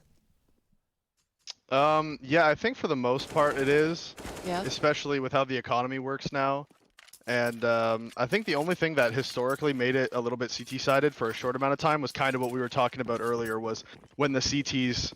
I don't remember who the first team was to really make it the meta to take deep banana control with all of your nade sets and bring 3 people over towards B. But that went on for about a year where teams didn't really know what to do against it. And that sort of swung it a little bit more CT-sided. But once teams figured out how to deal with that, I think it went back to being a T-sided map like it was historically. Okay, so Cloud9. So yeah, I agree with him. Okay. In short. Big agree. Quesarado, juicy grenade, top banana. Ooh, Sonic, the timing was totally on his side, just backing away at that exact moment. Well, There's only one defender at the A side of the map. Henny underneath the porch. He's got to hit this first shot clean.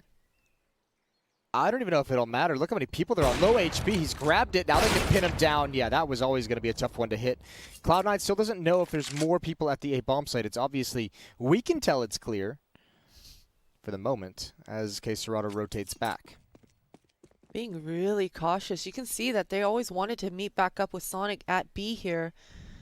And this actually, the small pause here might catch Cloud9 because FURIA, they're always going to want to stick together. Fury gets that first initial contact and Floppy's unable to trade.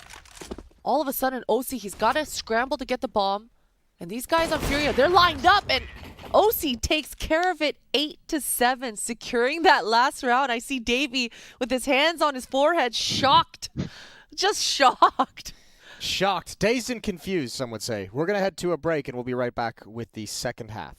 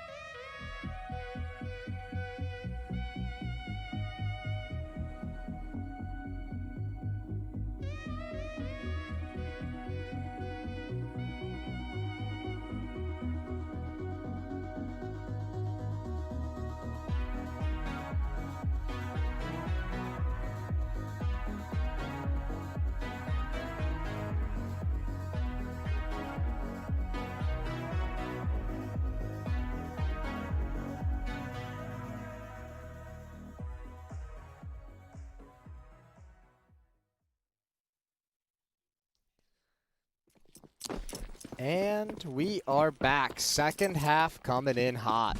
Cloud9 one-round lead, 8-7. And some aggression down Banana has brought OC very, very low, and that's a good final cleanup kill. And FURIA, they're going to press the issue. They've got the advantage here. And I'm sure at this point, oh, this is just going to be a full contact play. They're getting in, good smoke. We've seen FURIA have so much success with this rat Floppy. He's in position and a beautiful response. 3 kills actually onto FURIA and Art. He's got to take care of this banana flank. Well, he's at least got the bomb so he can bail out, but Floppy is banging heads off. 2-on-1. Floppy and Sonic now rotating over towards the A bomb site. Art is going to be able to have time to get the bomb planted at default. I don't know if he'll be able to get away. They're already going to be swinging out of library. He's got to be careful how he approaches this. One's out. Now he's a little bit stuck. Can go towards lane. Caught in the open and sent packing. 9-7. Yeah, Cloud9 actually did a two-sided aggression there where they did that banana control with the flashes, but MOTM also got super aggressive in alt mid. So because he actually was able to push out of window, call that it was clear, and get that early flank, Cloud9 was able to have 4 people over towards the B bomb site, and Floppy was that rotator who ended up getting the 3 kills. So that information MOTM got pushing into alt mid is what allowed Floppy to rotate over and actually pick up the kills they needed to win the round. Good guy, MOTM. Good guy. Always getting the intel. He's weird guy, as we found out earlier with the whole op thing. He did go a bit psychotic there for a moment. It was his moment to shine. And JT, he tries to shine, and Sonic as well, but Henny and Art just punish him outright, right off the bat. This is just a free B bomb site. Oh wow, OC has an AWP already too. He's feeling it. Didn't like that spam though. This is going to be a tough retake. They would love to get a kill right about now. Floppy flirting over towards Ruins, and now going to start peeking up into the site. That FAMAS, he didn't want the battle. They might save this just because of that second round AWP. They should definitely be saving here for sure. Okay. The voice of reason, Fifth Laren's back. I am back. I'm not sure if my microphone is working. It's working, Is it? yeah. Oh, how nice. How nice. Yeah. No, they should definitely be saving here. I actually like this call from Cloud9 in the beginning here as well. You kind of know when Fury got the bomb down for pistol, you know you're expecting the AK buy, right? And because, you know, again, we saw even on the buy here as well for Cloud9, they're opting for utility, right? So to go for the SMGs instead, take their fight to them. It's a very difficult round to win, even especially on a map like Inferno on that CT side. Yeah, it was a huge mistake from Sonic. He was that second B player, and once his teammate died, if you're Sonic, you cannot die. Hey, you have to stay alive. You cannot die. You have to fall back and stay alive. You cannot go for that repeak and fight those guys banana. Because as soon as he dies, it's round over. They have full B bomb site control. They were only playing 2B. Yeah, once you go 1-for-1 banana, you have to just take your L at that point and back up and just survive. Exactly. And that's why we see as well, I mean, here you kind of saw that round. That's why even in Europe, you don't see these like two-man pushes anymore, because exactly like you're saying, Davey, right? Like, you don't want to sell your teammate, and if you're only having the one guy to die, like, you kind of sell yourself or you just fall back. But then what's the point of even going aggressive, right? Then that's like you're saying, no matter what, it's basically like an L. You need 2 kills. Yep. Well, this is a big stack. And once you go 1-for-1, like, once your teammate dies, there's just... You cannot die. You just can't. As soon as that second guy dies, it's round over. Ooh. Bit of a mid-round aggression here instead. I mean, it's still very fast, but timing-wise, it was like 5 seconds later than the previous round for Cloud9. I'm so confused why that was such a forced issue. Same thing. I think that the idea there is, you know, we have crappy weapons. We kind of just have to like force a fight somewhere and just hope that FURIA either over rotates or we just get the kills. I actually don't. I understand as well. It's obviously a very difficult round. Like you can argue as well. OC have an off with full nades as well. You know, he can kind of be the one that fishes for the bomb side instead. But if we see the setup for Cloud9, OC was supposed to be that A pillar instead, the A anchor. And then the timing wise from Cloud9, then we at least see here what Davey pointed out the round before is if they go aggressive and there's just one guy, you know, that dies, yeah, you kind of have to fall back. You just have to take the loss. If you put the 3-man aggressive towards the banana like Cloud9 did, then it's just basically a win or make it for that round. You just fight for banana. You either win it, that you win the round, or you will lose the fight. What kind of happened here? But it's a quick round. You just like lose up to after the fact. But I'm liking, we talked about as well, stringing rounds together, or like just making sure that when we think about this map as a whole, it's 15 rounds, right? So like what you do in the first stages of the rounds, you know, that's just you know, setting a mental state for FURIA, saying, oh, if you're like, oh, Cloud9 likes to take banana control, just wait, and that's when you kind of get that mental state, or even you are the ones that's in charge of the game because you're the ones that put that in your opponent's minds. Yep, since Cloud9 had the gun disadvantage and a nade disadvantage, they just wanted to turn the round into just a coin flip. Alright, 4 of us are just going to go fight banana. If we hit our shots, we win. Because they know they were disadvantaged, and you can't play Inferno like disadvantaged with nades and guns, or you'll, on CT side, you'll just end up losing. Oof, just nuked him. Unlucky for OC. His timing last round was actually insane, being able to just slip past Yuri on the hunt. And now FURIA, they're pressing the issue onto A. There's only the one-man MOTM, all lonesome here. So that's a free A bomb site. If Floppy is able to save this up once more and take it into the next gun round, that's definitely what Cloud9 are looking for this round. I don't think you were here for that, Christine, but who are you predicting? Jason and Davey? We went full Cloud9. You guys went full Cloud9. We're going 4th of July magic, baby. Okay. I guess specifically because of the American holiday. And specifically Our because entire American... analysis is based off that. Yeah, which is, I know it's weird. It seems weird because it's not even an American team at this point, or at least fully American, but we're doubling down on it. I think that's fair. You know, I'm gonna go with FURIA. I think Vertigo being the next map, they're just straight up better than Cloud9 on it, so they should be winning that one. I forget what the third map is. Okay, Train. Ooh, that's Cloud9's bread and butter. I'm still gonna stick with FURIA here. I don't think it even goes to 3 maps. Booyah. Well, I guess that 2-0. confirms she doesn't care about the 4th of July. Yeah, Independence Day. It's a weird thing for a Texan to say. I'm just trying to keep the conversation lively. You know, Yeah. gotta go the opposite. I All gotcha. that, yeah. Cloud9 for life, low key. Sonic has nice gloves. I like those. The skin game, Are it's you up approve there. of those? Okay. Those ones I like. They're not purple, so Jason the approves. purple ones I wasn't a huge fan of. Jason There's a always little liked purple on the those ones, though, diversity Jason. too. Yeah, little purple's nice. You know, Yeah. little purple Okay. provides some contrast. That's not bad. Full purple is way too What white. percentage of purple is acceptable to you? Oof, that's a really good question. I need a number. Yeah, let's say. Like, look at this AK, for example. Is that too much purple? That's a bit too much. I don't like the purple with the pink. Okay. I think that's what's messing with me. It's not so much the amount of purple. It's what it's working with. Mm.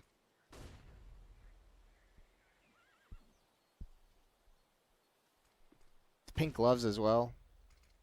I was about to say, like, this is the AK skin just matches these gloves. It's all going together so well. He's got a certain style. Put some Art. real He's effort got a and certain thought amount of into it, flair you know? to his skin game. I was just about to comment on this round that just happened here. I actually was just about to say Cloud9 actually has to make a play here because they have a 4-man stack towards A. They just have, what is it? I think it's Sonic towards that B bomb site by himself. So for Cloud9, you can stack the bomb site initially, but they have to make a move. They get the entry, and then you see Roface kind of forcing FURIA into this B bomb site. This is a great play from Cloud9.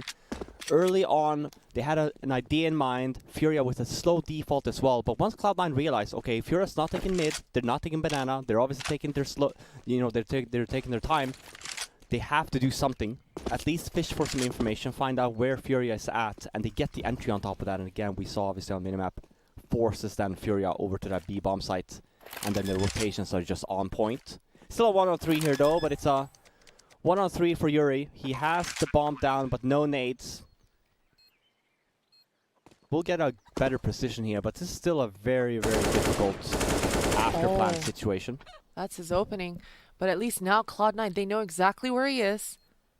And this Molotov might be everything for OC. He gets caught with it in his hand, and that actually creates an opening. But JT, that wide swing, was the answer.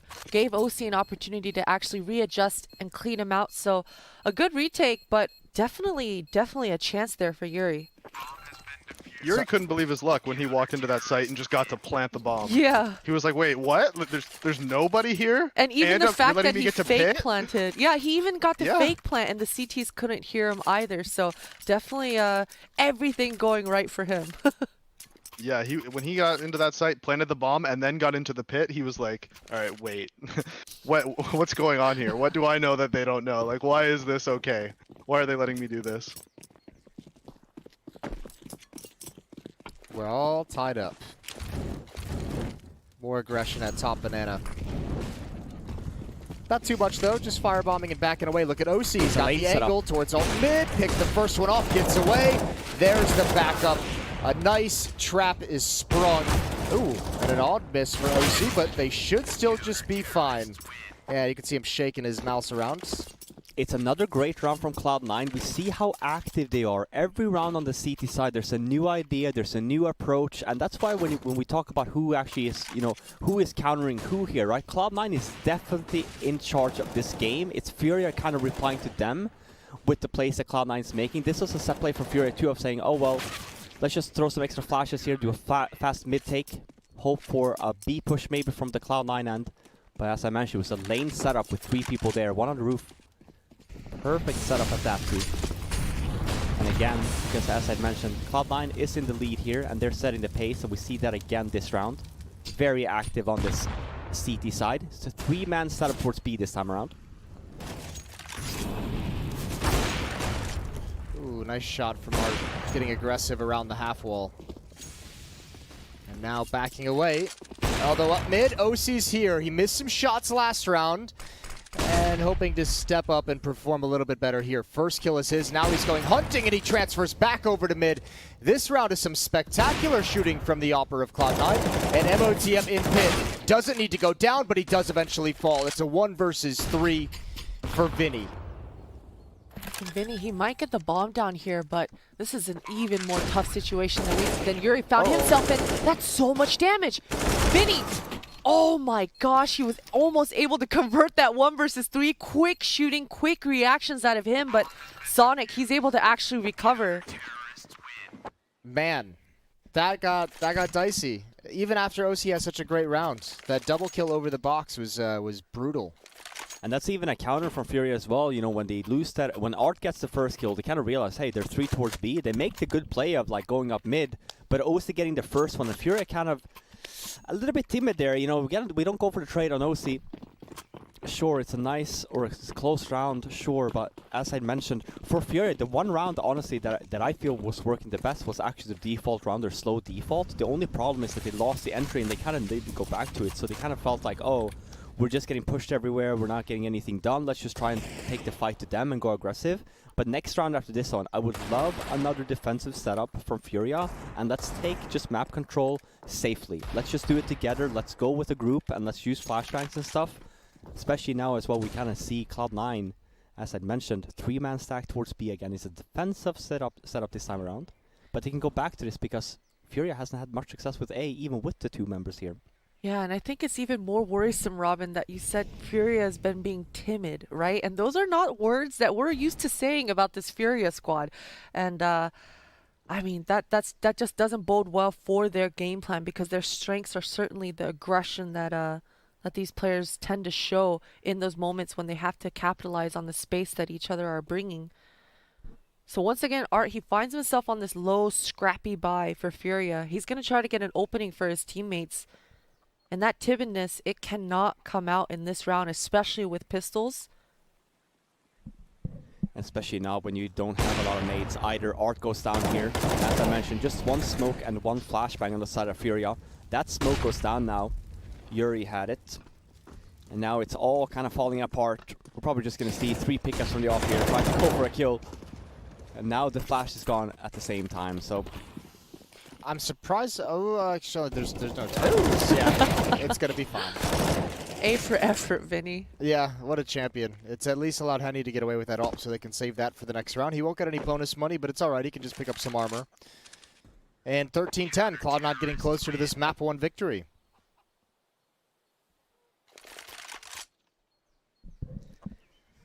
Would wish to see... Now finally we should see some more nades and a full buy, and hopefully they do what Robin was talking about, where they actually sort of slowly take some map control as a group, instead of relying on Art or Henny if he's going to have the op to get them some openings and then try to quickly run in somewhere. I'd like them to actually slowly take a bit of map control. I know it's not necessarily their style, but at some point you have to be able to do that.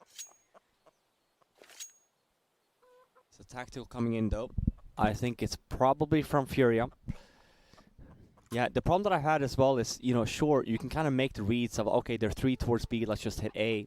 And it works from time to time, but when we see rounds of Cloud9 as well, when they're also not going aggressive and they're all just being very defensive, you know, with the defensive setup, they're not taking banana. We saw that on that 1 round I referred to. They had 4-man stack in mid, but they weren't super aggressive. So for Furia here, it's all about when you take the map, I said it, you have to take it a little bit safer. Make sure you have a buddy, the buddy system. So if you die, you at least have to go and try and go for a trade. That's not at the start you wanted if you're Furia. That's quite the utility usage from Cloud9. That's some beautiful early damage. And it's such a shame too, because we look at this round, how it pans out. If they just waited down in banana and didn't go forward in the beginning, this is kind of the way when we talk about the new meta, right? Like CTs, they go and they throw their nades, but they want to save their smokes, they want to save their mollies for the execute. So for Furia here, if they just wait 5 more seconds, it's a quick, it's 1 flashbang or it's a 1 smoke that they've alluded to on the car, and you get banana for free. Oh, here's the delayed mid take, or excuse me, delayed banana take. Peek towards car, get all the information, realize no one's there. You're going to leave OC all alone, and he's the player who saved everything. He's got smoke, Molotov, HE grenade, and a flashbang as well. Hasn't used a single piece of utility, so if he finds himself in trouble, he's got plenty of tools to get out of it. And here comes that trouble. Flashbang is out, Molotov is dropped, a smoke likely to follow up afterwards. Huge pickup for Art, and even Vinny here to try to force the issue, but oh, floppy. He forces it instead, and Caserado tried to give OC the jiggle, but his shot has been on point. He had a slow start, but now he's getting warmed up, heated up fully in this round. Henny, all of a sudden, a 1v4. Oh my word. That actually is a magnificent round from this Cloud9 defense. Yeah, but we talk about timing, right? And we talk about FURIA actually did most of what I wanted them to do. The only thing that I'd say about this round is the timing is so off when we kind of make this A fake. When we see one guy, Art gets the first guy in the middle, which is great, right? Even if he gets traded, okay, fair enough. But when the Apps guy kind of goes down, we see on the minimap as well, the rotations come in from Cloud9 right away because kind of make the read of, wait a minute, Art's by himself in mid. There's one guy in Apps, and we just cleared mid. Like, there's no other place you can be. So if we do the timing right there, when kind of Art gets the kill, we kind of want to get the move on right away from FURIA because OC, we know for a fact, right, still by himself here. But you miss that timing, even by 5 to 10 seconds, and you see the rotate coming from Cloud9, and it's a great hold again from them. Makes the read. Here we go. More utility damage in Banana. Cloud9. It's not like the same way that we saw Liquid stopping their aggression, but they're making that aggression costly at the very least. Good trades though for FURIA. Floppy's all alone. He's been spectacular. He continues it here. All on Vinny. 1 versus 2. In this round, I mean, Cloud9, they try to get aggressive off the back of that Banana utility control that they've been doing so well on. They get punished, but Floppy's B defense, he's such a stud over there. Now Vinny, he's trying to poke and prod towards this mid, and actually this is a fair 1v1 for him. But he doesn't know that, and he's just trying to sniff out exactly where this A defender is. He may be forced to just plant the bomb here, and at that point, he might be free to just push into CT spawn.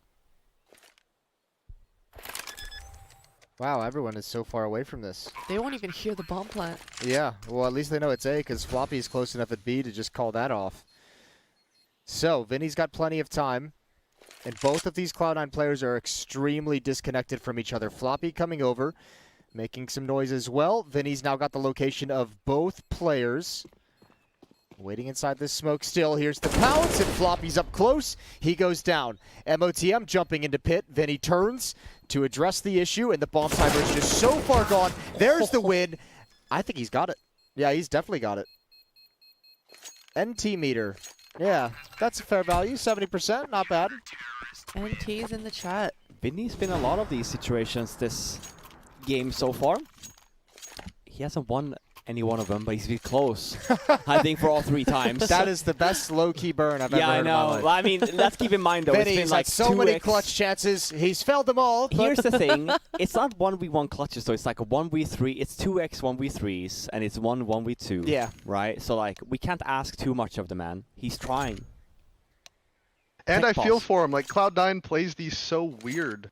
Like, even in that last one right there, it's like MOTM just pushes through the halls all the way into alt mid, where he can't hear if he's planning. He doesn't. So Vinny's like worried about people being around him all the time, and he has to clear so many things, but he doesn't even know that there's just nobody anywhere near him ever. How is he supposed to know that? Like, it's crazy. I feel for him because, like you said, he's getting so close, but the way that Cloud9 is playing them makes it so hard for him to actually win it. Poor guy. I know. Poor guy. You hate to see it. I mean, listen, they're getting a taste of their own medicine a little bit. Half the reason why FURIA is always so successful at the start of the rounds is because nobody actually thinks that being insanely aggressive is actually going to happen round after round. Nice shot from Art. And he's going to make an attempt of coming out. Floppy shuts him down. He transitioned over to pit. There's OC with another kill. And this round, this map has slipped away from FURIA. It looks like Cloud9's going to be taking Inferno.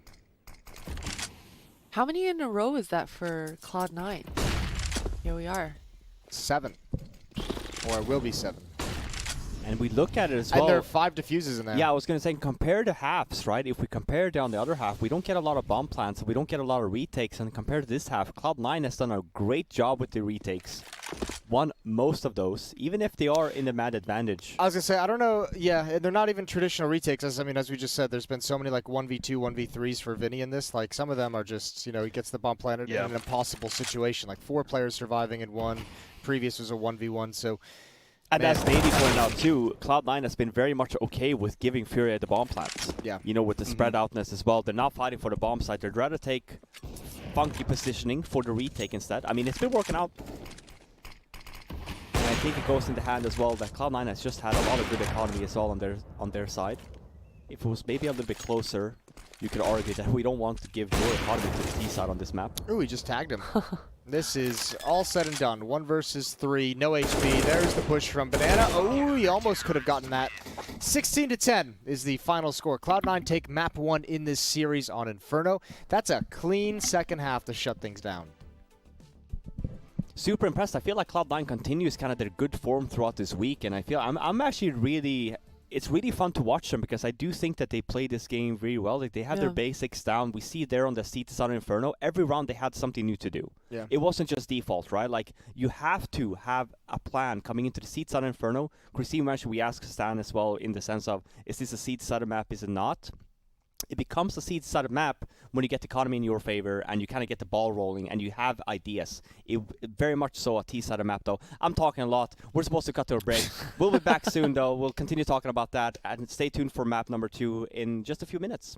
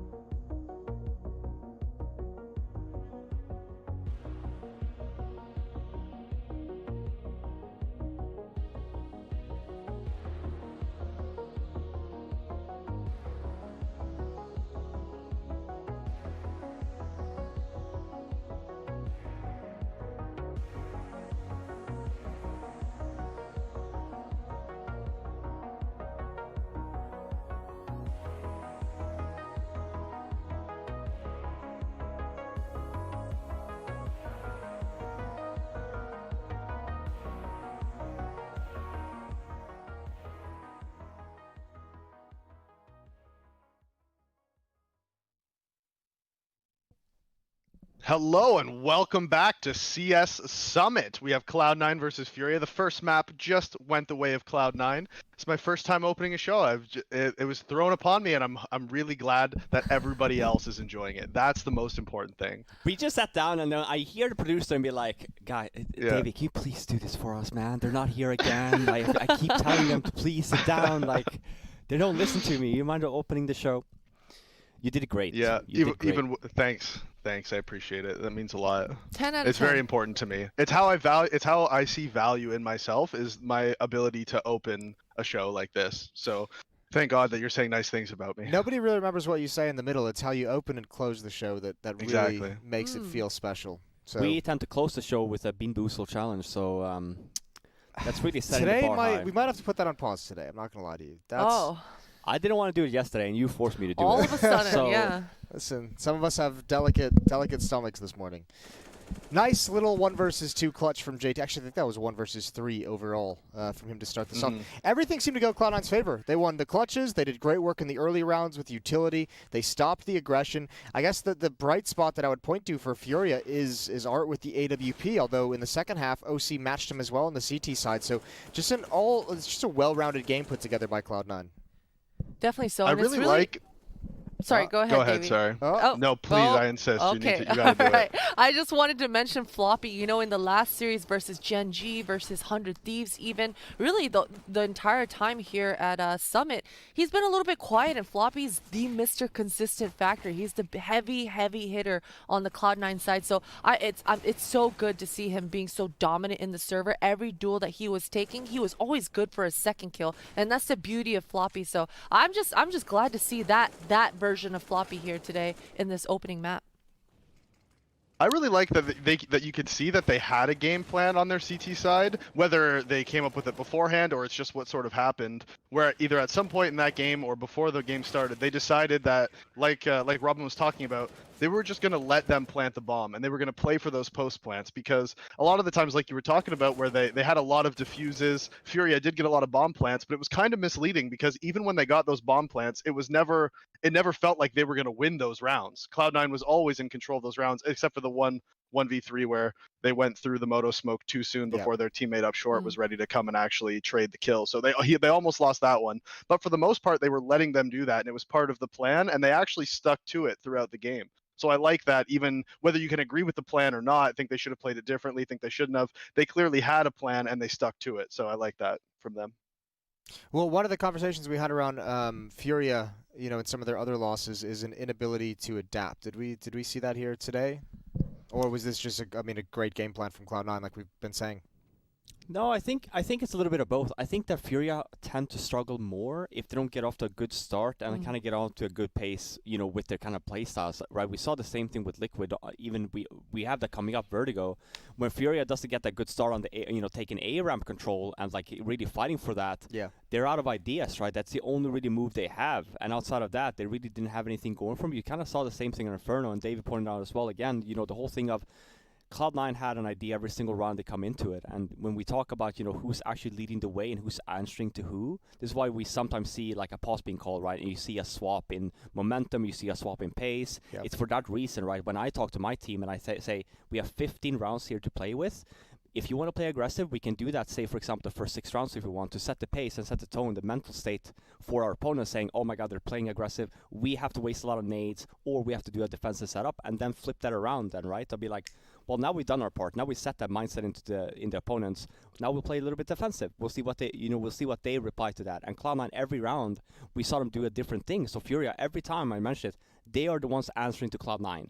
Oh, okay, we think that they're going to stack B this time. Let's just run up mid. But Cloud9 had the mid stack that round then. Oh, we think they're going to stack mid. We'll rush B. Oh, well, here we have the triple nade setup from the Cloud9 side of the B-bomb side. Yeah. That's why I alluded to the whole thing of, it's good to have one round where you just know, let's just do a defensive setup. We'll reset, and let's talk about it. What's currently happening on the map? Yeah, and I think that's probably the biggest issue for Furia coming into this opening map was the fact that they allowed Cloud9 to control each pace of the rounds. And I think it goes back to the point that Robin made out during the series, which was that some of these Furia members were looking timid. And I don't think that's not a word that I ever used to describe Furia, right? But they were being timid. And it wasn't being timid in the rounds where they were all together and going into the sites. It was being timid when the beauty of Furia and the reason why it works is every single player has bought into whatever game plan that Art or their coach here has made. But it seemed like this time they were on different pages. Art, he was still up to his shenanigans towards Banana, but the trades, it wasn't there. That's some fundamental that we never ever say about FURIA. So just small minor things that you could see that not everyone was at 100% today. Well, are we gonna get 100% of them on Vertigo?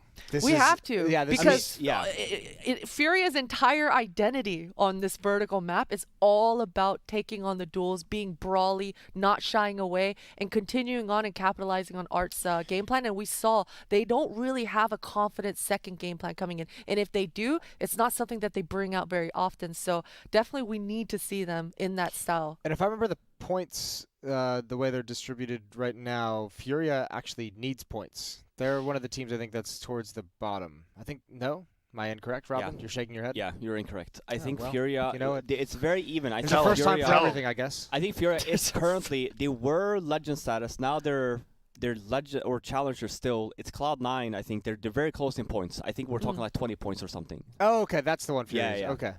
Yeah, that's. We're gonna show it here as well. Right. Well, listen, I can be the bigger I man. might also be wrong. I can set up and say we'll I've been see correct. once it comes up. Yeah, it here. is coming up. We're waiting. I'm used in to being wrong, anticipation. so listen, I might just be talking out of my ass. Well, you can do both. You can be right and talk out of your ass. You've done it before. Here we go. are. This Here is we are. This is exciting. Oh, yeah. there. Okay. The wait, the cliffhanger delay. too. I see it. Oh God. Okay. Listen, it's a Drum beautiful. roll. It's a beautiful universe. This whole Tron thing we've got going on. Welcome to the retro. grid. I actually hope that they did this on purpose just to mess with you guys. Here we go. I would believe that entirely. I really would. Robin's been throwing shots at them all week long, so he's really. Christine and I are just like along for the ride as well. Robin is. He's Here really we go. making this It's like, difficult. oh, here you go, Robin. We'll show you the points, man. Towards Here the you go. bottom. They need the points. Well- Contenders. Yeah, they're close, but they're still in what, 5th place? 100 points separates these two teams. Yeah, they need the points. So does Cloud9 though. Would Cloud9 could jump over them. I don't know how many specific points this one match might give them, but Cloud9 could just leapfrog them here. Yeah, I think they certainly can. Then this match, this series actually means a Yeah, lot more. this actually got a little bit more spicy. Mhm. All right. So, Cloud9 playing for a position in the top 5 North American spots for the major. Oh, there is more RMRs coming later in the year, so it's not done and dusted after this. But obviously, they want to set themselves up nicely for that final one coming towards the end of towards the fall. Yeah, so that makes Vertigo all the more important. Spice meter. Yeah. To touch on that point, just we mentioned the whole thing of FURIA only have the one level, and one of the things that worries me coming into Vertigo, and I've used this example before, I've used the example of Inferno and Vertigo are kind of identical in the sense of where you kind of waste the nades on the approach of the game. Now we see, especially in Europe as well, that the meta is, we have a lot of retakes, we have a lot of mid-round aggression, we have a lot of the A-round aggression in the beginning. It's very much similar to the banana take on Inferno. Yeah. You have 3 options, right? FURIA only really has that straight 3B down banana option like the old meta. They don't have the, okay, let's do that in the beginning and, take that in the mindset of the T's of now they think that we're playing aggressive all the time and keep the nades and play retake. You don't see that for FURIA. Same with the mid-round aggression. We talk about the sandbag area by the A ramp there that's commonly used a lot. I'm not sure if it was the Cloud9 at that interview heard, but one of them said we've never seen people utilize the smoke on the sandbags before, and we've seen that in Europe. that for was the past. That was Gen G, automatic, yeah. Okay, yeah, and that was that's been happening in Europe for like the past 6 weeks at least, so like very, very slow on that meta. Cloud9 out of all of them actually are the ones that I feel like are adapting the best. We even see that on Inferno now as well. It's going to be super exciting. If they actually can counter Furious aggression on A, they will win the series too, I think. Actually, and I take it back. FURIA do have a lot of dimensions on Vertigo. And now it's all coming back to me on their T side. Okay. On their T side. I mean, they have really good looks to set Honey up for a lurking role towards that mid. A lot of teams don't touch that mid right now, but FURIA and Henny, they've got good timings. I think just the last time around we saw them play Vertigo, I believe it was versus Liquid. Yes. Right? And they got decimated. They got decimated. They fell really flat, and so we just didn't get to see them resorting to these plan Bs and Cs because they were just getting so destroyed. But again, if they're able to actually just set each other up for some sort of success, I think Henny, he's going to be able to do some work towards that middle. Okay. Davey, thoughts at all? Questions, concerns, comments? You want to talk about something specific? It doesn't have to be Counter-Strike. We can Open the floor up. Yeah, no, I was just thinking about Furia's T side on Inferno and how sort of disconnected they looked, even when like there was that round where Henny got the pick on top banana and they tried to quickly go up mid knowing there was only 2 at A. But like Robin talked about, some people hesitated. One guy really went for it, some people hesitated, and if they have that sort of disconnect on this T side of Vertigo too, I think they're going to be in for some problems because this Cloud9 team is well practiced on this map. Alrighty, I like that. He gets one in right before the buzzer. Well Okay, done, Davey. I'm gonna do a request here for BTS. Okay. Because we have already the wide shots and stuff, and we keep on talking how beautiful these maps are. Would love some wallpapers. Some retro. Is this too much purple wallpapers. for you, Jason? No, this is a classy It's a use of neon purple. You know, it's got a good vibe to it. It's not just in your face. It's nice and subtle. Really sets the ambiance well. This map, when it's all retro purplified, it's got a good feng shui. Here we are, MOTM, knife out. That's not the weapon you want. Gonna back off when he hears the footsteps get close. And here's that mid piece for Furia. Oh, sandbags is gonna be blocked off. Floppy backs away into a corner. He's in some trouble. MOTM has to make a play as well. OC with the first. MOTM adds one. Floppy still hasn't gotten anything. Sonic goes down and kills all across the board. It's a non-stop battle. JT, he's all alone now. He's got a full belt of utility. I'm sure there's a kit somewhere he can pick up, but right now he's got to be able to isolate a 1v1. And Furia, they're just going to hide and buy their time, double team him. Yuri, clean shot. This round was so back and forth. I really appreciated how Cloud9, they just bided their time. They waited in the smokes until Furia, until the last minute and just pounced on them. But Furia, their response, it was so immediate. Oh dear. This was a grind hole. I was amazed that we weren't seeing anything on the kill feed from Floppy in that corner. He seemed like he was going to be the main point of focus, but his teammates got the kills and he was able to find some safety for a brief moment. That's a pistol round for Furia. And a force buy from Cloud9 coming out. A lot of smokes here. Molotov and flashbang already used. Sonic already under a lot of pressure at this sandbag. It's a nice opening and a nice flashbang from JT. Let's see if they can capitalize on this. Still not a whole lot of powerful weaponry to ensure the victory. Still a great chance for Furia to turn this right back around. MOTM, he's still got a flashbang, so if Furia aren't decisive here, coming up the ramp, surely MOTM sets his mates up for a flash play here. Here it comes. JT already getting a pick through the flash, through the smoke here. Good response from Furia, just spamming away at the smoke, even dinking JT. Yeah, they did a great job of isolating those two players over towards the scaffolding as well. You could see that follow-up smoke from Cloud9 was supposed to try and protect them from the angle inside of the bomb site, just not quick enough. So 2-0 for Furia as they overwhelm A.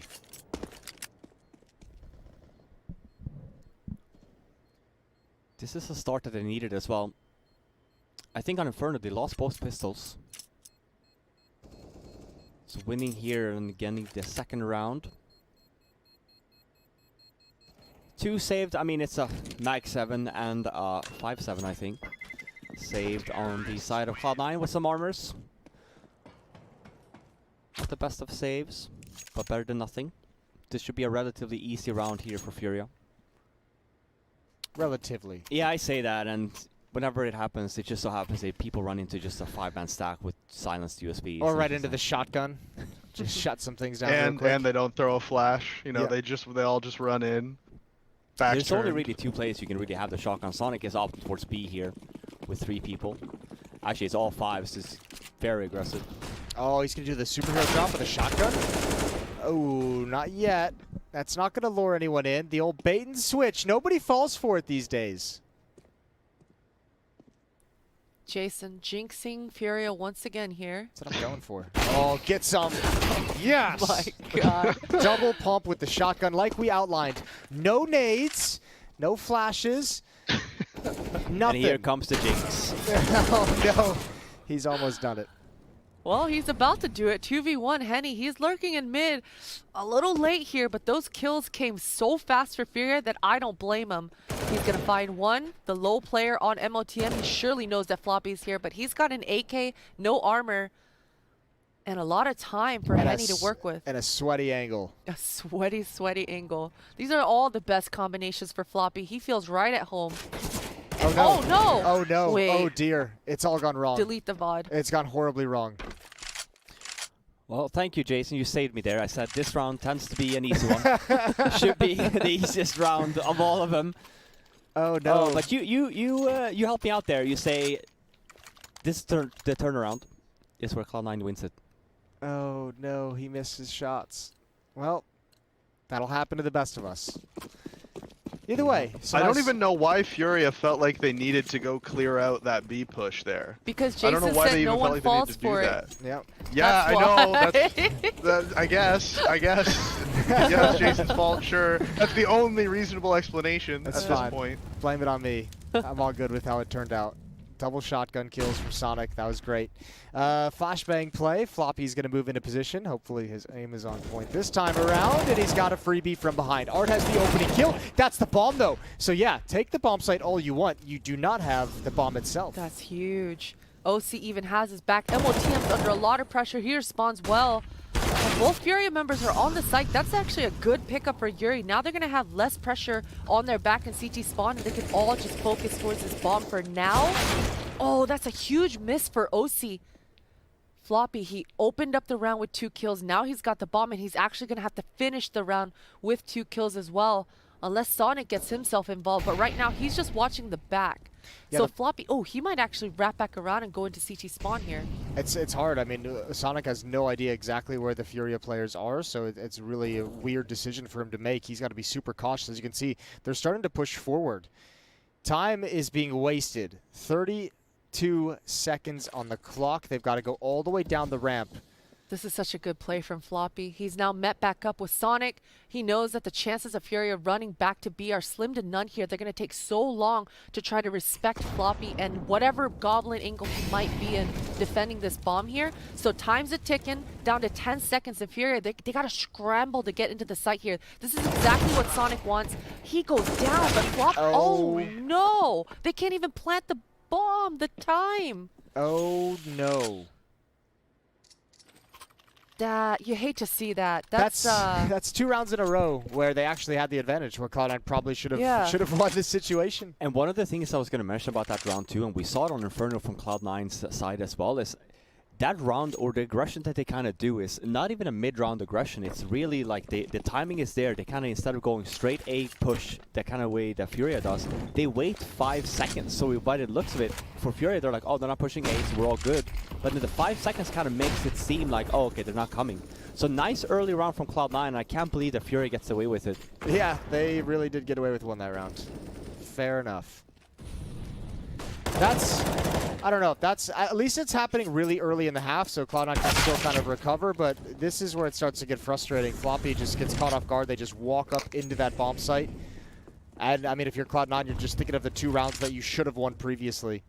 So it'll be 5-0 for Furia after all said and done. This is going to be a save call as soon as the bomb gets planted. Yeah, not enough nades. I talk about the retake potential on this map. And you need smokes for that, not just flashbangs. Molotovs are a bonus, but you at least need 2 smokes for it. It's important here for Cloud9 to kind of save. Looking at Furia's money, it's not great. They're going to be 5-0 up, but it has been pretty competitive these rounds. Look at them being bloodthirsty, going for this hunt. Oh, see you later, OC. Oh boy. Oh, that's a nice response, but he's dead, surely. Furia members, they're hot on their tails. MOTM's there to back him up, but he dies for it. And actually, this I don't know if this is worth. This is good. Yeah, I don't know if this is worth for Furia. Like, you might give yourself 1 round of a reprieve, maybe if Cloud9 decides not to buy up again. But I could totally see Cloud9 just buying from us here with those 3 players. I think it's still worth, potentially. I mean, as long as Furia, at this point, they got to believe they're going to continue on this streak. It's also one of these rounds, though, that it does get a little bit dangerous. Obviously, we do see the buy from Cloud9. It's great. But let's say they would have had a more so a buy here. Yeah. This wouldn't have been an ideal moment to buy. Yeah, you get a bunch of kills from Furia, but you have to remember, there's still 5-0 up on the T side with bomb plants. Still a lot of money, or the potential of buying at least, and FURIA would never be saving, even if they were to end up getting their money broken there. This is the real scary part. When Art is feeling the confidence to make these kinds of plays, we've seen FURIA do this in the past, just previously this week, where it's just like, all right, we're just going to start walking until we make contact. And if the contact is coming so late, they have so much control of the site, even a Molotov behind them to force them into the arms of Art. FURIA hasn't made their way in just yet, but they know everything is covered. Yeah, a lot of nades here wasted from Cloud9. Usually you tend to see these nades being dropped when the bomb goes down the first time. I was going to say, we might see just a fast retake, but instead it's a sloppy retake. Nades go down very early. And FURIA feels pretty safe in getting the bomb down there. Usually as well, when you have a lot of time on the T side, that's why you kind of see that fake plant come in first. You kind of expect the double HEs or triple HEs on the retake setup. That's 2 rounds in a row Cloud9 has run that same defense, where Floppy has been solo at that bomb site and everyone else is stacked towards B. It's 2 times it hasn't worked for completely different reasons. I mean, the first one, Art just walks up and gets the kill from an angle that Floppy's not ready for. This one, they take the bomb site. It's a 1-for-1 trade, but Cloud9 uses so much utility early before the plant, they wouldn't even have enough to go for the retake if they wanted to. Yeah, I have seen this setup from Cloud9 be really successful. We saw Floppy trying to do a madman play with those flashes and push through the smoke. He unfortunately gets caught with the flash, blinds himself, and it looks silly. But I mean, you know, he could party there, get 2 kills, and turn the round around and really make this retake possible for Cloud9. So the ideal was there, but a really sloppy execution. They need to find some way to stop Art from just walking into A, right? Yeah. Like, they're not doing anything crazy here. Art's just walking up and walking into the site. They need to find some way to stop this from happening. Here's the response, though. Oh, MOTM. Not looking the right way. Art, he's doing so much damage, so much pressure. He's just going to keep pushing forward as he reloads, and he catches Floppy for it. Man, Art, he's up to his shenanigans. OC has a good response. And actually, this turns into a 3-for-3. Yeah, but look towards mid. Now you get that Henny lurk going on. You mentioned that in the pregame as well. Henny's found easy access towards CT spawn, and he has whatever decision he makes is going to be crippling for this Cloud9 defense. It's going to wipe them out entirely. So all they have to do is wait patiently. There's a minute on the clock for Henny to make this move. Oh, he's actually just going to hold off the rotation. Sonic had a chance there to hold on that round, but unfortunately, not to be. Good spot from Henny. Round's over. It's done with 7-0 for FURIA on Vertigo. And I was going to say, we mentioned it's the whole thing with Art just walking up to A. That's why the comparison to Inferno Banana is just so on point. I love this round from Cloud9. Yeah, they don't end up winning it, but they showcase that they can play aggressive on A, and that's the reason why Art has just felt the possibility of just walking up to A. No one has really been there to stop him, and it's the same thing. We compare that to Inferno Banana. You can do the same thing as the T on Inferno Banana if there's a defensive setup.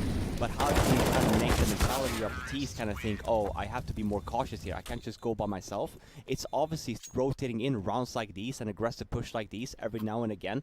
Even if they don't work, the mindset now from FURIA is, okay, well, I have to be a little bit more cautious. I have to be a little bit more mindful if I do these plays. Maybe I won't be as aggressive before. Maybe I have to wait for my teammate. Maybe I'll have to throw a few extra nades as well. And these are reads for Cloud9. So round loss, but at least they showcase, hey, we can take the fight to you. Usually I do say that you want to win those rounds when you kind of do a swap in pace. You don't end up doing that now. So for FURIA, you're in such a good shape because you know if Cloud9 fights, we win that. If Cloud9 doesn't fight and they retake, we still win that. So now it's really important for Cloud9 to come up with a solution to get some opening kills, to kind of fall back and kind of work the man advantage and still fall back to the retakes. But it's been just very clear now for Cloud9. Just losing a lot of openings and not winning the duels on the bomb sites. And sloppy retakes we saw as well. Sloppy retakes. That's it's a good name for a band. They play ska music, I think. You're the lead? What? I'm on the trombone.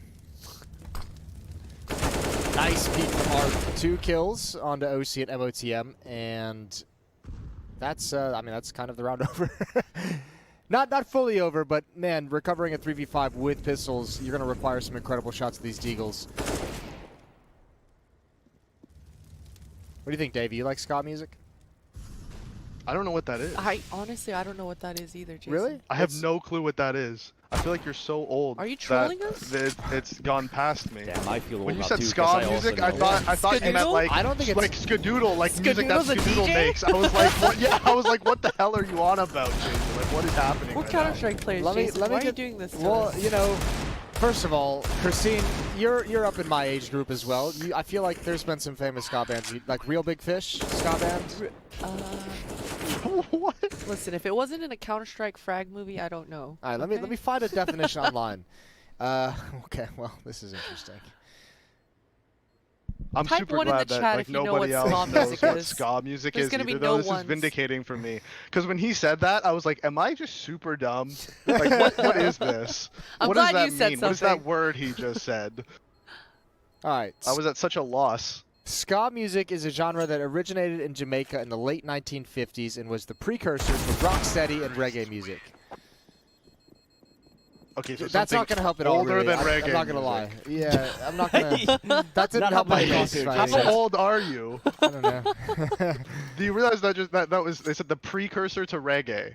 Like 1950s. That's I don't so know if long I ago, believe. I don't man. know if I believe that part of the analysis of ska music. So basically, Jason's 80 on the inside. Yeah, it's very possible. All right, well, What's listen. wrong with you Well, guys you for not regret knowing bringing what up ska ska music music? is? I don't regret anything. Real Big Fish was a great band when I was 10 years old. You're such a weirdo. Floppy with one Ska opening kill. music. He's finally shut down Art. He's done it. It's taken like 5 rounds, but he's feeling good about himself. And this is about exactly what you time. want to happen for Cloud9. They go aggressive setup, they get the entry as well, they can kind of stick around here if they want to, but they also have enough nades if they want to do the retake setup. But because the positioning is there, they can afford to be a little bit more aggressive and still fall back eventually. We see the rotate here as well, coming in from Cloud9. This is very common as well, you just have the sole opera in OC by that short area. As I say that though, Vinny, nice little peek. I guess OC didn't see him on the initial I shoulder think peek. he didn't. Man, he 'cause- was so zoned in Yeah. on the initial angle. He just gets completely outplayed by Vinny. And this is actually going to be so huge for Furia. This moment where they're just silent, making Cloud9 sweat it out, start doubting themselves, start doubting that formation. Even these small noise cues, sound cues that Furia is giving off, Cloud9, they don't know whether it's fakes, how many members are actually here. And here comes the attack. Floppy, he gets caught, anti-flash. JT tries to respond, but Yuri, once again, this is Furia completely dominating this A site of things. And the two members in Cloud9, Sonic and MOTM, they're just kind of poking and prodding, unsure what to do at this point. Yep, and there's the call. They're actually going to save. Yeah, and the problem with that, I even mentioned there, that, you know, OC's position is actually not too bad, but it comes into the fact of like you got to make sure that your right side is completely clear, so you can only watch the left side. Now the right side wasn't clear, so he has like this weird little funky angle. So Vinny does the wide swing and gets the kill. So when he goes down, now we're not in a good spot anymore, because now it's a retake without an off in your hand, and you're forced to kind of make these duels. And Furia, we talk about the A ramps being for me at least so OP. Like it's such good position, you can kind of counter the after flashes being thrown from seat side too. Makes it very, very easy for Furia. Another setup, if you have OC in the back there, you can play one sandbags. We haven't seen that a lot in the European side, or North American side rather. It's used a lot. Furia's just playing a solid game right now. Yeah. They're hitting some very nice shots on top. You can just of tell everything. that they're probably just a better team on this map. Cloud9, it's not that they're not trying. They're trying something new every round. Got the entry that last round, obviously, but it fell apart again. They just can't win a gunfight to save their lives. No pun intended. They really can't. They lose every single fight, it feels. Every 50-50, Furia wins. Art testing his luck once again. Is it luck at this point? I feel like he's been doing this for like months. It's consistent luck, you know? Even when Art dies and gets picked off, Furia are able to still capitalize on the space. This time, though, Art falls back. He's going to bring his shenanigans elsewhere. And Henny, we've seen him kind of be able to poke a hole in mid once before, and it was a huge swing round. And this time, he's bringing all his buddies. All his buddies are coming through mid. This is going to be a B split, even with the bomb towards middle here. Oh, Henny just takes JT out in the smoke. Sonic, he's blind as a bat. MOTM tries to help him out, but they both just get taken out. Oh dear, Henny gonna hold the angle, can't land the shot. 2-on-2. This flank. Floppy coming up, that's massive. It's all on K Serrato. 1 versus 2, immediate headshot. Floppy, he has no idea he's made it over to the corner, but he's clearing it out. He's being cautious, and K Serrato's got that as well. So aware. Cloud9 actually played that round so well. Their response to the A aggression was good. This happened to be the round Furia decided to have everybody fall back and go mid. But if Furia had been scaling up A like they normally had, Cloud9 would have shut them down right there. Even on this retake, like this flank from Floppy comes in, it's 2 versus 1. Cloud9 played this round super well, but K Serrato with 2 real nice shots here at the end and manages to pull a round back for Furia that Cloud9, this should have been Cloud9's first round of the half. Yeah, and I was going to say, now granted, we don't have the weapon, and you're 100% right. That setup from Cloud9 from A, we haven't seen it before. And it was supposed to be mid-round aggression. 110 is when they threw the flashbang, and that's when Furia kind of made their move. But I like the fact that Cloud9 is still trying to find a solution here. It's kind of the same setup here again, but we have pistols instead. With the flashbang, kind of the same timing. This time around, though, Furia is here fighting for the space. Oh dear. Well, the initial aggression worked. It was good to see that put into play, and everything afterwards just crumbles out of their control. It did, and you know, I really appreciate Furia's response consistently towards this A. They wait for Cloud9's reaction. They know and they expect Cloud9 to react, and they're falling into their crosshairs each time. Sonic, see ya, gets a freaking 1 pump with this Mag 7. That's not an angle that's gonna work at, and K Serrato punishes him for it. That first shot. That's nice. That was good. That's nice. That looked good. It was like a shotgun sniper rifle. 11-0, guys. Are we going to get it? Did we mention it yet? No. Not from you, at least not. Yeah. You jinxing right. caster. I see how it's going to be. Maybe he should. He did predict Cloud9 to win. Yeah, everything's looking good. So maybe everything's going according to plan. Maybe the curse needs to happen. Got him right where they want him. I always knew that Vertigo was going to be a 16-0. Oh dear. Here we go. It's going to be the first weapon round on the board for Cloud9 here. Here it comes. It's 11-0. It's 5v5. Let's put my powers to the test. 15 seconds on this round. And Furia again making their way over to A. It's going to be a fast round. This is what Jason was talking about as well. And what I was alluding to also, the fact that Artis can walk up here by himself. Without anyone. JT's not even aware. He's like, oh my god, they're there. Help! And then he bails out of the fight, and that leaves Floppy all on his lonesome. So, whoops. Bomb's going to get planted. Going down right now, very quickly into the round. And this is Furia just being so comfortable. We noticed it's not like Cloud9 has been fighting for the A ramp, but like I mentioned, because they don't win it. For Furia's win stake here, you know, they can go up A, they can fight A, no matter what they do towards this A's bomb site, they're just winning. So when Furia realizes no nades again early on from Cloud9, we'll just walk up, catch them off guard again. It's a retake setup here though. Smokes are down, and we'll see. It's a good setup still here from Furia. They still had nades left to their name, so it's not going to work out again. 12-0. That is actually so ridiculous from Henny and Yuri. Those 2 spots behind the railings there, right on top of the bomb. Oh man, that retake was probably doomed from the start there from Cloud9. And Furia, they're bullying. They are absolutely bullying Cloud9 towards this A at this point. Well, what can you say about this one?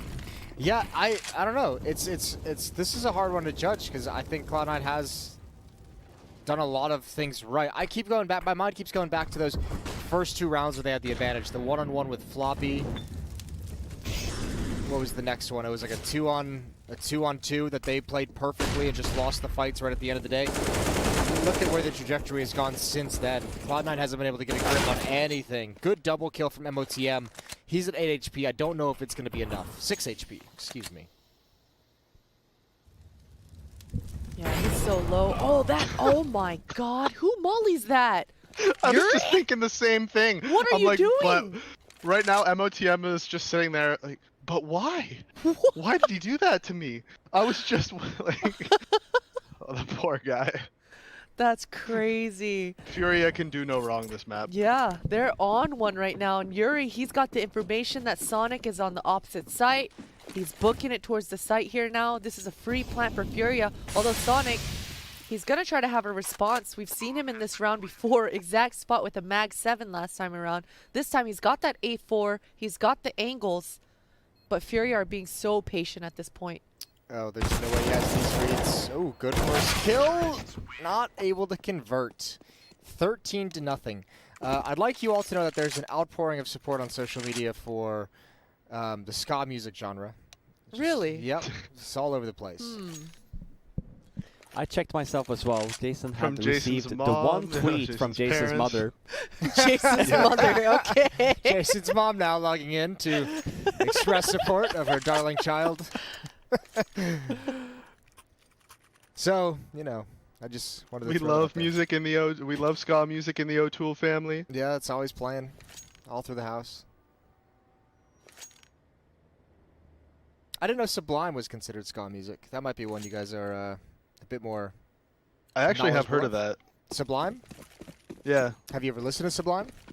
I don't think so. Oh, bless my heart. But I've heard of the band. Yeah. But I've heard of the band though. He says he's That's heard about the band. progress. I They've feel got, like he's seen yeah, the we're logo. one step closer than we were. Yeah, 5 something like minutes that. ago. Something. Or maybe just the word, you know? Yeah. Maybe it's just the word. It is Who a word knows? that comes up in standard conversation. Listen, it's a great band. They've got some bangers. Throw it on your music selection of whatever it is you use to stream music. Again, another man. aggressive play here from Cloud9. Have we noticed it? I mean, we're going to a point now. Obviously, it's going to be round number 14. But for Cloud9, it just they've tried a bunch of things on the CT side, but Furia has just been the better team. Davey mentioned it as well. Even the duels are just going the way of Furia for all of them. Oh, eats a flashbang. He's got smoke Molotov. He could maybe create something out of this. So that Molotov forces him to attack the standard way into the bomb site. Bomb is planted for... Oh, dear. He's got that first kill. Not the second. Again. Just can't transfer it over to Henny. Couldn't even find him this time. 14-0. And Jason jinxed it 4 rounds ago. Yeah, looks like you guys are wrong. It's not me who's the jinx. Yeah, your Maybe powers it's don't the- mean shit, Jason. Maybe it's the two of you who are cursing things. Okay, well, let's No, try it out I then. said it from the get-go. I said Furia are just completely better than Okay, Cloud9 well, let's on try it this out. map. You know, I knew it. It's going to be 15-0 to Furia. Or You may have won the battle. I'll one win round. the war. Oh, okay. Scrappy buy again, though. Probably an aggressive one at that. Maybe a mid. It's the same setup we saw in the mid-round aggression. When the volley came, is basically when they kind of pounce. But Art has a better position this time around. Nicely done on the trades. That's Art's going down. And last round when they did the setup, we saw the same counter for Furia. They went down mid right off the bat, but it's just only really Henny here. Rest of the Furia seems to be going. We have 2 in mid actually. A down B. Sonic. He's gonna need 2 here. He's just gonna get the 1. Oh dear. This timing. Henny and JT swap spots. This is going to throw Floppy for a loop here. Henny, he's got the timing. He's flanking Oh these my B lord. defenders. They're going to really have a lot of questions for JT here, but it's not JT's fault. The timing. Oh, that's a quick reaction. He actually looked like he didn't really have a great chance at that fight. Now, the nice thing for Cloud9 is MOTM is so close to those stairs. But Okay, Henny saw him. Take yeah. it away. MOTM didn't Take it know. away. MOTM didn't know Henny saw him walk there. Why did it work out like that?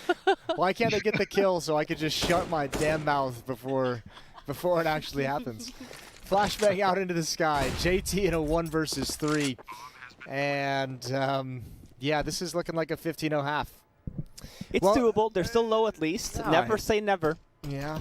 I feel like that's a Justin Bieber tour. Nice Ooh. shot there. JT gets the first on Henny. Still 2 to go. Maybe there's a kid on the side, but he doesn't have one. Gets the See, I told you! I told you! It's not over! They're on the board! Jason 100% says 15-0 half, 14-1. and look what happens. I cannot believe that that's the way they get around of everything in this half that has occurred. That's how they win their first round. we're gonna go to a break. I don't even know if I'm gonna be here when I get back. I might just leave. I don't know. Oh man. Oh, Yep. we haven't gone to a break yet. We haven't gone to a break no, yet. we haven't gone. I was like, We're still here. Oh well, it's yeah, it's all good. It's all good. We've all made mistakes today. I guess we're sticking around for the half now. So, hello. Yeah, we're sticking around. Cloud9 deserved a round. You know, they deserved it. Out of everything they had to go through that half. But the best is Jason managed to jinx everything that round. All of it. He was like, oh, an MOTM pushed up. This is good for Cloud. Dies. Immediately dies. Then he's like, oh, and it's 15-0 half for Furia. And then JT 1v3s no kit. Like, just can't. I don't know how you do it. I don't know how you do it. You can't script these things. I really should learn how to use my powers for good instead of evil at some point. Jason, you wanna care to make any wagers? Is this Cloud9's huge comeback story? I would doubt it if I. Yeah, this is not going to be a comeback in the second half. They're going to win on Train though. Train's going to be great for Cloud9. Yeah, I'm looking forward to that map. I just figured even in my prediction that Vertigo would be a no-go for C9. Maybe we could play some ska music during this break. Maybe we could. DMCA. Yeah, that's a good point. Forgot about that whole thing going on. Well, yeah, they're really cracking down, even for ska music, even for your old. I know, which is reggae surprising. music. You'd think that no one would be listening to that. They wouldn't even care if they just let it slide. Apparently not. Apparently Actually, they might. You know, because the record labels, they might not even be checking up on it anymore. You know. Yeah, they're like, ska's dead. Who cares about those ones? Like, whatever. While we have this break, There's Jason, I would like to ask, how many people were tweeting you about ska music when you said that you were getting flooded? Because I see one. How many is that? I need to ask. I had the flooding. How many? I had 2 DMs about it, and I had about 4 or 5 tweets. And at the time, with the amount of support I got for ska amongst my peers here on the couches and in the TV screen versus the tweets, I felt like that relatively was a watershed moment for me. That's fair. That's a fair defense. Good rebuttal. Thanks. Made it up as I went along. Sonic gonna lead the way. 4 players on the stairs for Cloud9, and here's the attack through the flames. Quesarado backing off. Vinny handles the first at range. And this is pretty solid so far. Cloud9 really need to clear Quesarado out of this position. There's the flashbang close up, side swipe from MOTM. Oh, some misses here from Yuri. He had an opening, had a chance, and OC takes him out, but Art, there's the response, and Vinny, he knows the MOTM is here in the corner. Ooh, that's good nade damage. That's real good nade damage. An even better shot. And JT, 1 versus 2, no armor. He goes down as well. Art with a quad kill in the round. And Furia have 14 chances to close out the map. That was nuts. Oh, okay. Whoa. Okay, you only got the 4 kill, Art. Let's calm down here a little bit. There's no need. I know he stole the defuse. It happens, even in my team. But hey, you got the 4 kill. Gonna be happy with that. Defusing the bomb as well grants you some money. So when you do that, Ska has a thriving Norwegian scene. I thought I'd let you guys know. Thank you for the tweet from Dr. Waffles for that information. That doesn't surprise me. Norwegians are freaky as F. I like Norway. I'm a huge fan of Norway. And the more I hear about them, the more of a fan I become. Well, and that guy's a doctor, so we have to trust him. Yeah, Dr. Waffles. He's got a PhD. Speaking of PhDs, Art has a PhD in aggression. Stun A ramp. By himself. That masters in aggression. I like it. Henny, he just peeked over the smoke. He actually didn't see anyone on Cloud9. So this might actually catch him off guard. That flashbang is certainly going to... Ooh, good answer for him, though. How upset are you? What did I miss? What did I just miss? Art's literally down A ramp by himself. Gets the 1 kill. He even gets the bomb. He has the bomb. He's just chilling there. Hey, bummer, guys. Don't worry. That's a quick series. 16-1. Holy moly. Furious map pick. We take those. I can't remember the last time we had a 16-1. Yeah, I can't remember the last time we had a beatdown of that kind of proportion. So well played from Furia. I'm not going to do anything crazy like say there's a silver lining or say that this was like closer than the scoreline would expect, but there were some cool things that Cloud9 was doing early on to try and get around FURIA. I think they actually had some very good ideas, just unfortunately none of those worked at the time. I mean, FURIA hit a really nice point of some great calling and just hitting some great shots. So yeah, tough times. This time, I believe we really are going to head to a break. And when we come back, we'll get everyone prepared for the third and final map, which will be Train, so stay tuned.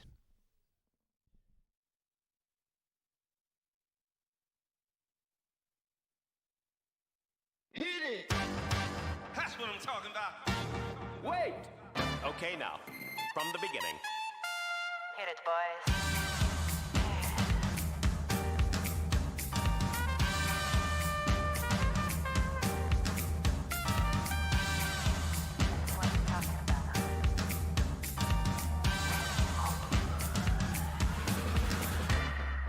All young men with suits and ties, just sitting in the crowd smoking big cigars. I hope you're ready for what's coming now. I'm the one on the lady that will bring it down.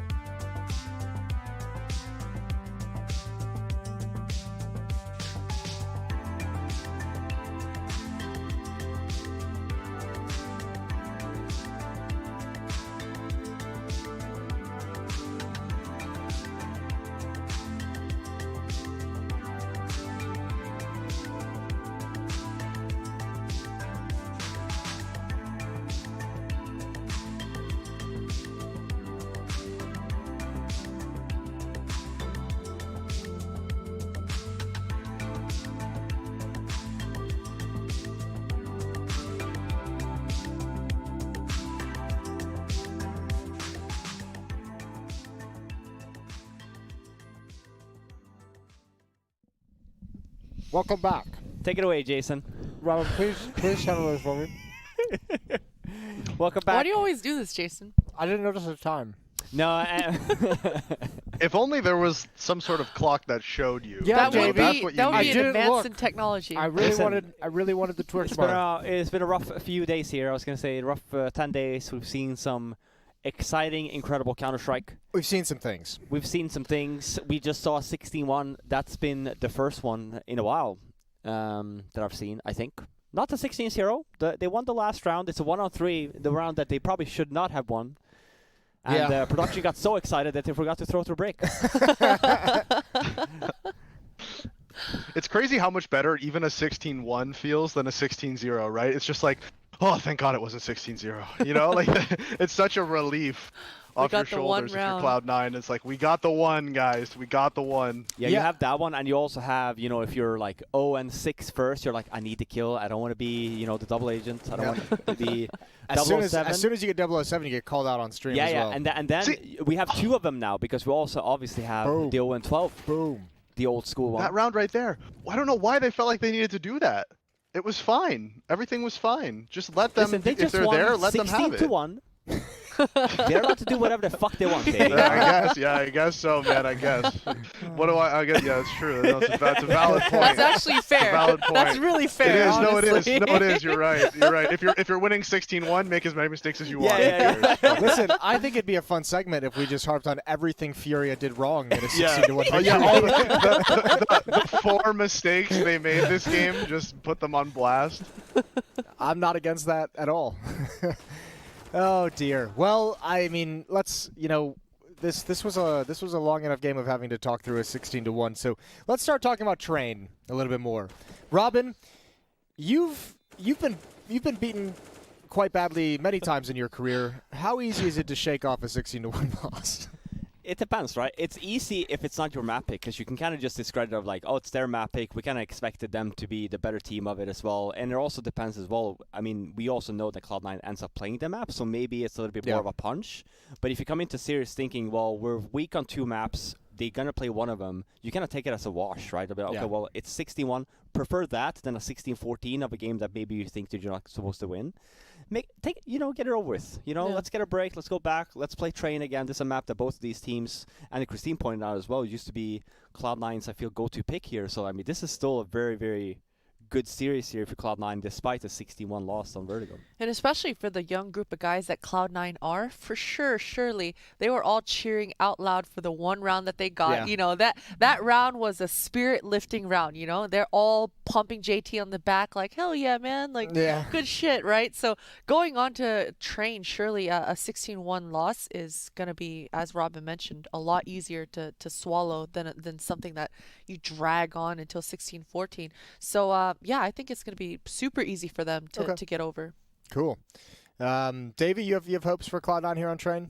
Feeling good? You're not even abandoned them quite yet, have you? No, of course not. Honestly, Train's looking really good for Cloud9 if you just look at the map pools and the win rates. If we just go purely on stats alone, it's looking really good for Cloud9. Obviously, the fact that Furia just completely shit on them doesn't help.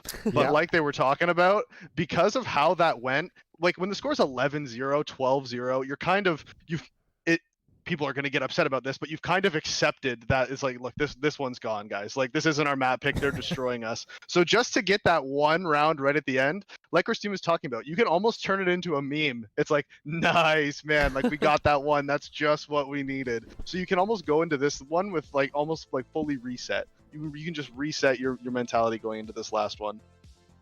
So I think Cloud9 have a pretty good chance because stats-wise, they should be able to win this map. They're more confident on it. They have a better win rate. They've played it a lot. It used to be one of their comfort picks. It still is, to be fair. And so, yeah, I think despite the 16-1 that just happened, I'm still feeling confident with the Cloud9 pick. All right. Nice. I like to hear that. I like this fly-through a lot. I feel like I'm flying into like a Blade reboot series. Those new trains you see. You guys know what? You guys I really like the right? purple. Huh? Yes, that one I know. All right. That one I know. God. Wait, Robin, do you know that what one? Did he say? Blade, the movie. Wesley Snipes. Wesley Snipes. Some people always trying to ice skate uphill. Is that like an X-rated movie or something? I'm baiting. I'm joking. Obviously. I I haven't seen the remake. I haven't seen the remake. I'll give you that. But there's I've no remake. I was just saying. Yeah. No, the Blade 2, the one that came out like last year or something. It's not a remake, but like as a. Did you not hear about that one? Was there a new one that came out? Yeah. Okay. Was but it obviously, I haven't seen it. Like I said, the first one I've seen. That one's great. David, did you see it? You don't listen to me at all, don't you? No. Jason? I did. He doesn't even care about you. He doesn't even care about you. I asked that question before I fully processed what you said. You know, it's one of those days. I was more excited. Like I was hanging on to the Blade remake. How did this elude me? Yeah, you finding it now? You Googling it? I'm looking it up. Yeah, check it out. I think the rating of that movie is garbage. It's basically a remake of the Power Rangers. I mentioned that in the beginning of the week. Used to be a Power Rangers fan growing up. Then thinking that the movie was going to be the shit. It wasn't. Wait, are you thinking Blade Runner? I was about to say, I'm pretty sure he's thinking of Blade Runner. Maybe. Not Maybe. Blade. I was going to say, there's no way Wesley Snipes comes back to be a vampire hunter, No, the I did Daywalker, say, and here's the I thing. don't know I never about said it. that he was the comeback. I said it was a remake. The Daywalker. Well, here we are, guys. We're in the server live. MOTM, he's already down quad. He flashes through for himself, completely blinds out Henny. That's a great opening. Vinny, he even gets answered to. So this round is starting off hot, fast, and already Art. I mean, he's dead, surely. He's blind. He's out of there. It's only a matter of time. 1-0 for Cloud9. That was fast, man. Yeah. MOTM didn't pause for anybody. That was the kind of round you call when you want to really get Vertigo behind you. Like, all right, guys, rush. Let's just, really rush past it.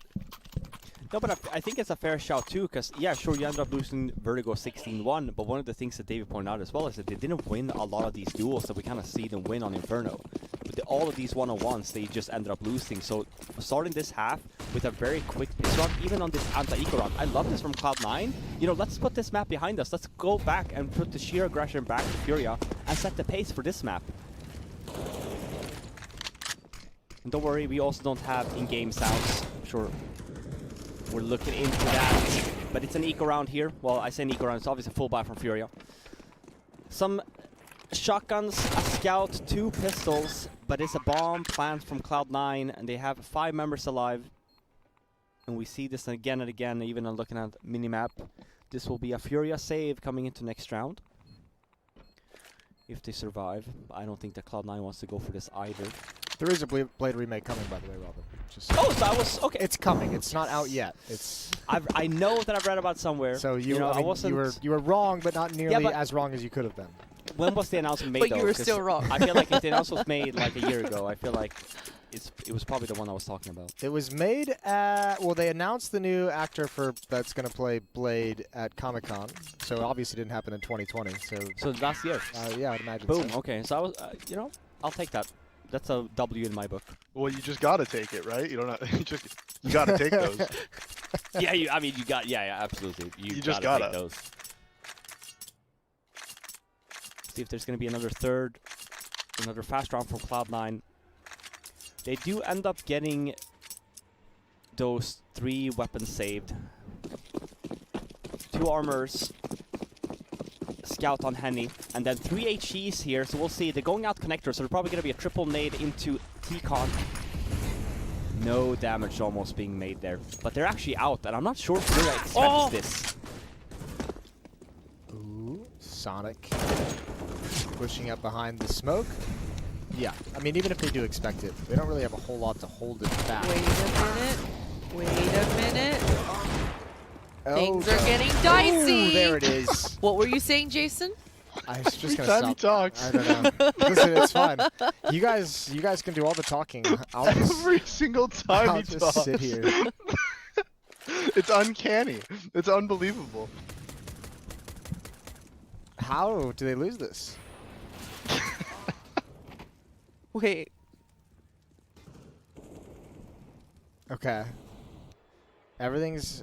Damn, didn't get to see it again. I really wanted to analyze how they managed to blow that round. No, and Just Yuri sitting old mom here- with a deagle. Yeah, Listen, guys, they here's how it's managed to going to blow work. the I'm going to round. start the rounds out. That's when I'll do my talking. When it gets down to the end, you guys take it away. Who do you think's gonna win this round, Jason?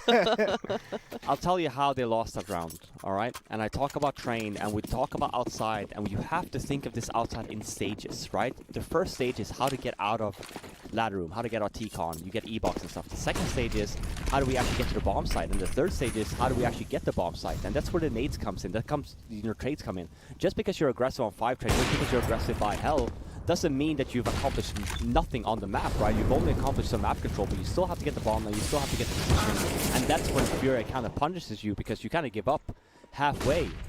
You think the battle is won, but it's not. So 4-on-3 now this round. Another fast round for Cloud9.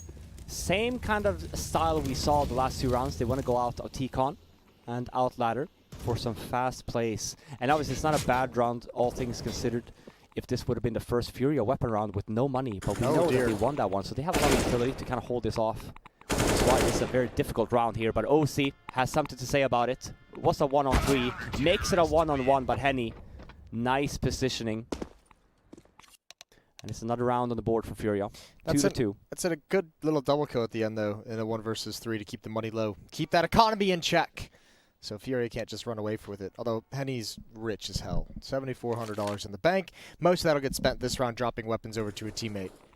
Baller. And if you look at this replay even, I mean, OC, he almost sniffed out Art there before taking out Yuri. So this round, I mean, OC, good job on him, as you mentioned, keeping it so tight. That money, I mean, I wouldn't even be surprised if Cloud9 buy some pistols into this round and try to keep their money even more tight. Nice. It's one of those things, and we call it, like, I've always said it as well, yeah, you can buy here on the T side if you want. It's easier to buy on the T side, but your win condition there is the focus should be getting the bomb down, and on top of that, you should buy here thinking that we're going to put FURIA on a save. Now here's the thing, and if you pay attention, and especially if we win in the second round, you should know here for Cloud9 that FURIA should have enough money, so even if they lose this round, they're going to buy next. So they should play it safe here. You know, they had the lead at the beginning, but now they kind of lost that money advantage of the sense of like being able to force FURIA on an eco round. So instead here, we should just, honestly, we can be a low buy, we can do like an armor, like a half armor, get the bomb down and try and do some damage if you want, but I'm hoping at least that we're not going to see a full buy here. I like this call from Cloud9. Just save, you know, we know for a fact that we're good on the weapon rounds. Why take a gamble on sloppy pistol buys?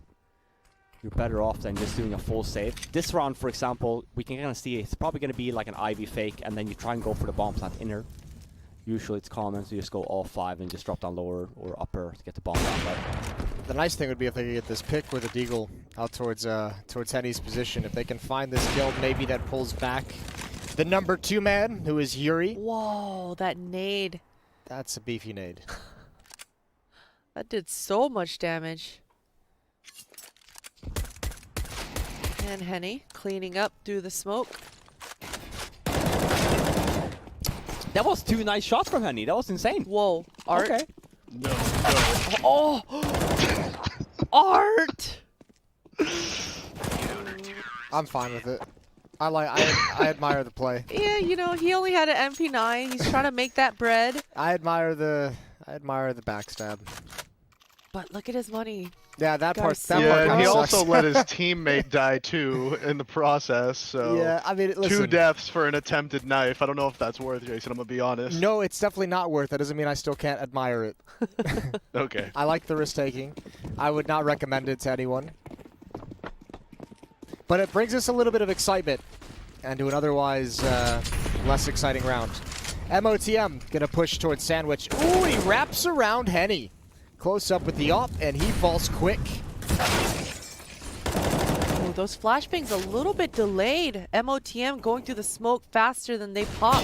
Yuri, he's now blind, but Vinny, he backs him up. OC's, though, he's in a great position. He's going to pounce onto Yuri, catch him off guard, and then Sonic catches Vinny off guard. And now OC, he's in a prime position here. Oh, Quesarado, that's a weird place to put yourself. Exposed to multiple different directions. He was spotted. Art, he's going to try and get out towards the bomb train. They're going to double peek a missed shot, and that's the 3rd round for C9. And that's Cloud9 continuing with the T-main aggression again and again and again, and it has to be working out. This round, it got it close, but they make it work. And here's the beauty, even if they lose the round, I talk about, you know, stringing rounds together, putting the mental state in the CTs as well of like, here we have basically the first 6 rounds on the board, and for FURIA, your read is they're going outside real fast, and what is the counter to that? We're going to waste a lot of nades early, right, to kind of hold off this aggression. And this is when we kind of say, when we talk about change of pace, you know, if Cloud9 wants to change the pace, we see another round's exactly identical. Maybe, I'm hoping here, for maybe next round here, we kind of change the pace a little bit. We kind of go defensive then, and we kind of have the CTs then start wasting a lot of nades early. Because they have a hard time over this push. But let's see what happens this round. MOTM and OC already out here at Sandwich. Ooh, one more far back. That tags away with the scout. Double tag for Henny, who falls next. Cloud9, there's K-Serrano popping into action. Couple of great kills. JT, Galil in hand. He's been tagged. And he can't take another hit from those deagles that can just continuously jiggle peek his position. So up the ladder, Yuri goes, and it's just a matter of time for JT. 1 minute on the clock. He's got plenty of options if he backs away and changes the nature of this round. Being really patient right now. Trying to get a long-range duel. He doesn't want to give the deagles a chance, but Yuri's so mobile.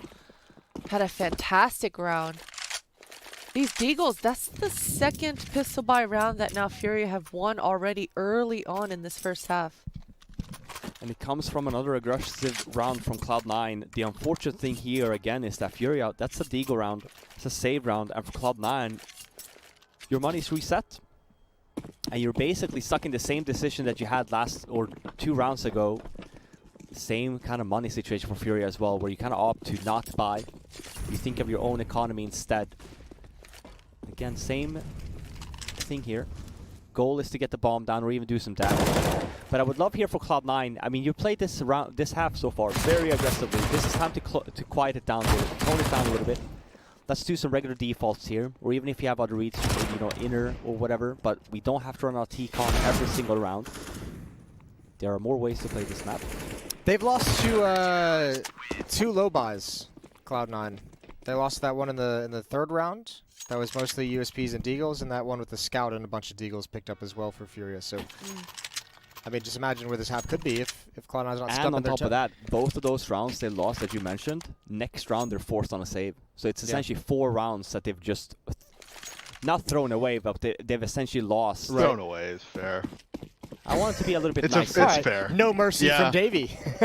Well, it's like what Robin talked about earlier. When you're taking, and this applies to all bomb sites on all maps, you have to take the site in phases, whether you acknowledge it consciously or subconsciously. There's different phases to taking over a bomb site on any map. But Train Outside specifically, there's at least 3 phases you have to go through, like Robin was talking about. And they fall apart at that final phase both times now on those eco rounds, where just some guy sitting on the bomb train with the deagle is able to multi-frag. If you're Cloud9, you cannot allow that to happen. One guy with a deagle on bomb train should not be able to shut down your entire round. Exactly, and at least, you know, it's definitely something to talk about and like even for them to work on about. Like the thing that I even said the same thing about Gen G. The whole week Gen G has had great basics. They've had the first 20 seconds in a lot, but their phase 2, phase 3, phase 4 just out the window. They have no idea. Cloud9 is a little bit better in the sense they have phase 1 and phase 2 locked in, but then phase 3, phase 4 in the bomb site, they can't really get that to work, and we see that. Again, here it's going to be a dominant FURIA defensive hold. And FURIA, if we talk about meta and stuff like that, FURIA hasn't been inside the ladder room. They haven't taken a lot of aggressive plays. They've been mostly circling around this E-box, around this bomb site, with a few rounds in between where we see kind of Art just go through the smoke by 6 train, but that's it. So when you have this read for Cloud9, even here, oh, they're playing so defensive, you can take, you have a lot of time to do this a little bit slower. You don't have to base it off of spawn positions anymore if you know for a fact they're not going into ladder room. They're not wasting the Molotovs there. Well, and also FURIA, they've pivoted to this double op setup, so they're really working these 2 ops on those long-range duels. And that round, it was so dominant because of it. JT, he's already out team mid. It's a fast-paced eco for him. The rest of Cloud9, they're kind of straggling. They're going to follow up on a secondary flashbang, it looks like. There it is. That's not bad. Vinny gonna get traded in case Serrano can grab a couple. But FURIA's still gonna be able to hold on. Floppy, excuse me. I don't know why I just called him Happy for a second there. AK-47 in hand in a 1 versus 3. Not for long. 7-3. Furia with a 4-round lead in this final map of the series. And if we look at options for Cloud9 here, then we have actually quite a few. The first one would be then just slow the pace down a little bit. You can still do the same round if you want, but you can actually do it a little bit slower. Be sure to help each other out to kind of get some map control. Another one we haven't seen a lot from Cloud9. It's just an outside split using Ivy a little bit. And especially if you know that they're utilizing the bomb site a lot, that's when you want to save the Molotovs. Again, I mean, it's the same round they say. This kind of looks like Furia versus Liquid on Vertigo, where they kind of just run down A-ramp every single round because they have no other replies, no other solutions. They make it work again. MOTM gets an entry this time around. Positioning-wise, it's great, but I talk about it again with the fakeness, and we see it when we pay attention. The reason why this is falling apart from Cloud9, there's no nades, nothing, absolutely empty. They have the bomb site, they can't hold it. That's when the Furia rotates come in, and there's one simple flashbang. Everyone's flashed, and then all of a sudden, boom, trade game. Cloud9, they're trying to run away with it, trying to be a little bit too aggressive. I would have loved to see maybe an SMG play here instead. I'm talking a lot. It's a 2-on-2 situation. And it's not over yet. It's quality, not quantity, Robin, that we're worried about here at Beyond the Summit. Oh, I thought you were going to say in North America. Oh, no, we don't care about, we don't care about quality in North America. No, that's all about quantity. Yeah. Ooh. And they make it work. It was looking actually it was going to fall apart from that mid-round. I was going to say retake. It's not really a retake because bomb doesn't go down. But Cloud9 gets outside. MOTM super fast, even gets to stop sign, and then you see him get traded. And that's where Furia rotates come in, and you kind of expect the Cloud9 offense there to kind of fall apart. But good angles, good holds, and also good trading at the side of that as well. Nets them another win. And again, we talk about just overall what's happened throughout this half. It's been honestly the same rounds again and again from Cloud9. And again, we see the same thing again. Best spawn goes out, throws the molly, just to create a bunch of chaos. This is a different play though from Cloud9. It's an outside fake, but Vinny has read it. Oh Such my a dear. fast flank there. Slipping past Floppy Art. He's been upper brown halls multiple times. He decides to drop down lower and give up that brown hall control. He's okay with it. The numbers advantage is certainly on his side of things. And this angle, this is Art taking it all day long. He takes a shot. He actually just misses, but he's going to go for more. Of course he is. Oh my god, please fall back. Davey's Please. getting nervous. I can't. It hurts me to watch sometimes.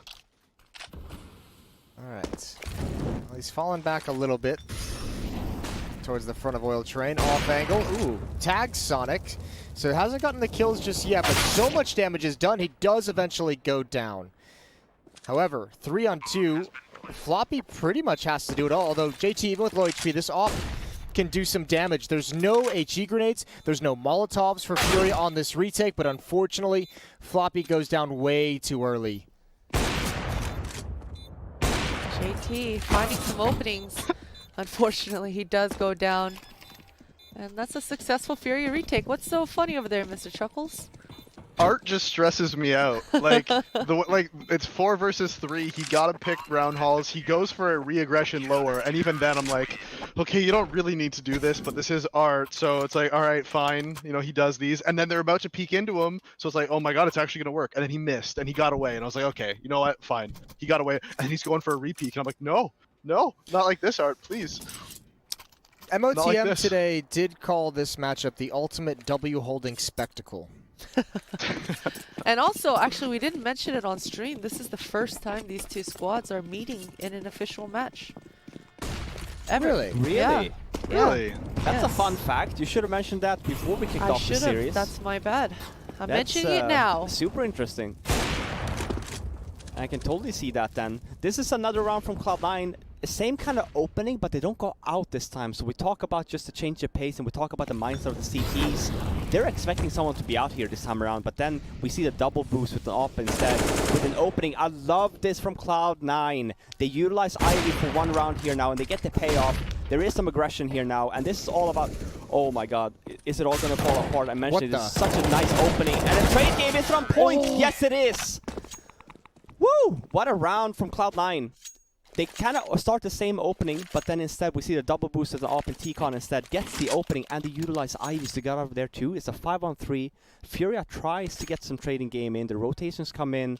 There is a bit of a brawl, but it's a completely separate round from Cloud9. But again, we talk about stringing rounds here. We talk about even mimicking the rounds, and that's exactly what happens. And now if you're Cloud9 for these last 2 rounds, because you've been so aggressive throughout this whole half, these rounds, because attack is called, you are now in the lead of the pace. Now it's FURIA answering to you. Now it's them saying, okay, this is what's been going on. What can we do now to counter this? For Cloud9, obviously, again, you want to be one step ahead. We don't talk about what FURIA is doing. We talk about what we want to do here.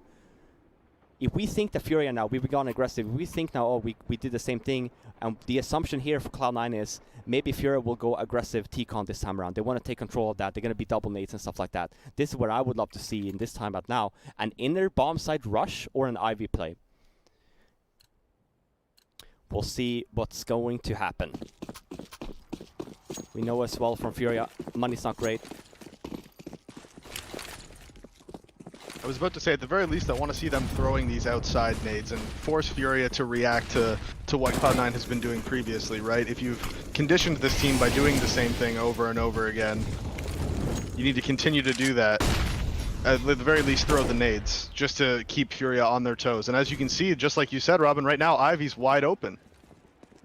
Yeah, they opted for the ladder and T-Con control. That's what I mean, the whole thing, right? And that's hence the timeout. Like, what is happening? It's impossible to know. I don't know if I've ever seen a fight quite like that in CSGO actually truly occur. Yuri's going to back away. Again, the Deagles, these Deagle rounds, this would be the 3rd one. I mean, there's obviously an AK-47 and M4 on the board as well, but that's kind of 3 rounds Cloud9 have an advantage by, and they still drop it. This T-side could have been so much more powerful. And we talked about I really think... Sorry, go ahead, David. I was going to say, I really think when Cloud9 looks back on this game, they'll see that their lack of going Ivy at all, the fact that they've completely ignored Ivy for pretty much this whole half, is what's allowed FURIA to play so confidently up close outside. Yeah, because they yeah. just never go there. No, exactly, and you're 100% right? Like, one of the things that Cloud9 has done so well this half is that they put a lot of emphasis in T-Con and ladder, and obviously the focus of FURIA then is just that. So exactly like I said, even at a timeout, that's why it's a little bit frustrating to see that Cloud9 kind of goes back to do the same thing as they did during that timeout, because, you know, when you think about this game and a timeout is called, they will obviously be talking about what's currently going on the server, right? So if you're FURIA, they're like, well, they're going out T-Con every single round, and we can't stop it. We have to take the aggression to them. That's the right call to make if you're FURIA, and they do just that. And if Cloud9 is just a little bit aware, I would just say, like, Ivy's probably going to be open, let's do a swing around, but they kind of go back and do the same thing, and I feel like then you kind of don't... You talk about, you know, making the plays and being the playmaker, and that was not the case. FURIA was definitely in the lead on that round, and you kind of just fall into it if you're Cloud9. And now the last round, not a lot of nades, and we talk about the whole thing of mimicking rounds, even if you're not doing the same. We're not seeing that this round from Cloud9, obviously, because of the lack of nades. This is the first round, or the second round, I'd say. They're utilizing Ivy. Now, here's my problem with that. It's a little bit too late, right? Like, the last round you had the opening to do so. When FURIA goes aggressive that previous round and they win that aggressive play for next round, again, we have to think about the reads, right? We have to think what's going on in the server. If you're Cloud9, you're going to say, oh, they're aggressive this time around. Maybe let's go Ivy. FURIA there, just do a default setup. And then, hence, you kind of just fall into FURIA's trap. It's a game of chess. And FURIA has won. And I just think at some point earlier in the half, you have to at least put pressure towards Ivy.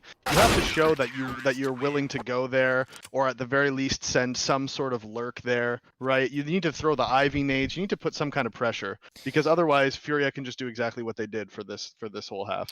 Yeah, and well, on that note, we are going to lurk our way into a halftime break, and we'll be right back.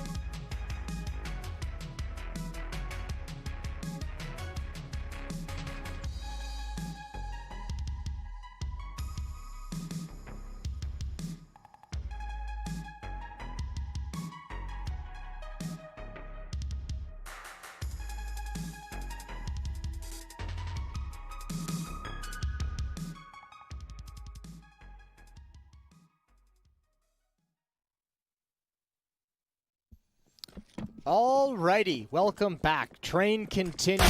Cloud9 down 5-10.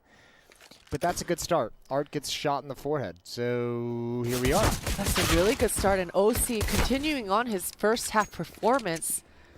Top fragging for Cloud9.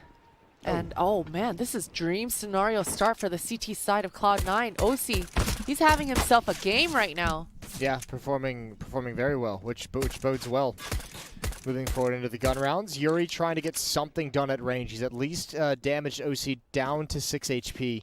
Would have loved to have had that kill. Okay, Serato and Yuri going to try and work their way around the map. They do have a smoke and a Molotov to work with, but still going to be difficult, as you can see. MOTM remaining aggressive. He's going to clear out box halls. That's going to allow 3 Cloud9 defenders to rotate outside if they choose to. And it should be, oh, you know what? I'm just not going to say anything. Don't do it, man. Don't do it. Just staying away. It does look like K-Serato's going to make his way back to T-Con. And eventually Yuri's going to meet him up down ladder. And this might be an okay fight for Yuri. He's got that USPS. Oh, he's actually going to do an interfake. He gets spotted out. This is actually good for Furia. Oh, but none of the Cloud9 members are reacting. So disciplined. That fake, that Brown Hall's control, that was everything for Cloud9. Night. Okay. Those are some nice shots. That wasn't too shabby. That wasn't too shabby. If K-Serata comes out there, he has a Molo and a smoke. And obviously we see Cloud9 as a defensive setup. That could have been actually super dangerous. Yeah. But he dies. Sure, 2 nice kills there from Yuri. But it's a pistol round win from Cloud9. They needed it. And no bomb plant on the side of Furia.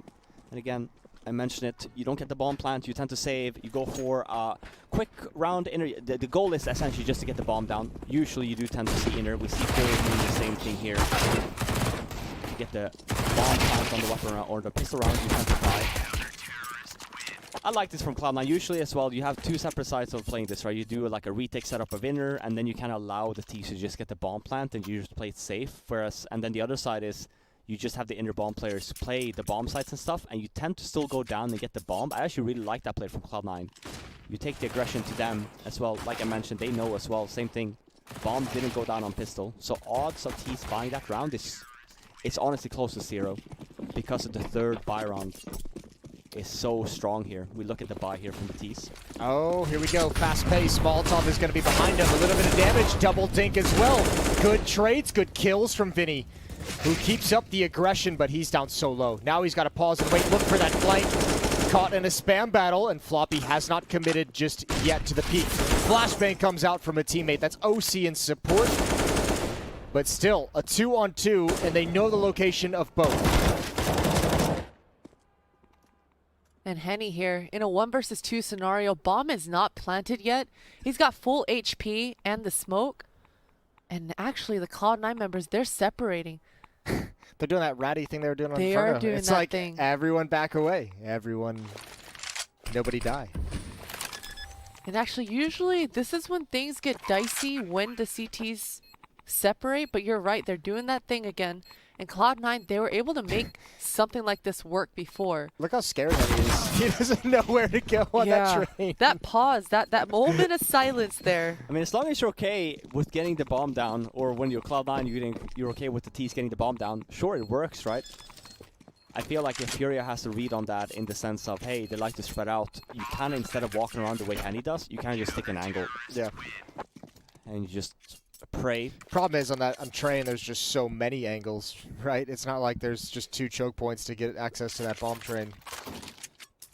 That's why I think Henny just needs to take the risk and just try to get off the bomb train after he plants. I know he doesn't know where they are and it's risky, but by staying on the train there, he's almost guaranteeing he's going to lose the round. He puts himself in such a tough position.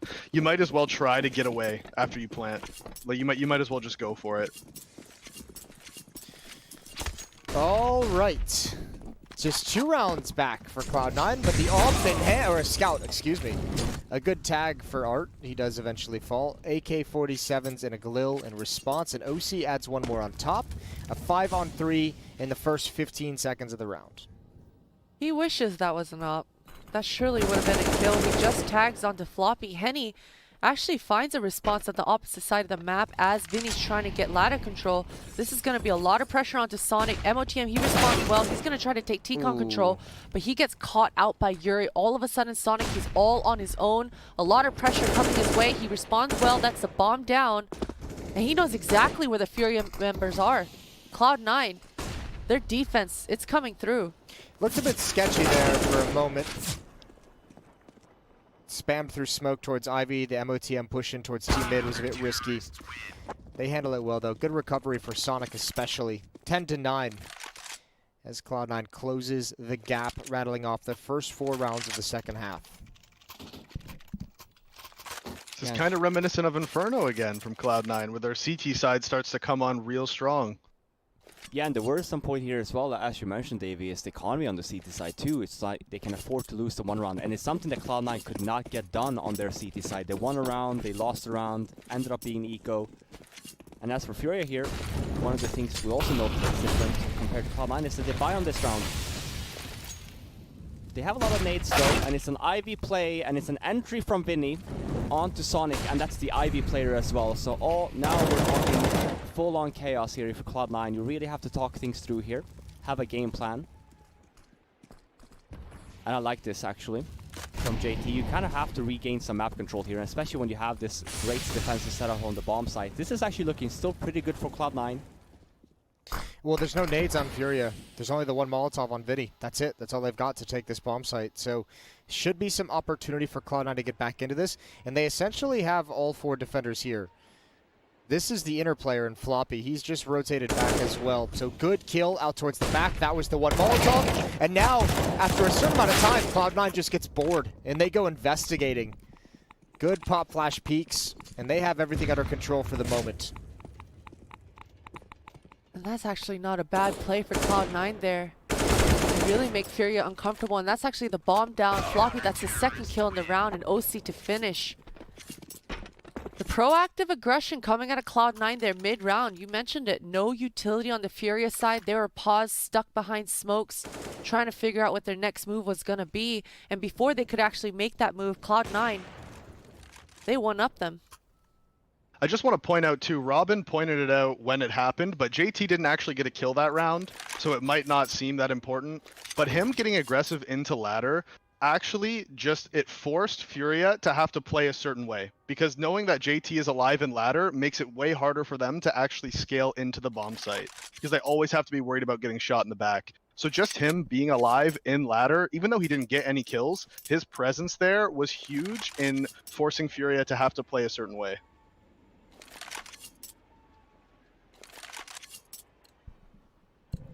It's not a tactical pause here, and another buy round. Obviously, last round was a deagle buy, pistol, half buy. Art with an op. It's only Yuri that doesn't have a lot of nades here, but across the board from FURIA, there's plenty of it. And we compare the defenses of both of these sides, and we also compare the offenses. FURIA have been utilizing a little bit more Ivy at the start of this half. And then as for Cloud9, if you look if we pay attention, they've been utilizing more of these aggressive CT pushes, playing a little bit more ladder room, a little bit more close to T-Con. Definitely a change, even if it is still very aggressive plays from both of these rosters. It's a different kind of aggression. And I love this from Cloud9. You know, we talk about the regain of map control even for last round. We mentioned the whole thing of taking in ladder. Here's the thing when it comes to even on the European side. Usually you take ladder control and you kind of leave T-Con itself. But it's nice to kind of flip around every now and then and just like take T-Con just to showcase, hey, we can actually do that. Because now for FURIA, we look even on minimap, because they just start off with the default, they didn't go a lot of people inner. They had the guy in ladder room, but he died. They have to regain this control before they can make a move on, because this is just too much information from the CT side. They got to be careful with these flanks, though. Ooh, Floppy's going to win that battle. Yeah, now back away. That's a smart decision as well. You don't want to give those flanks with still 40 seconds left in the round, but look at how far away from everything this FURIA team is forced. This is incredible from Cloud9. Pop flash coming in. MOTM was turned. He does good damage, but can't find the kill.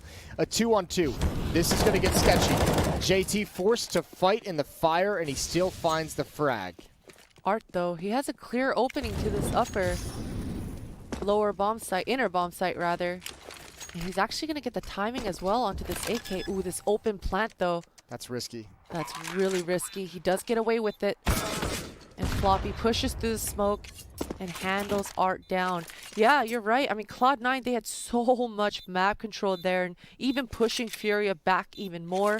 And Floppy, that was a checkmate. Getting the flank kill off and even throwing down that Molotov, buying even more time. Yeah. Really good decision making coming out of these Cloud9 guys. And looking right at the end of this round, they actually delay the defuse so that JT can run over and find another AWP. So Cloud9 now switches into a double up setup. That second AWP, one they don't have to invest in, it was taken from Art's body. So here we are. 1 round lead for C9. Their defense is really coming alive here on Train. That's also the second round in a row they've won 4 versus 5 too, where Sonics died Ivy early, and they still managed to get that re-aggression into ladder and T-Con and are able to close out the round 4 versus 5 on CT side Train, and that's hard to do. There's lots of things to watch, so they've played really well. Their response to going a man down. Oh, hello. Floppy. Sonic's op still hasn't connected just yet, but oh my lord. This is like psychological warfare, being so aggressive everywhere. It's normally what Furia does. That is normally what Furia does. And Cloud9, they're just ruining Furia's game plan. They've been doing it all series long. Besides the Vertigo, we can say that one definitely went Furia's way. Yeah, emphatically in Furia's hands. Just slightly more so. But yeah, Cloud9, they just have a response for everything. I mean, MOTM being in bathrooms there, Henny, there wasn't a thought in his mind that would have told him to check that angle. So the aggression, being slippery, that's definitely one of MOTM's traits. So good to see him leaning into his strengths there. And even as I said, even if Furia has a different approach here on this T side, they still have the same problem in stringing rounds together and actually getting something done here, right? Like Cloud9 has been very active on this map, and the same goes here for Furia. It is another pistol buy here, and they have armor, and they have some nades. They're probably going to try and pincer T-Con and lab room here. Problem here again, we talk about economy. They need kills right off the bat, or it's just all going to fall apart. They're going to be happy with the plant here if they even get that. But to my point, here's the thing, and we mentioned it, and Davey mentioned it too. Cloud9 are winning these rounds even when losing the entry is because Furia are not reading the game very well here. If we pay attention to what Cloud9's been doing this whole half, is that they've gone aggressive in ladder and T-Con, right? So for Furia to do a defensive round, you can start off the default with going Ivy if you want. You can, get an anti, that's great, right? But you can also execute Ivy. You can also do an Ivy play, and especially if you have the read, hey, we can't go back in ladder room. We can't take T-Con because we've heard a bunch of noises there. That's the lurk players to just essentially have there. So the setup would be 3 Ivy, 1 T-Con, 1 ladder. The T-Con player and the ladder player are essentially lurks. The Ivy players take the lead first. They're the ones that's getting the first approach. When the people then start fighting against them, that's when you get that lurk in T-Con, you get the lurk in ladder, and he's also obviously the one holding the flank. Second option is to obviously start utilizing inner a little bit more, to start putting a lot more pressure. We know that there's a double op setup, and then obviously we know as well where do they tend to go. One tends to go inner, so if you get nice flashbangs and nice execute there, get the rifler out of the aggressive bounce, and you get the bomb plant, you go aggressive, it makes it difficult for these two double op setups for the retake. This has been an 8-0 run for Cloud9. They haven't lost a round yet in the second half on the defensive side. And again, a double kill from OC. Or no, excuse me, that's just 2 uppers doing work. Sonic and OC chiming in.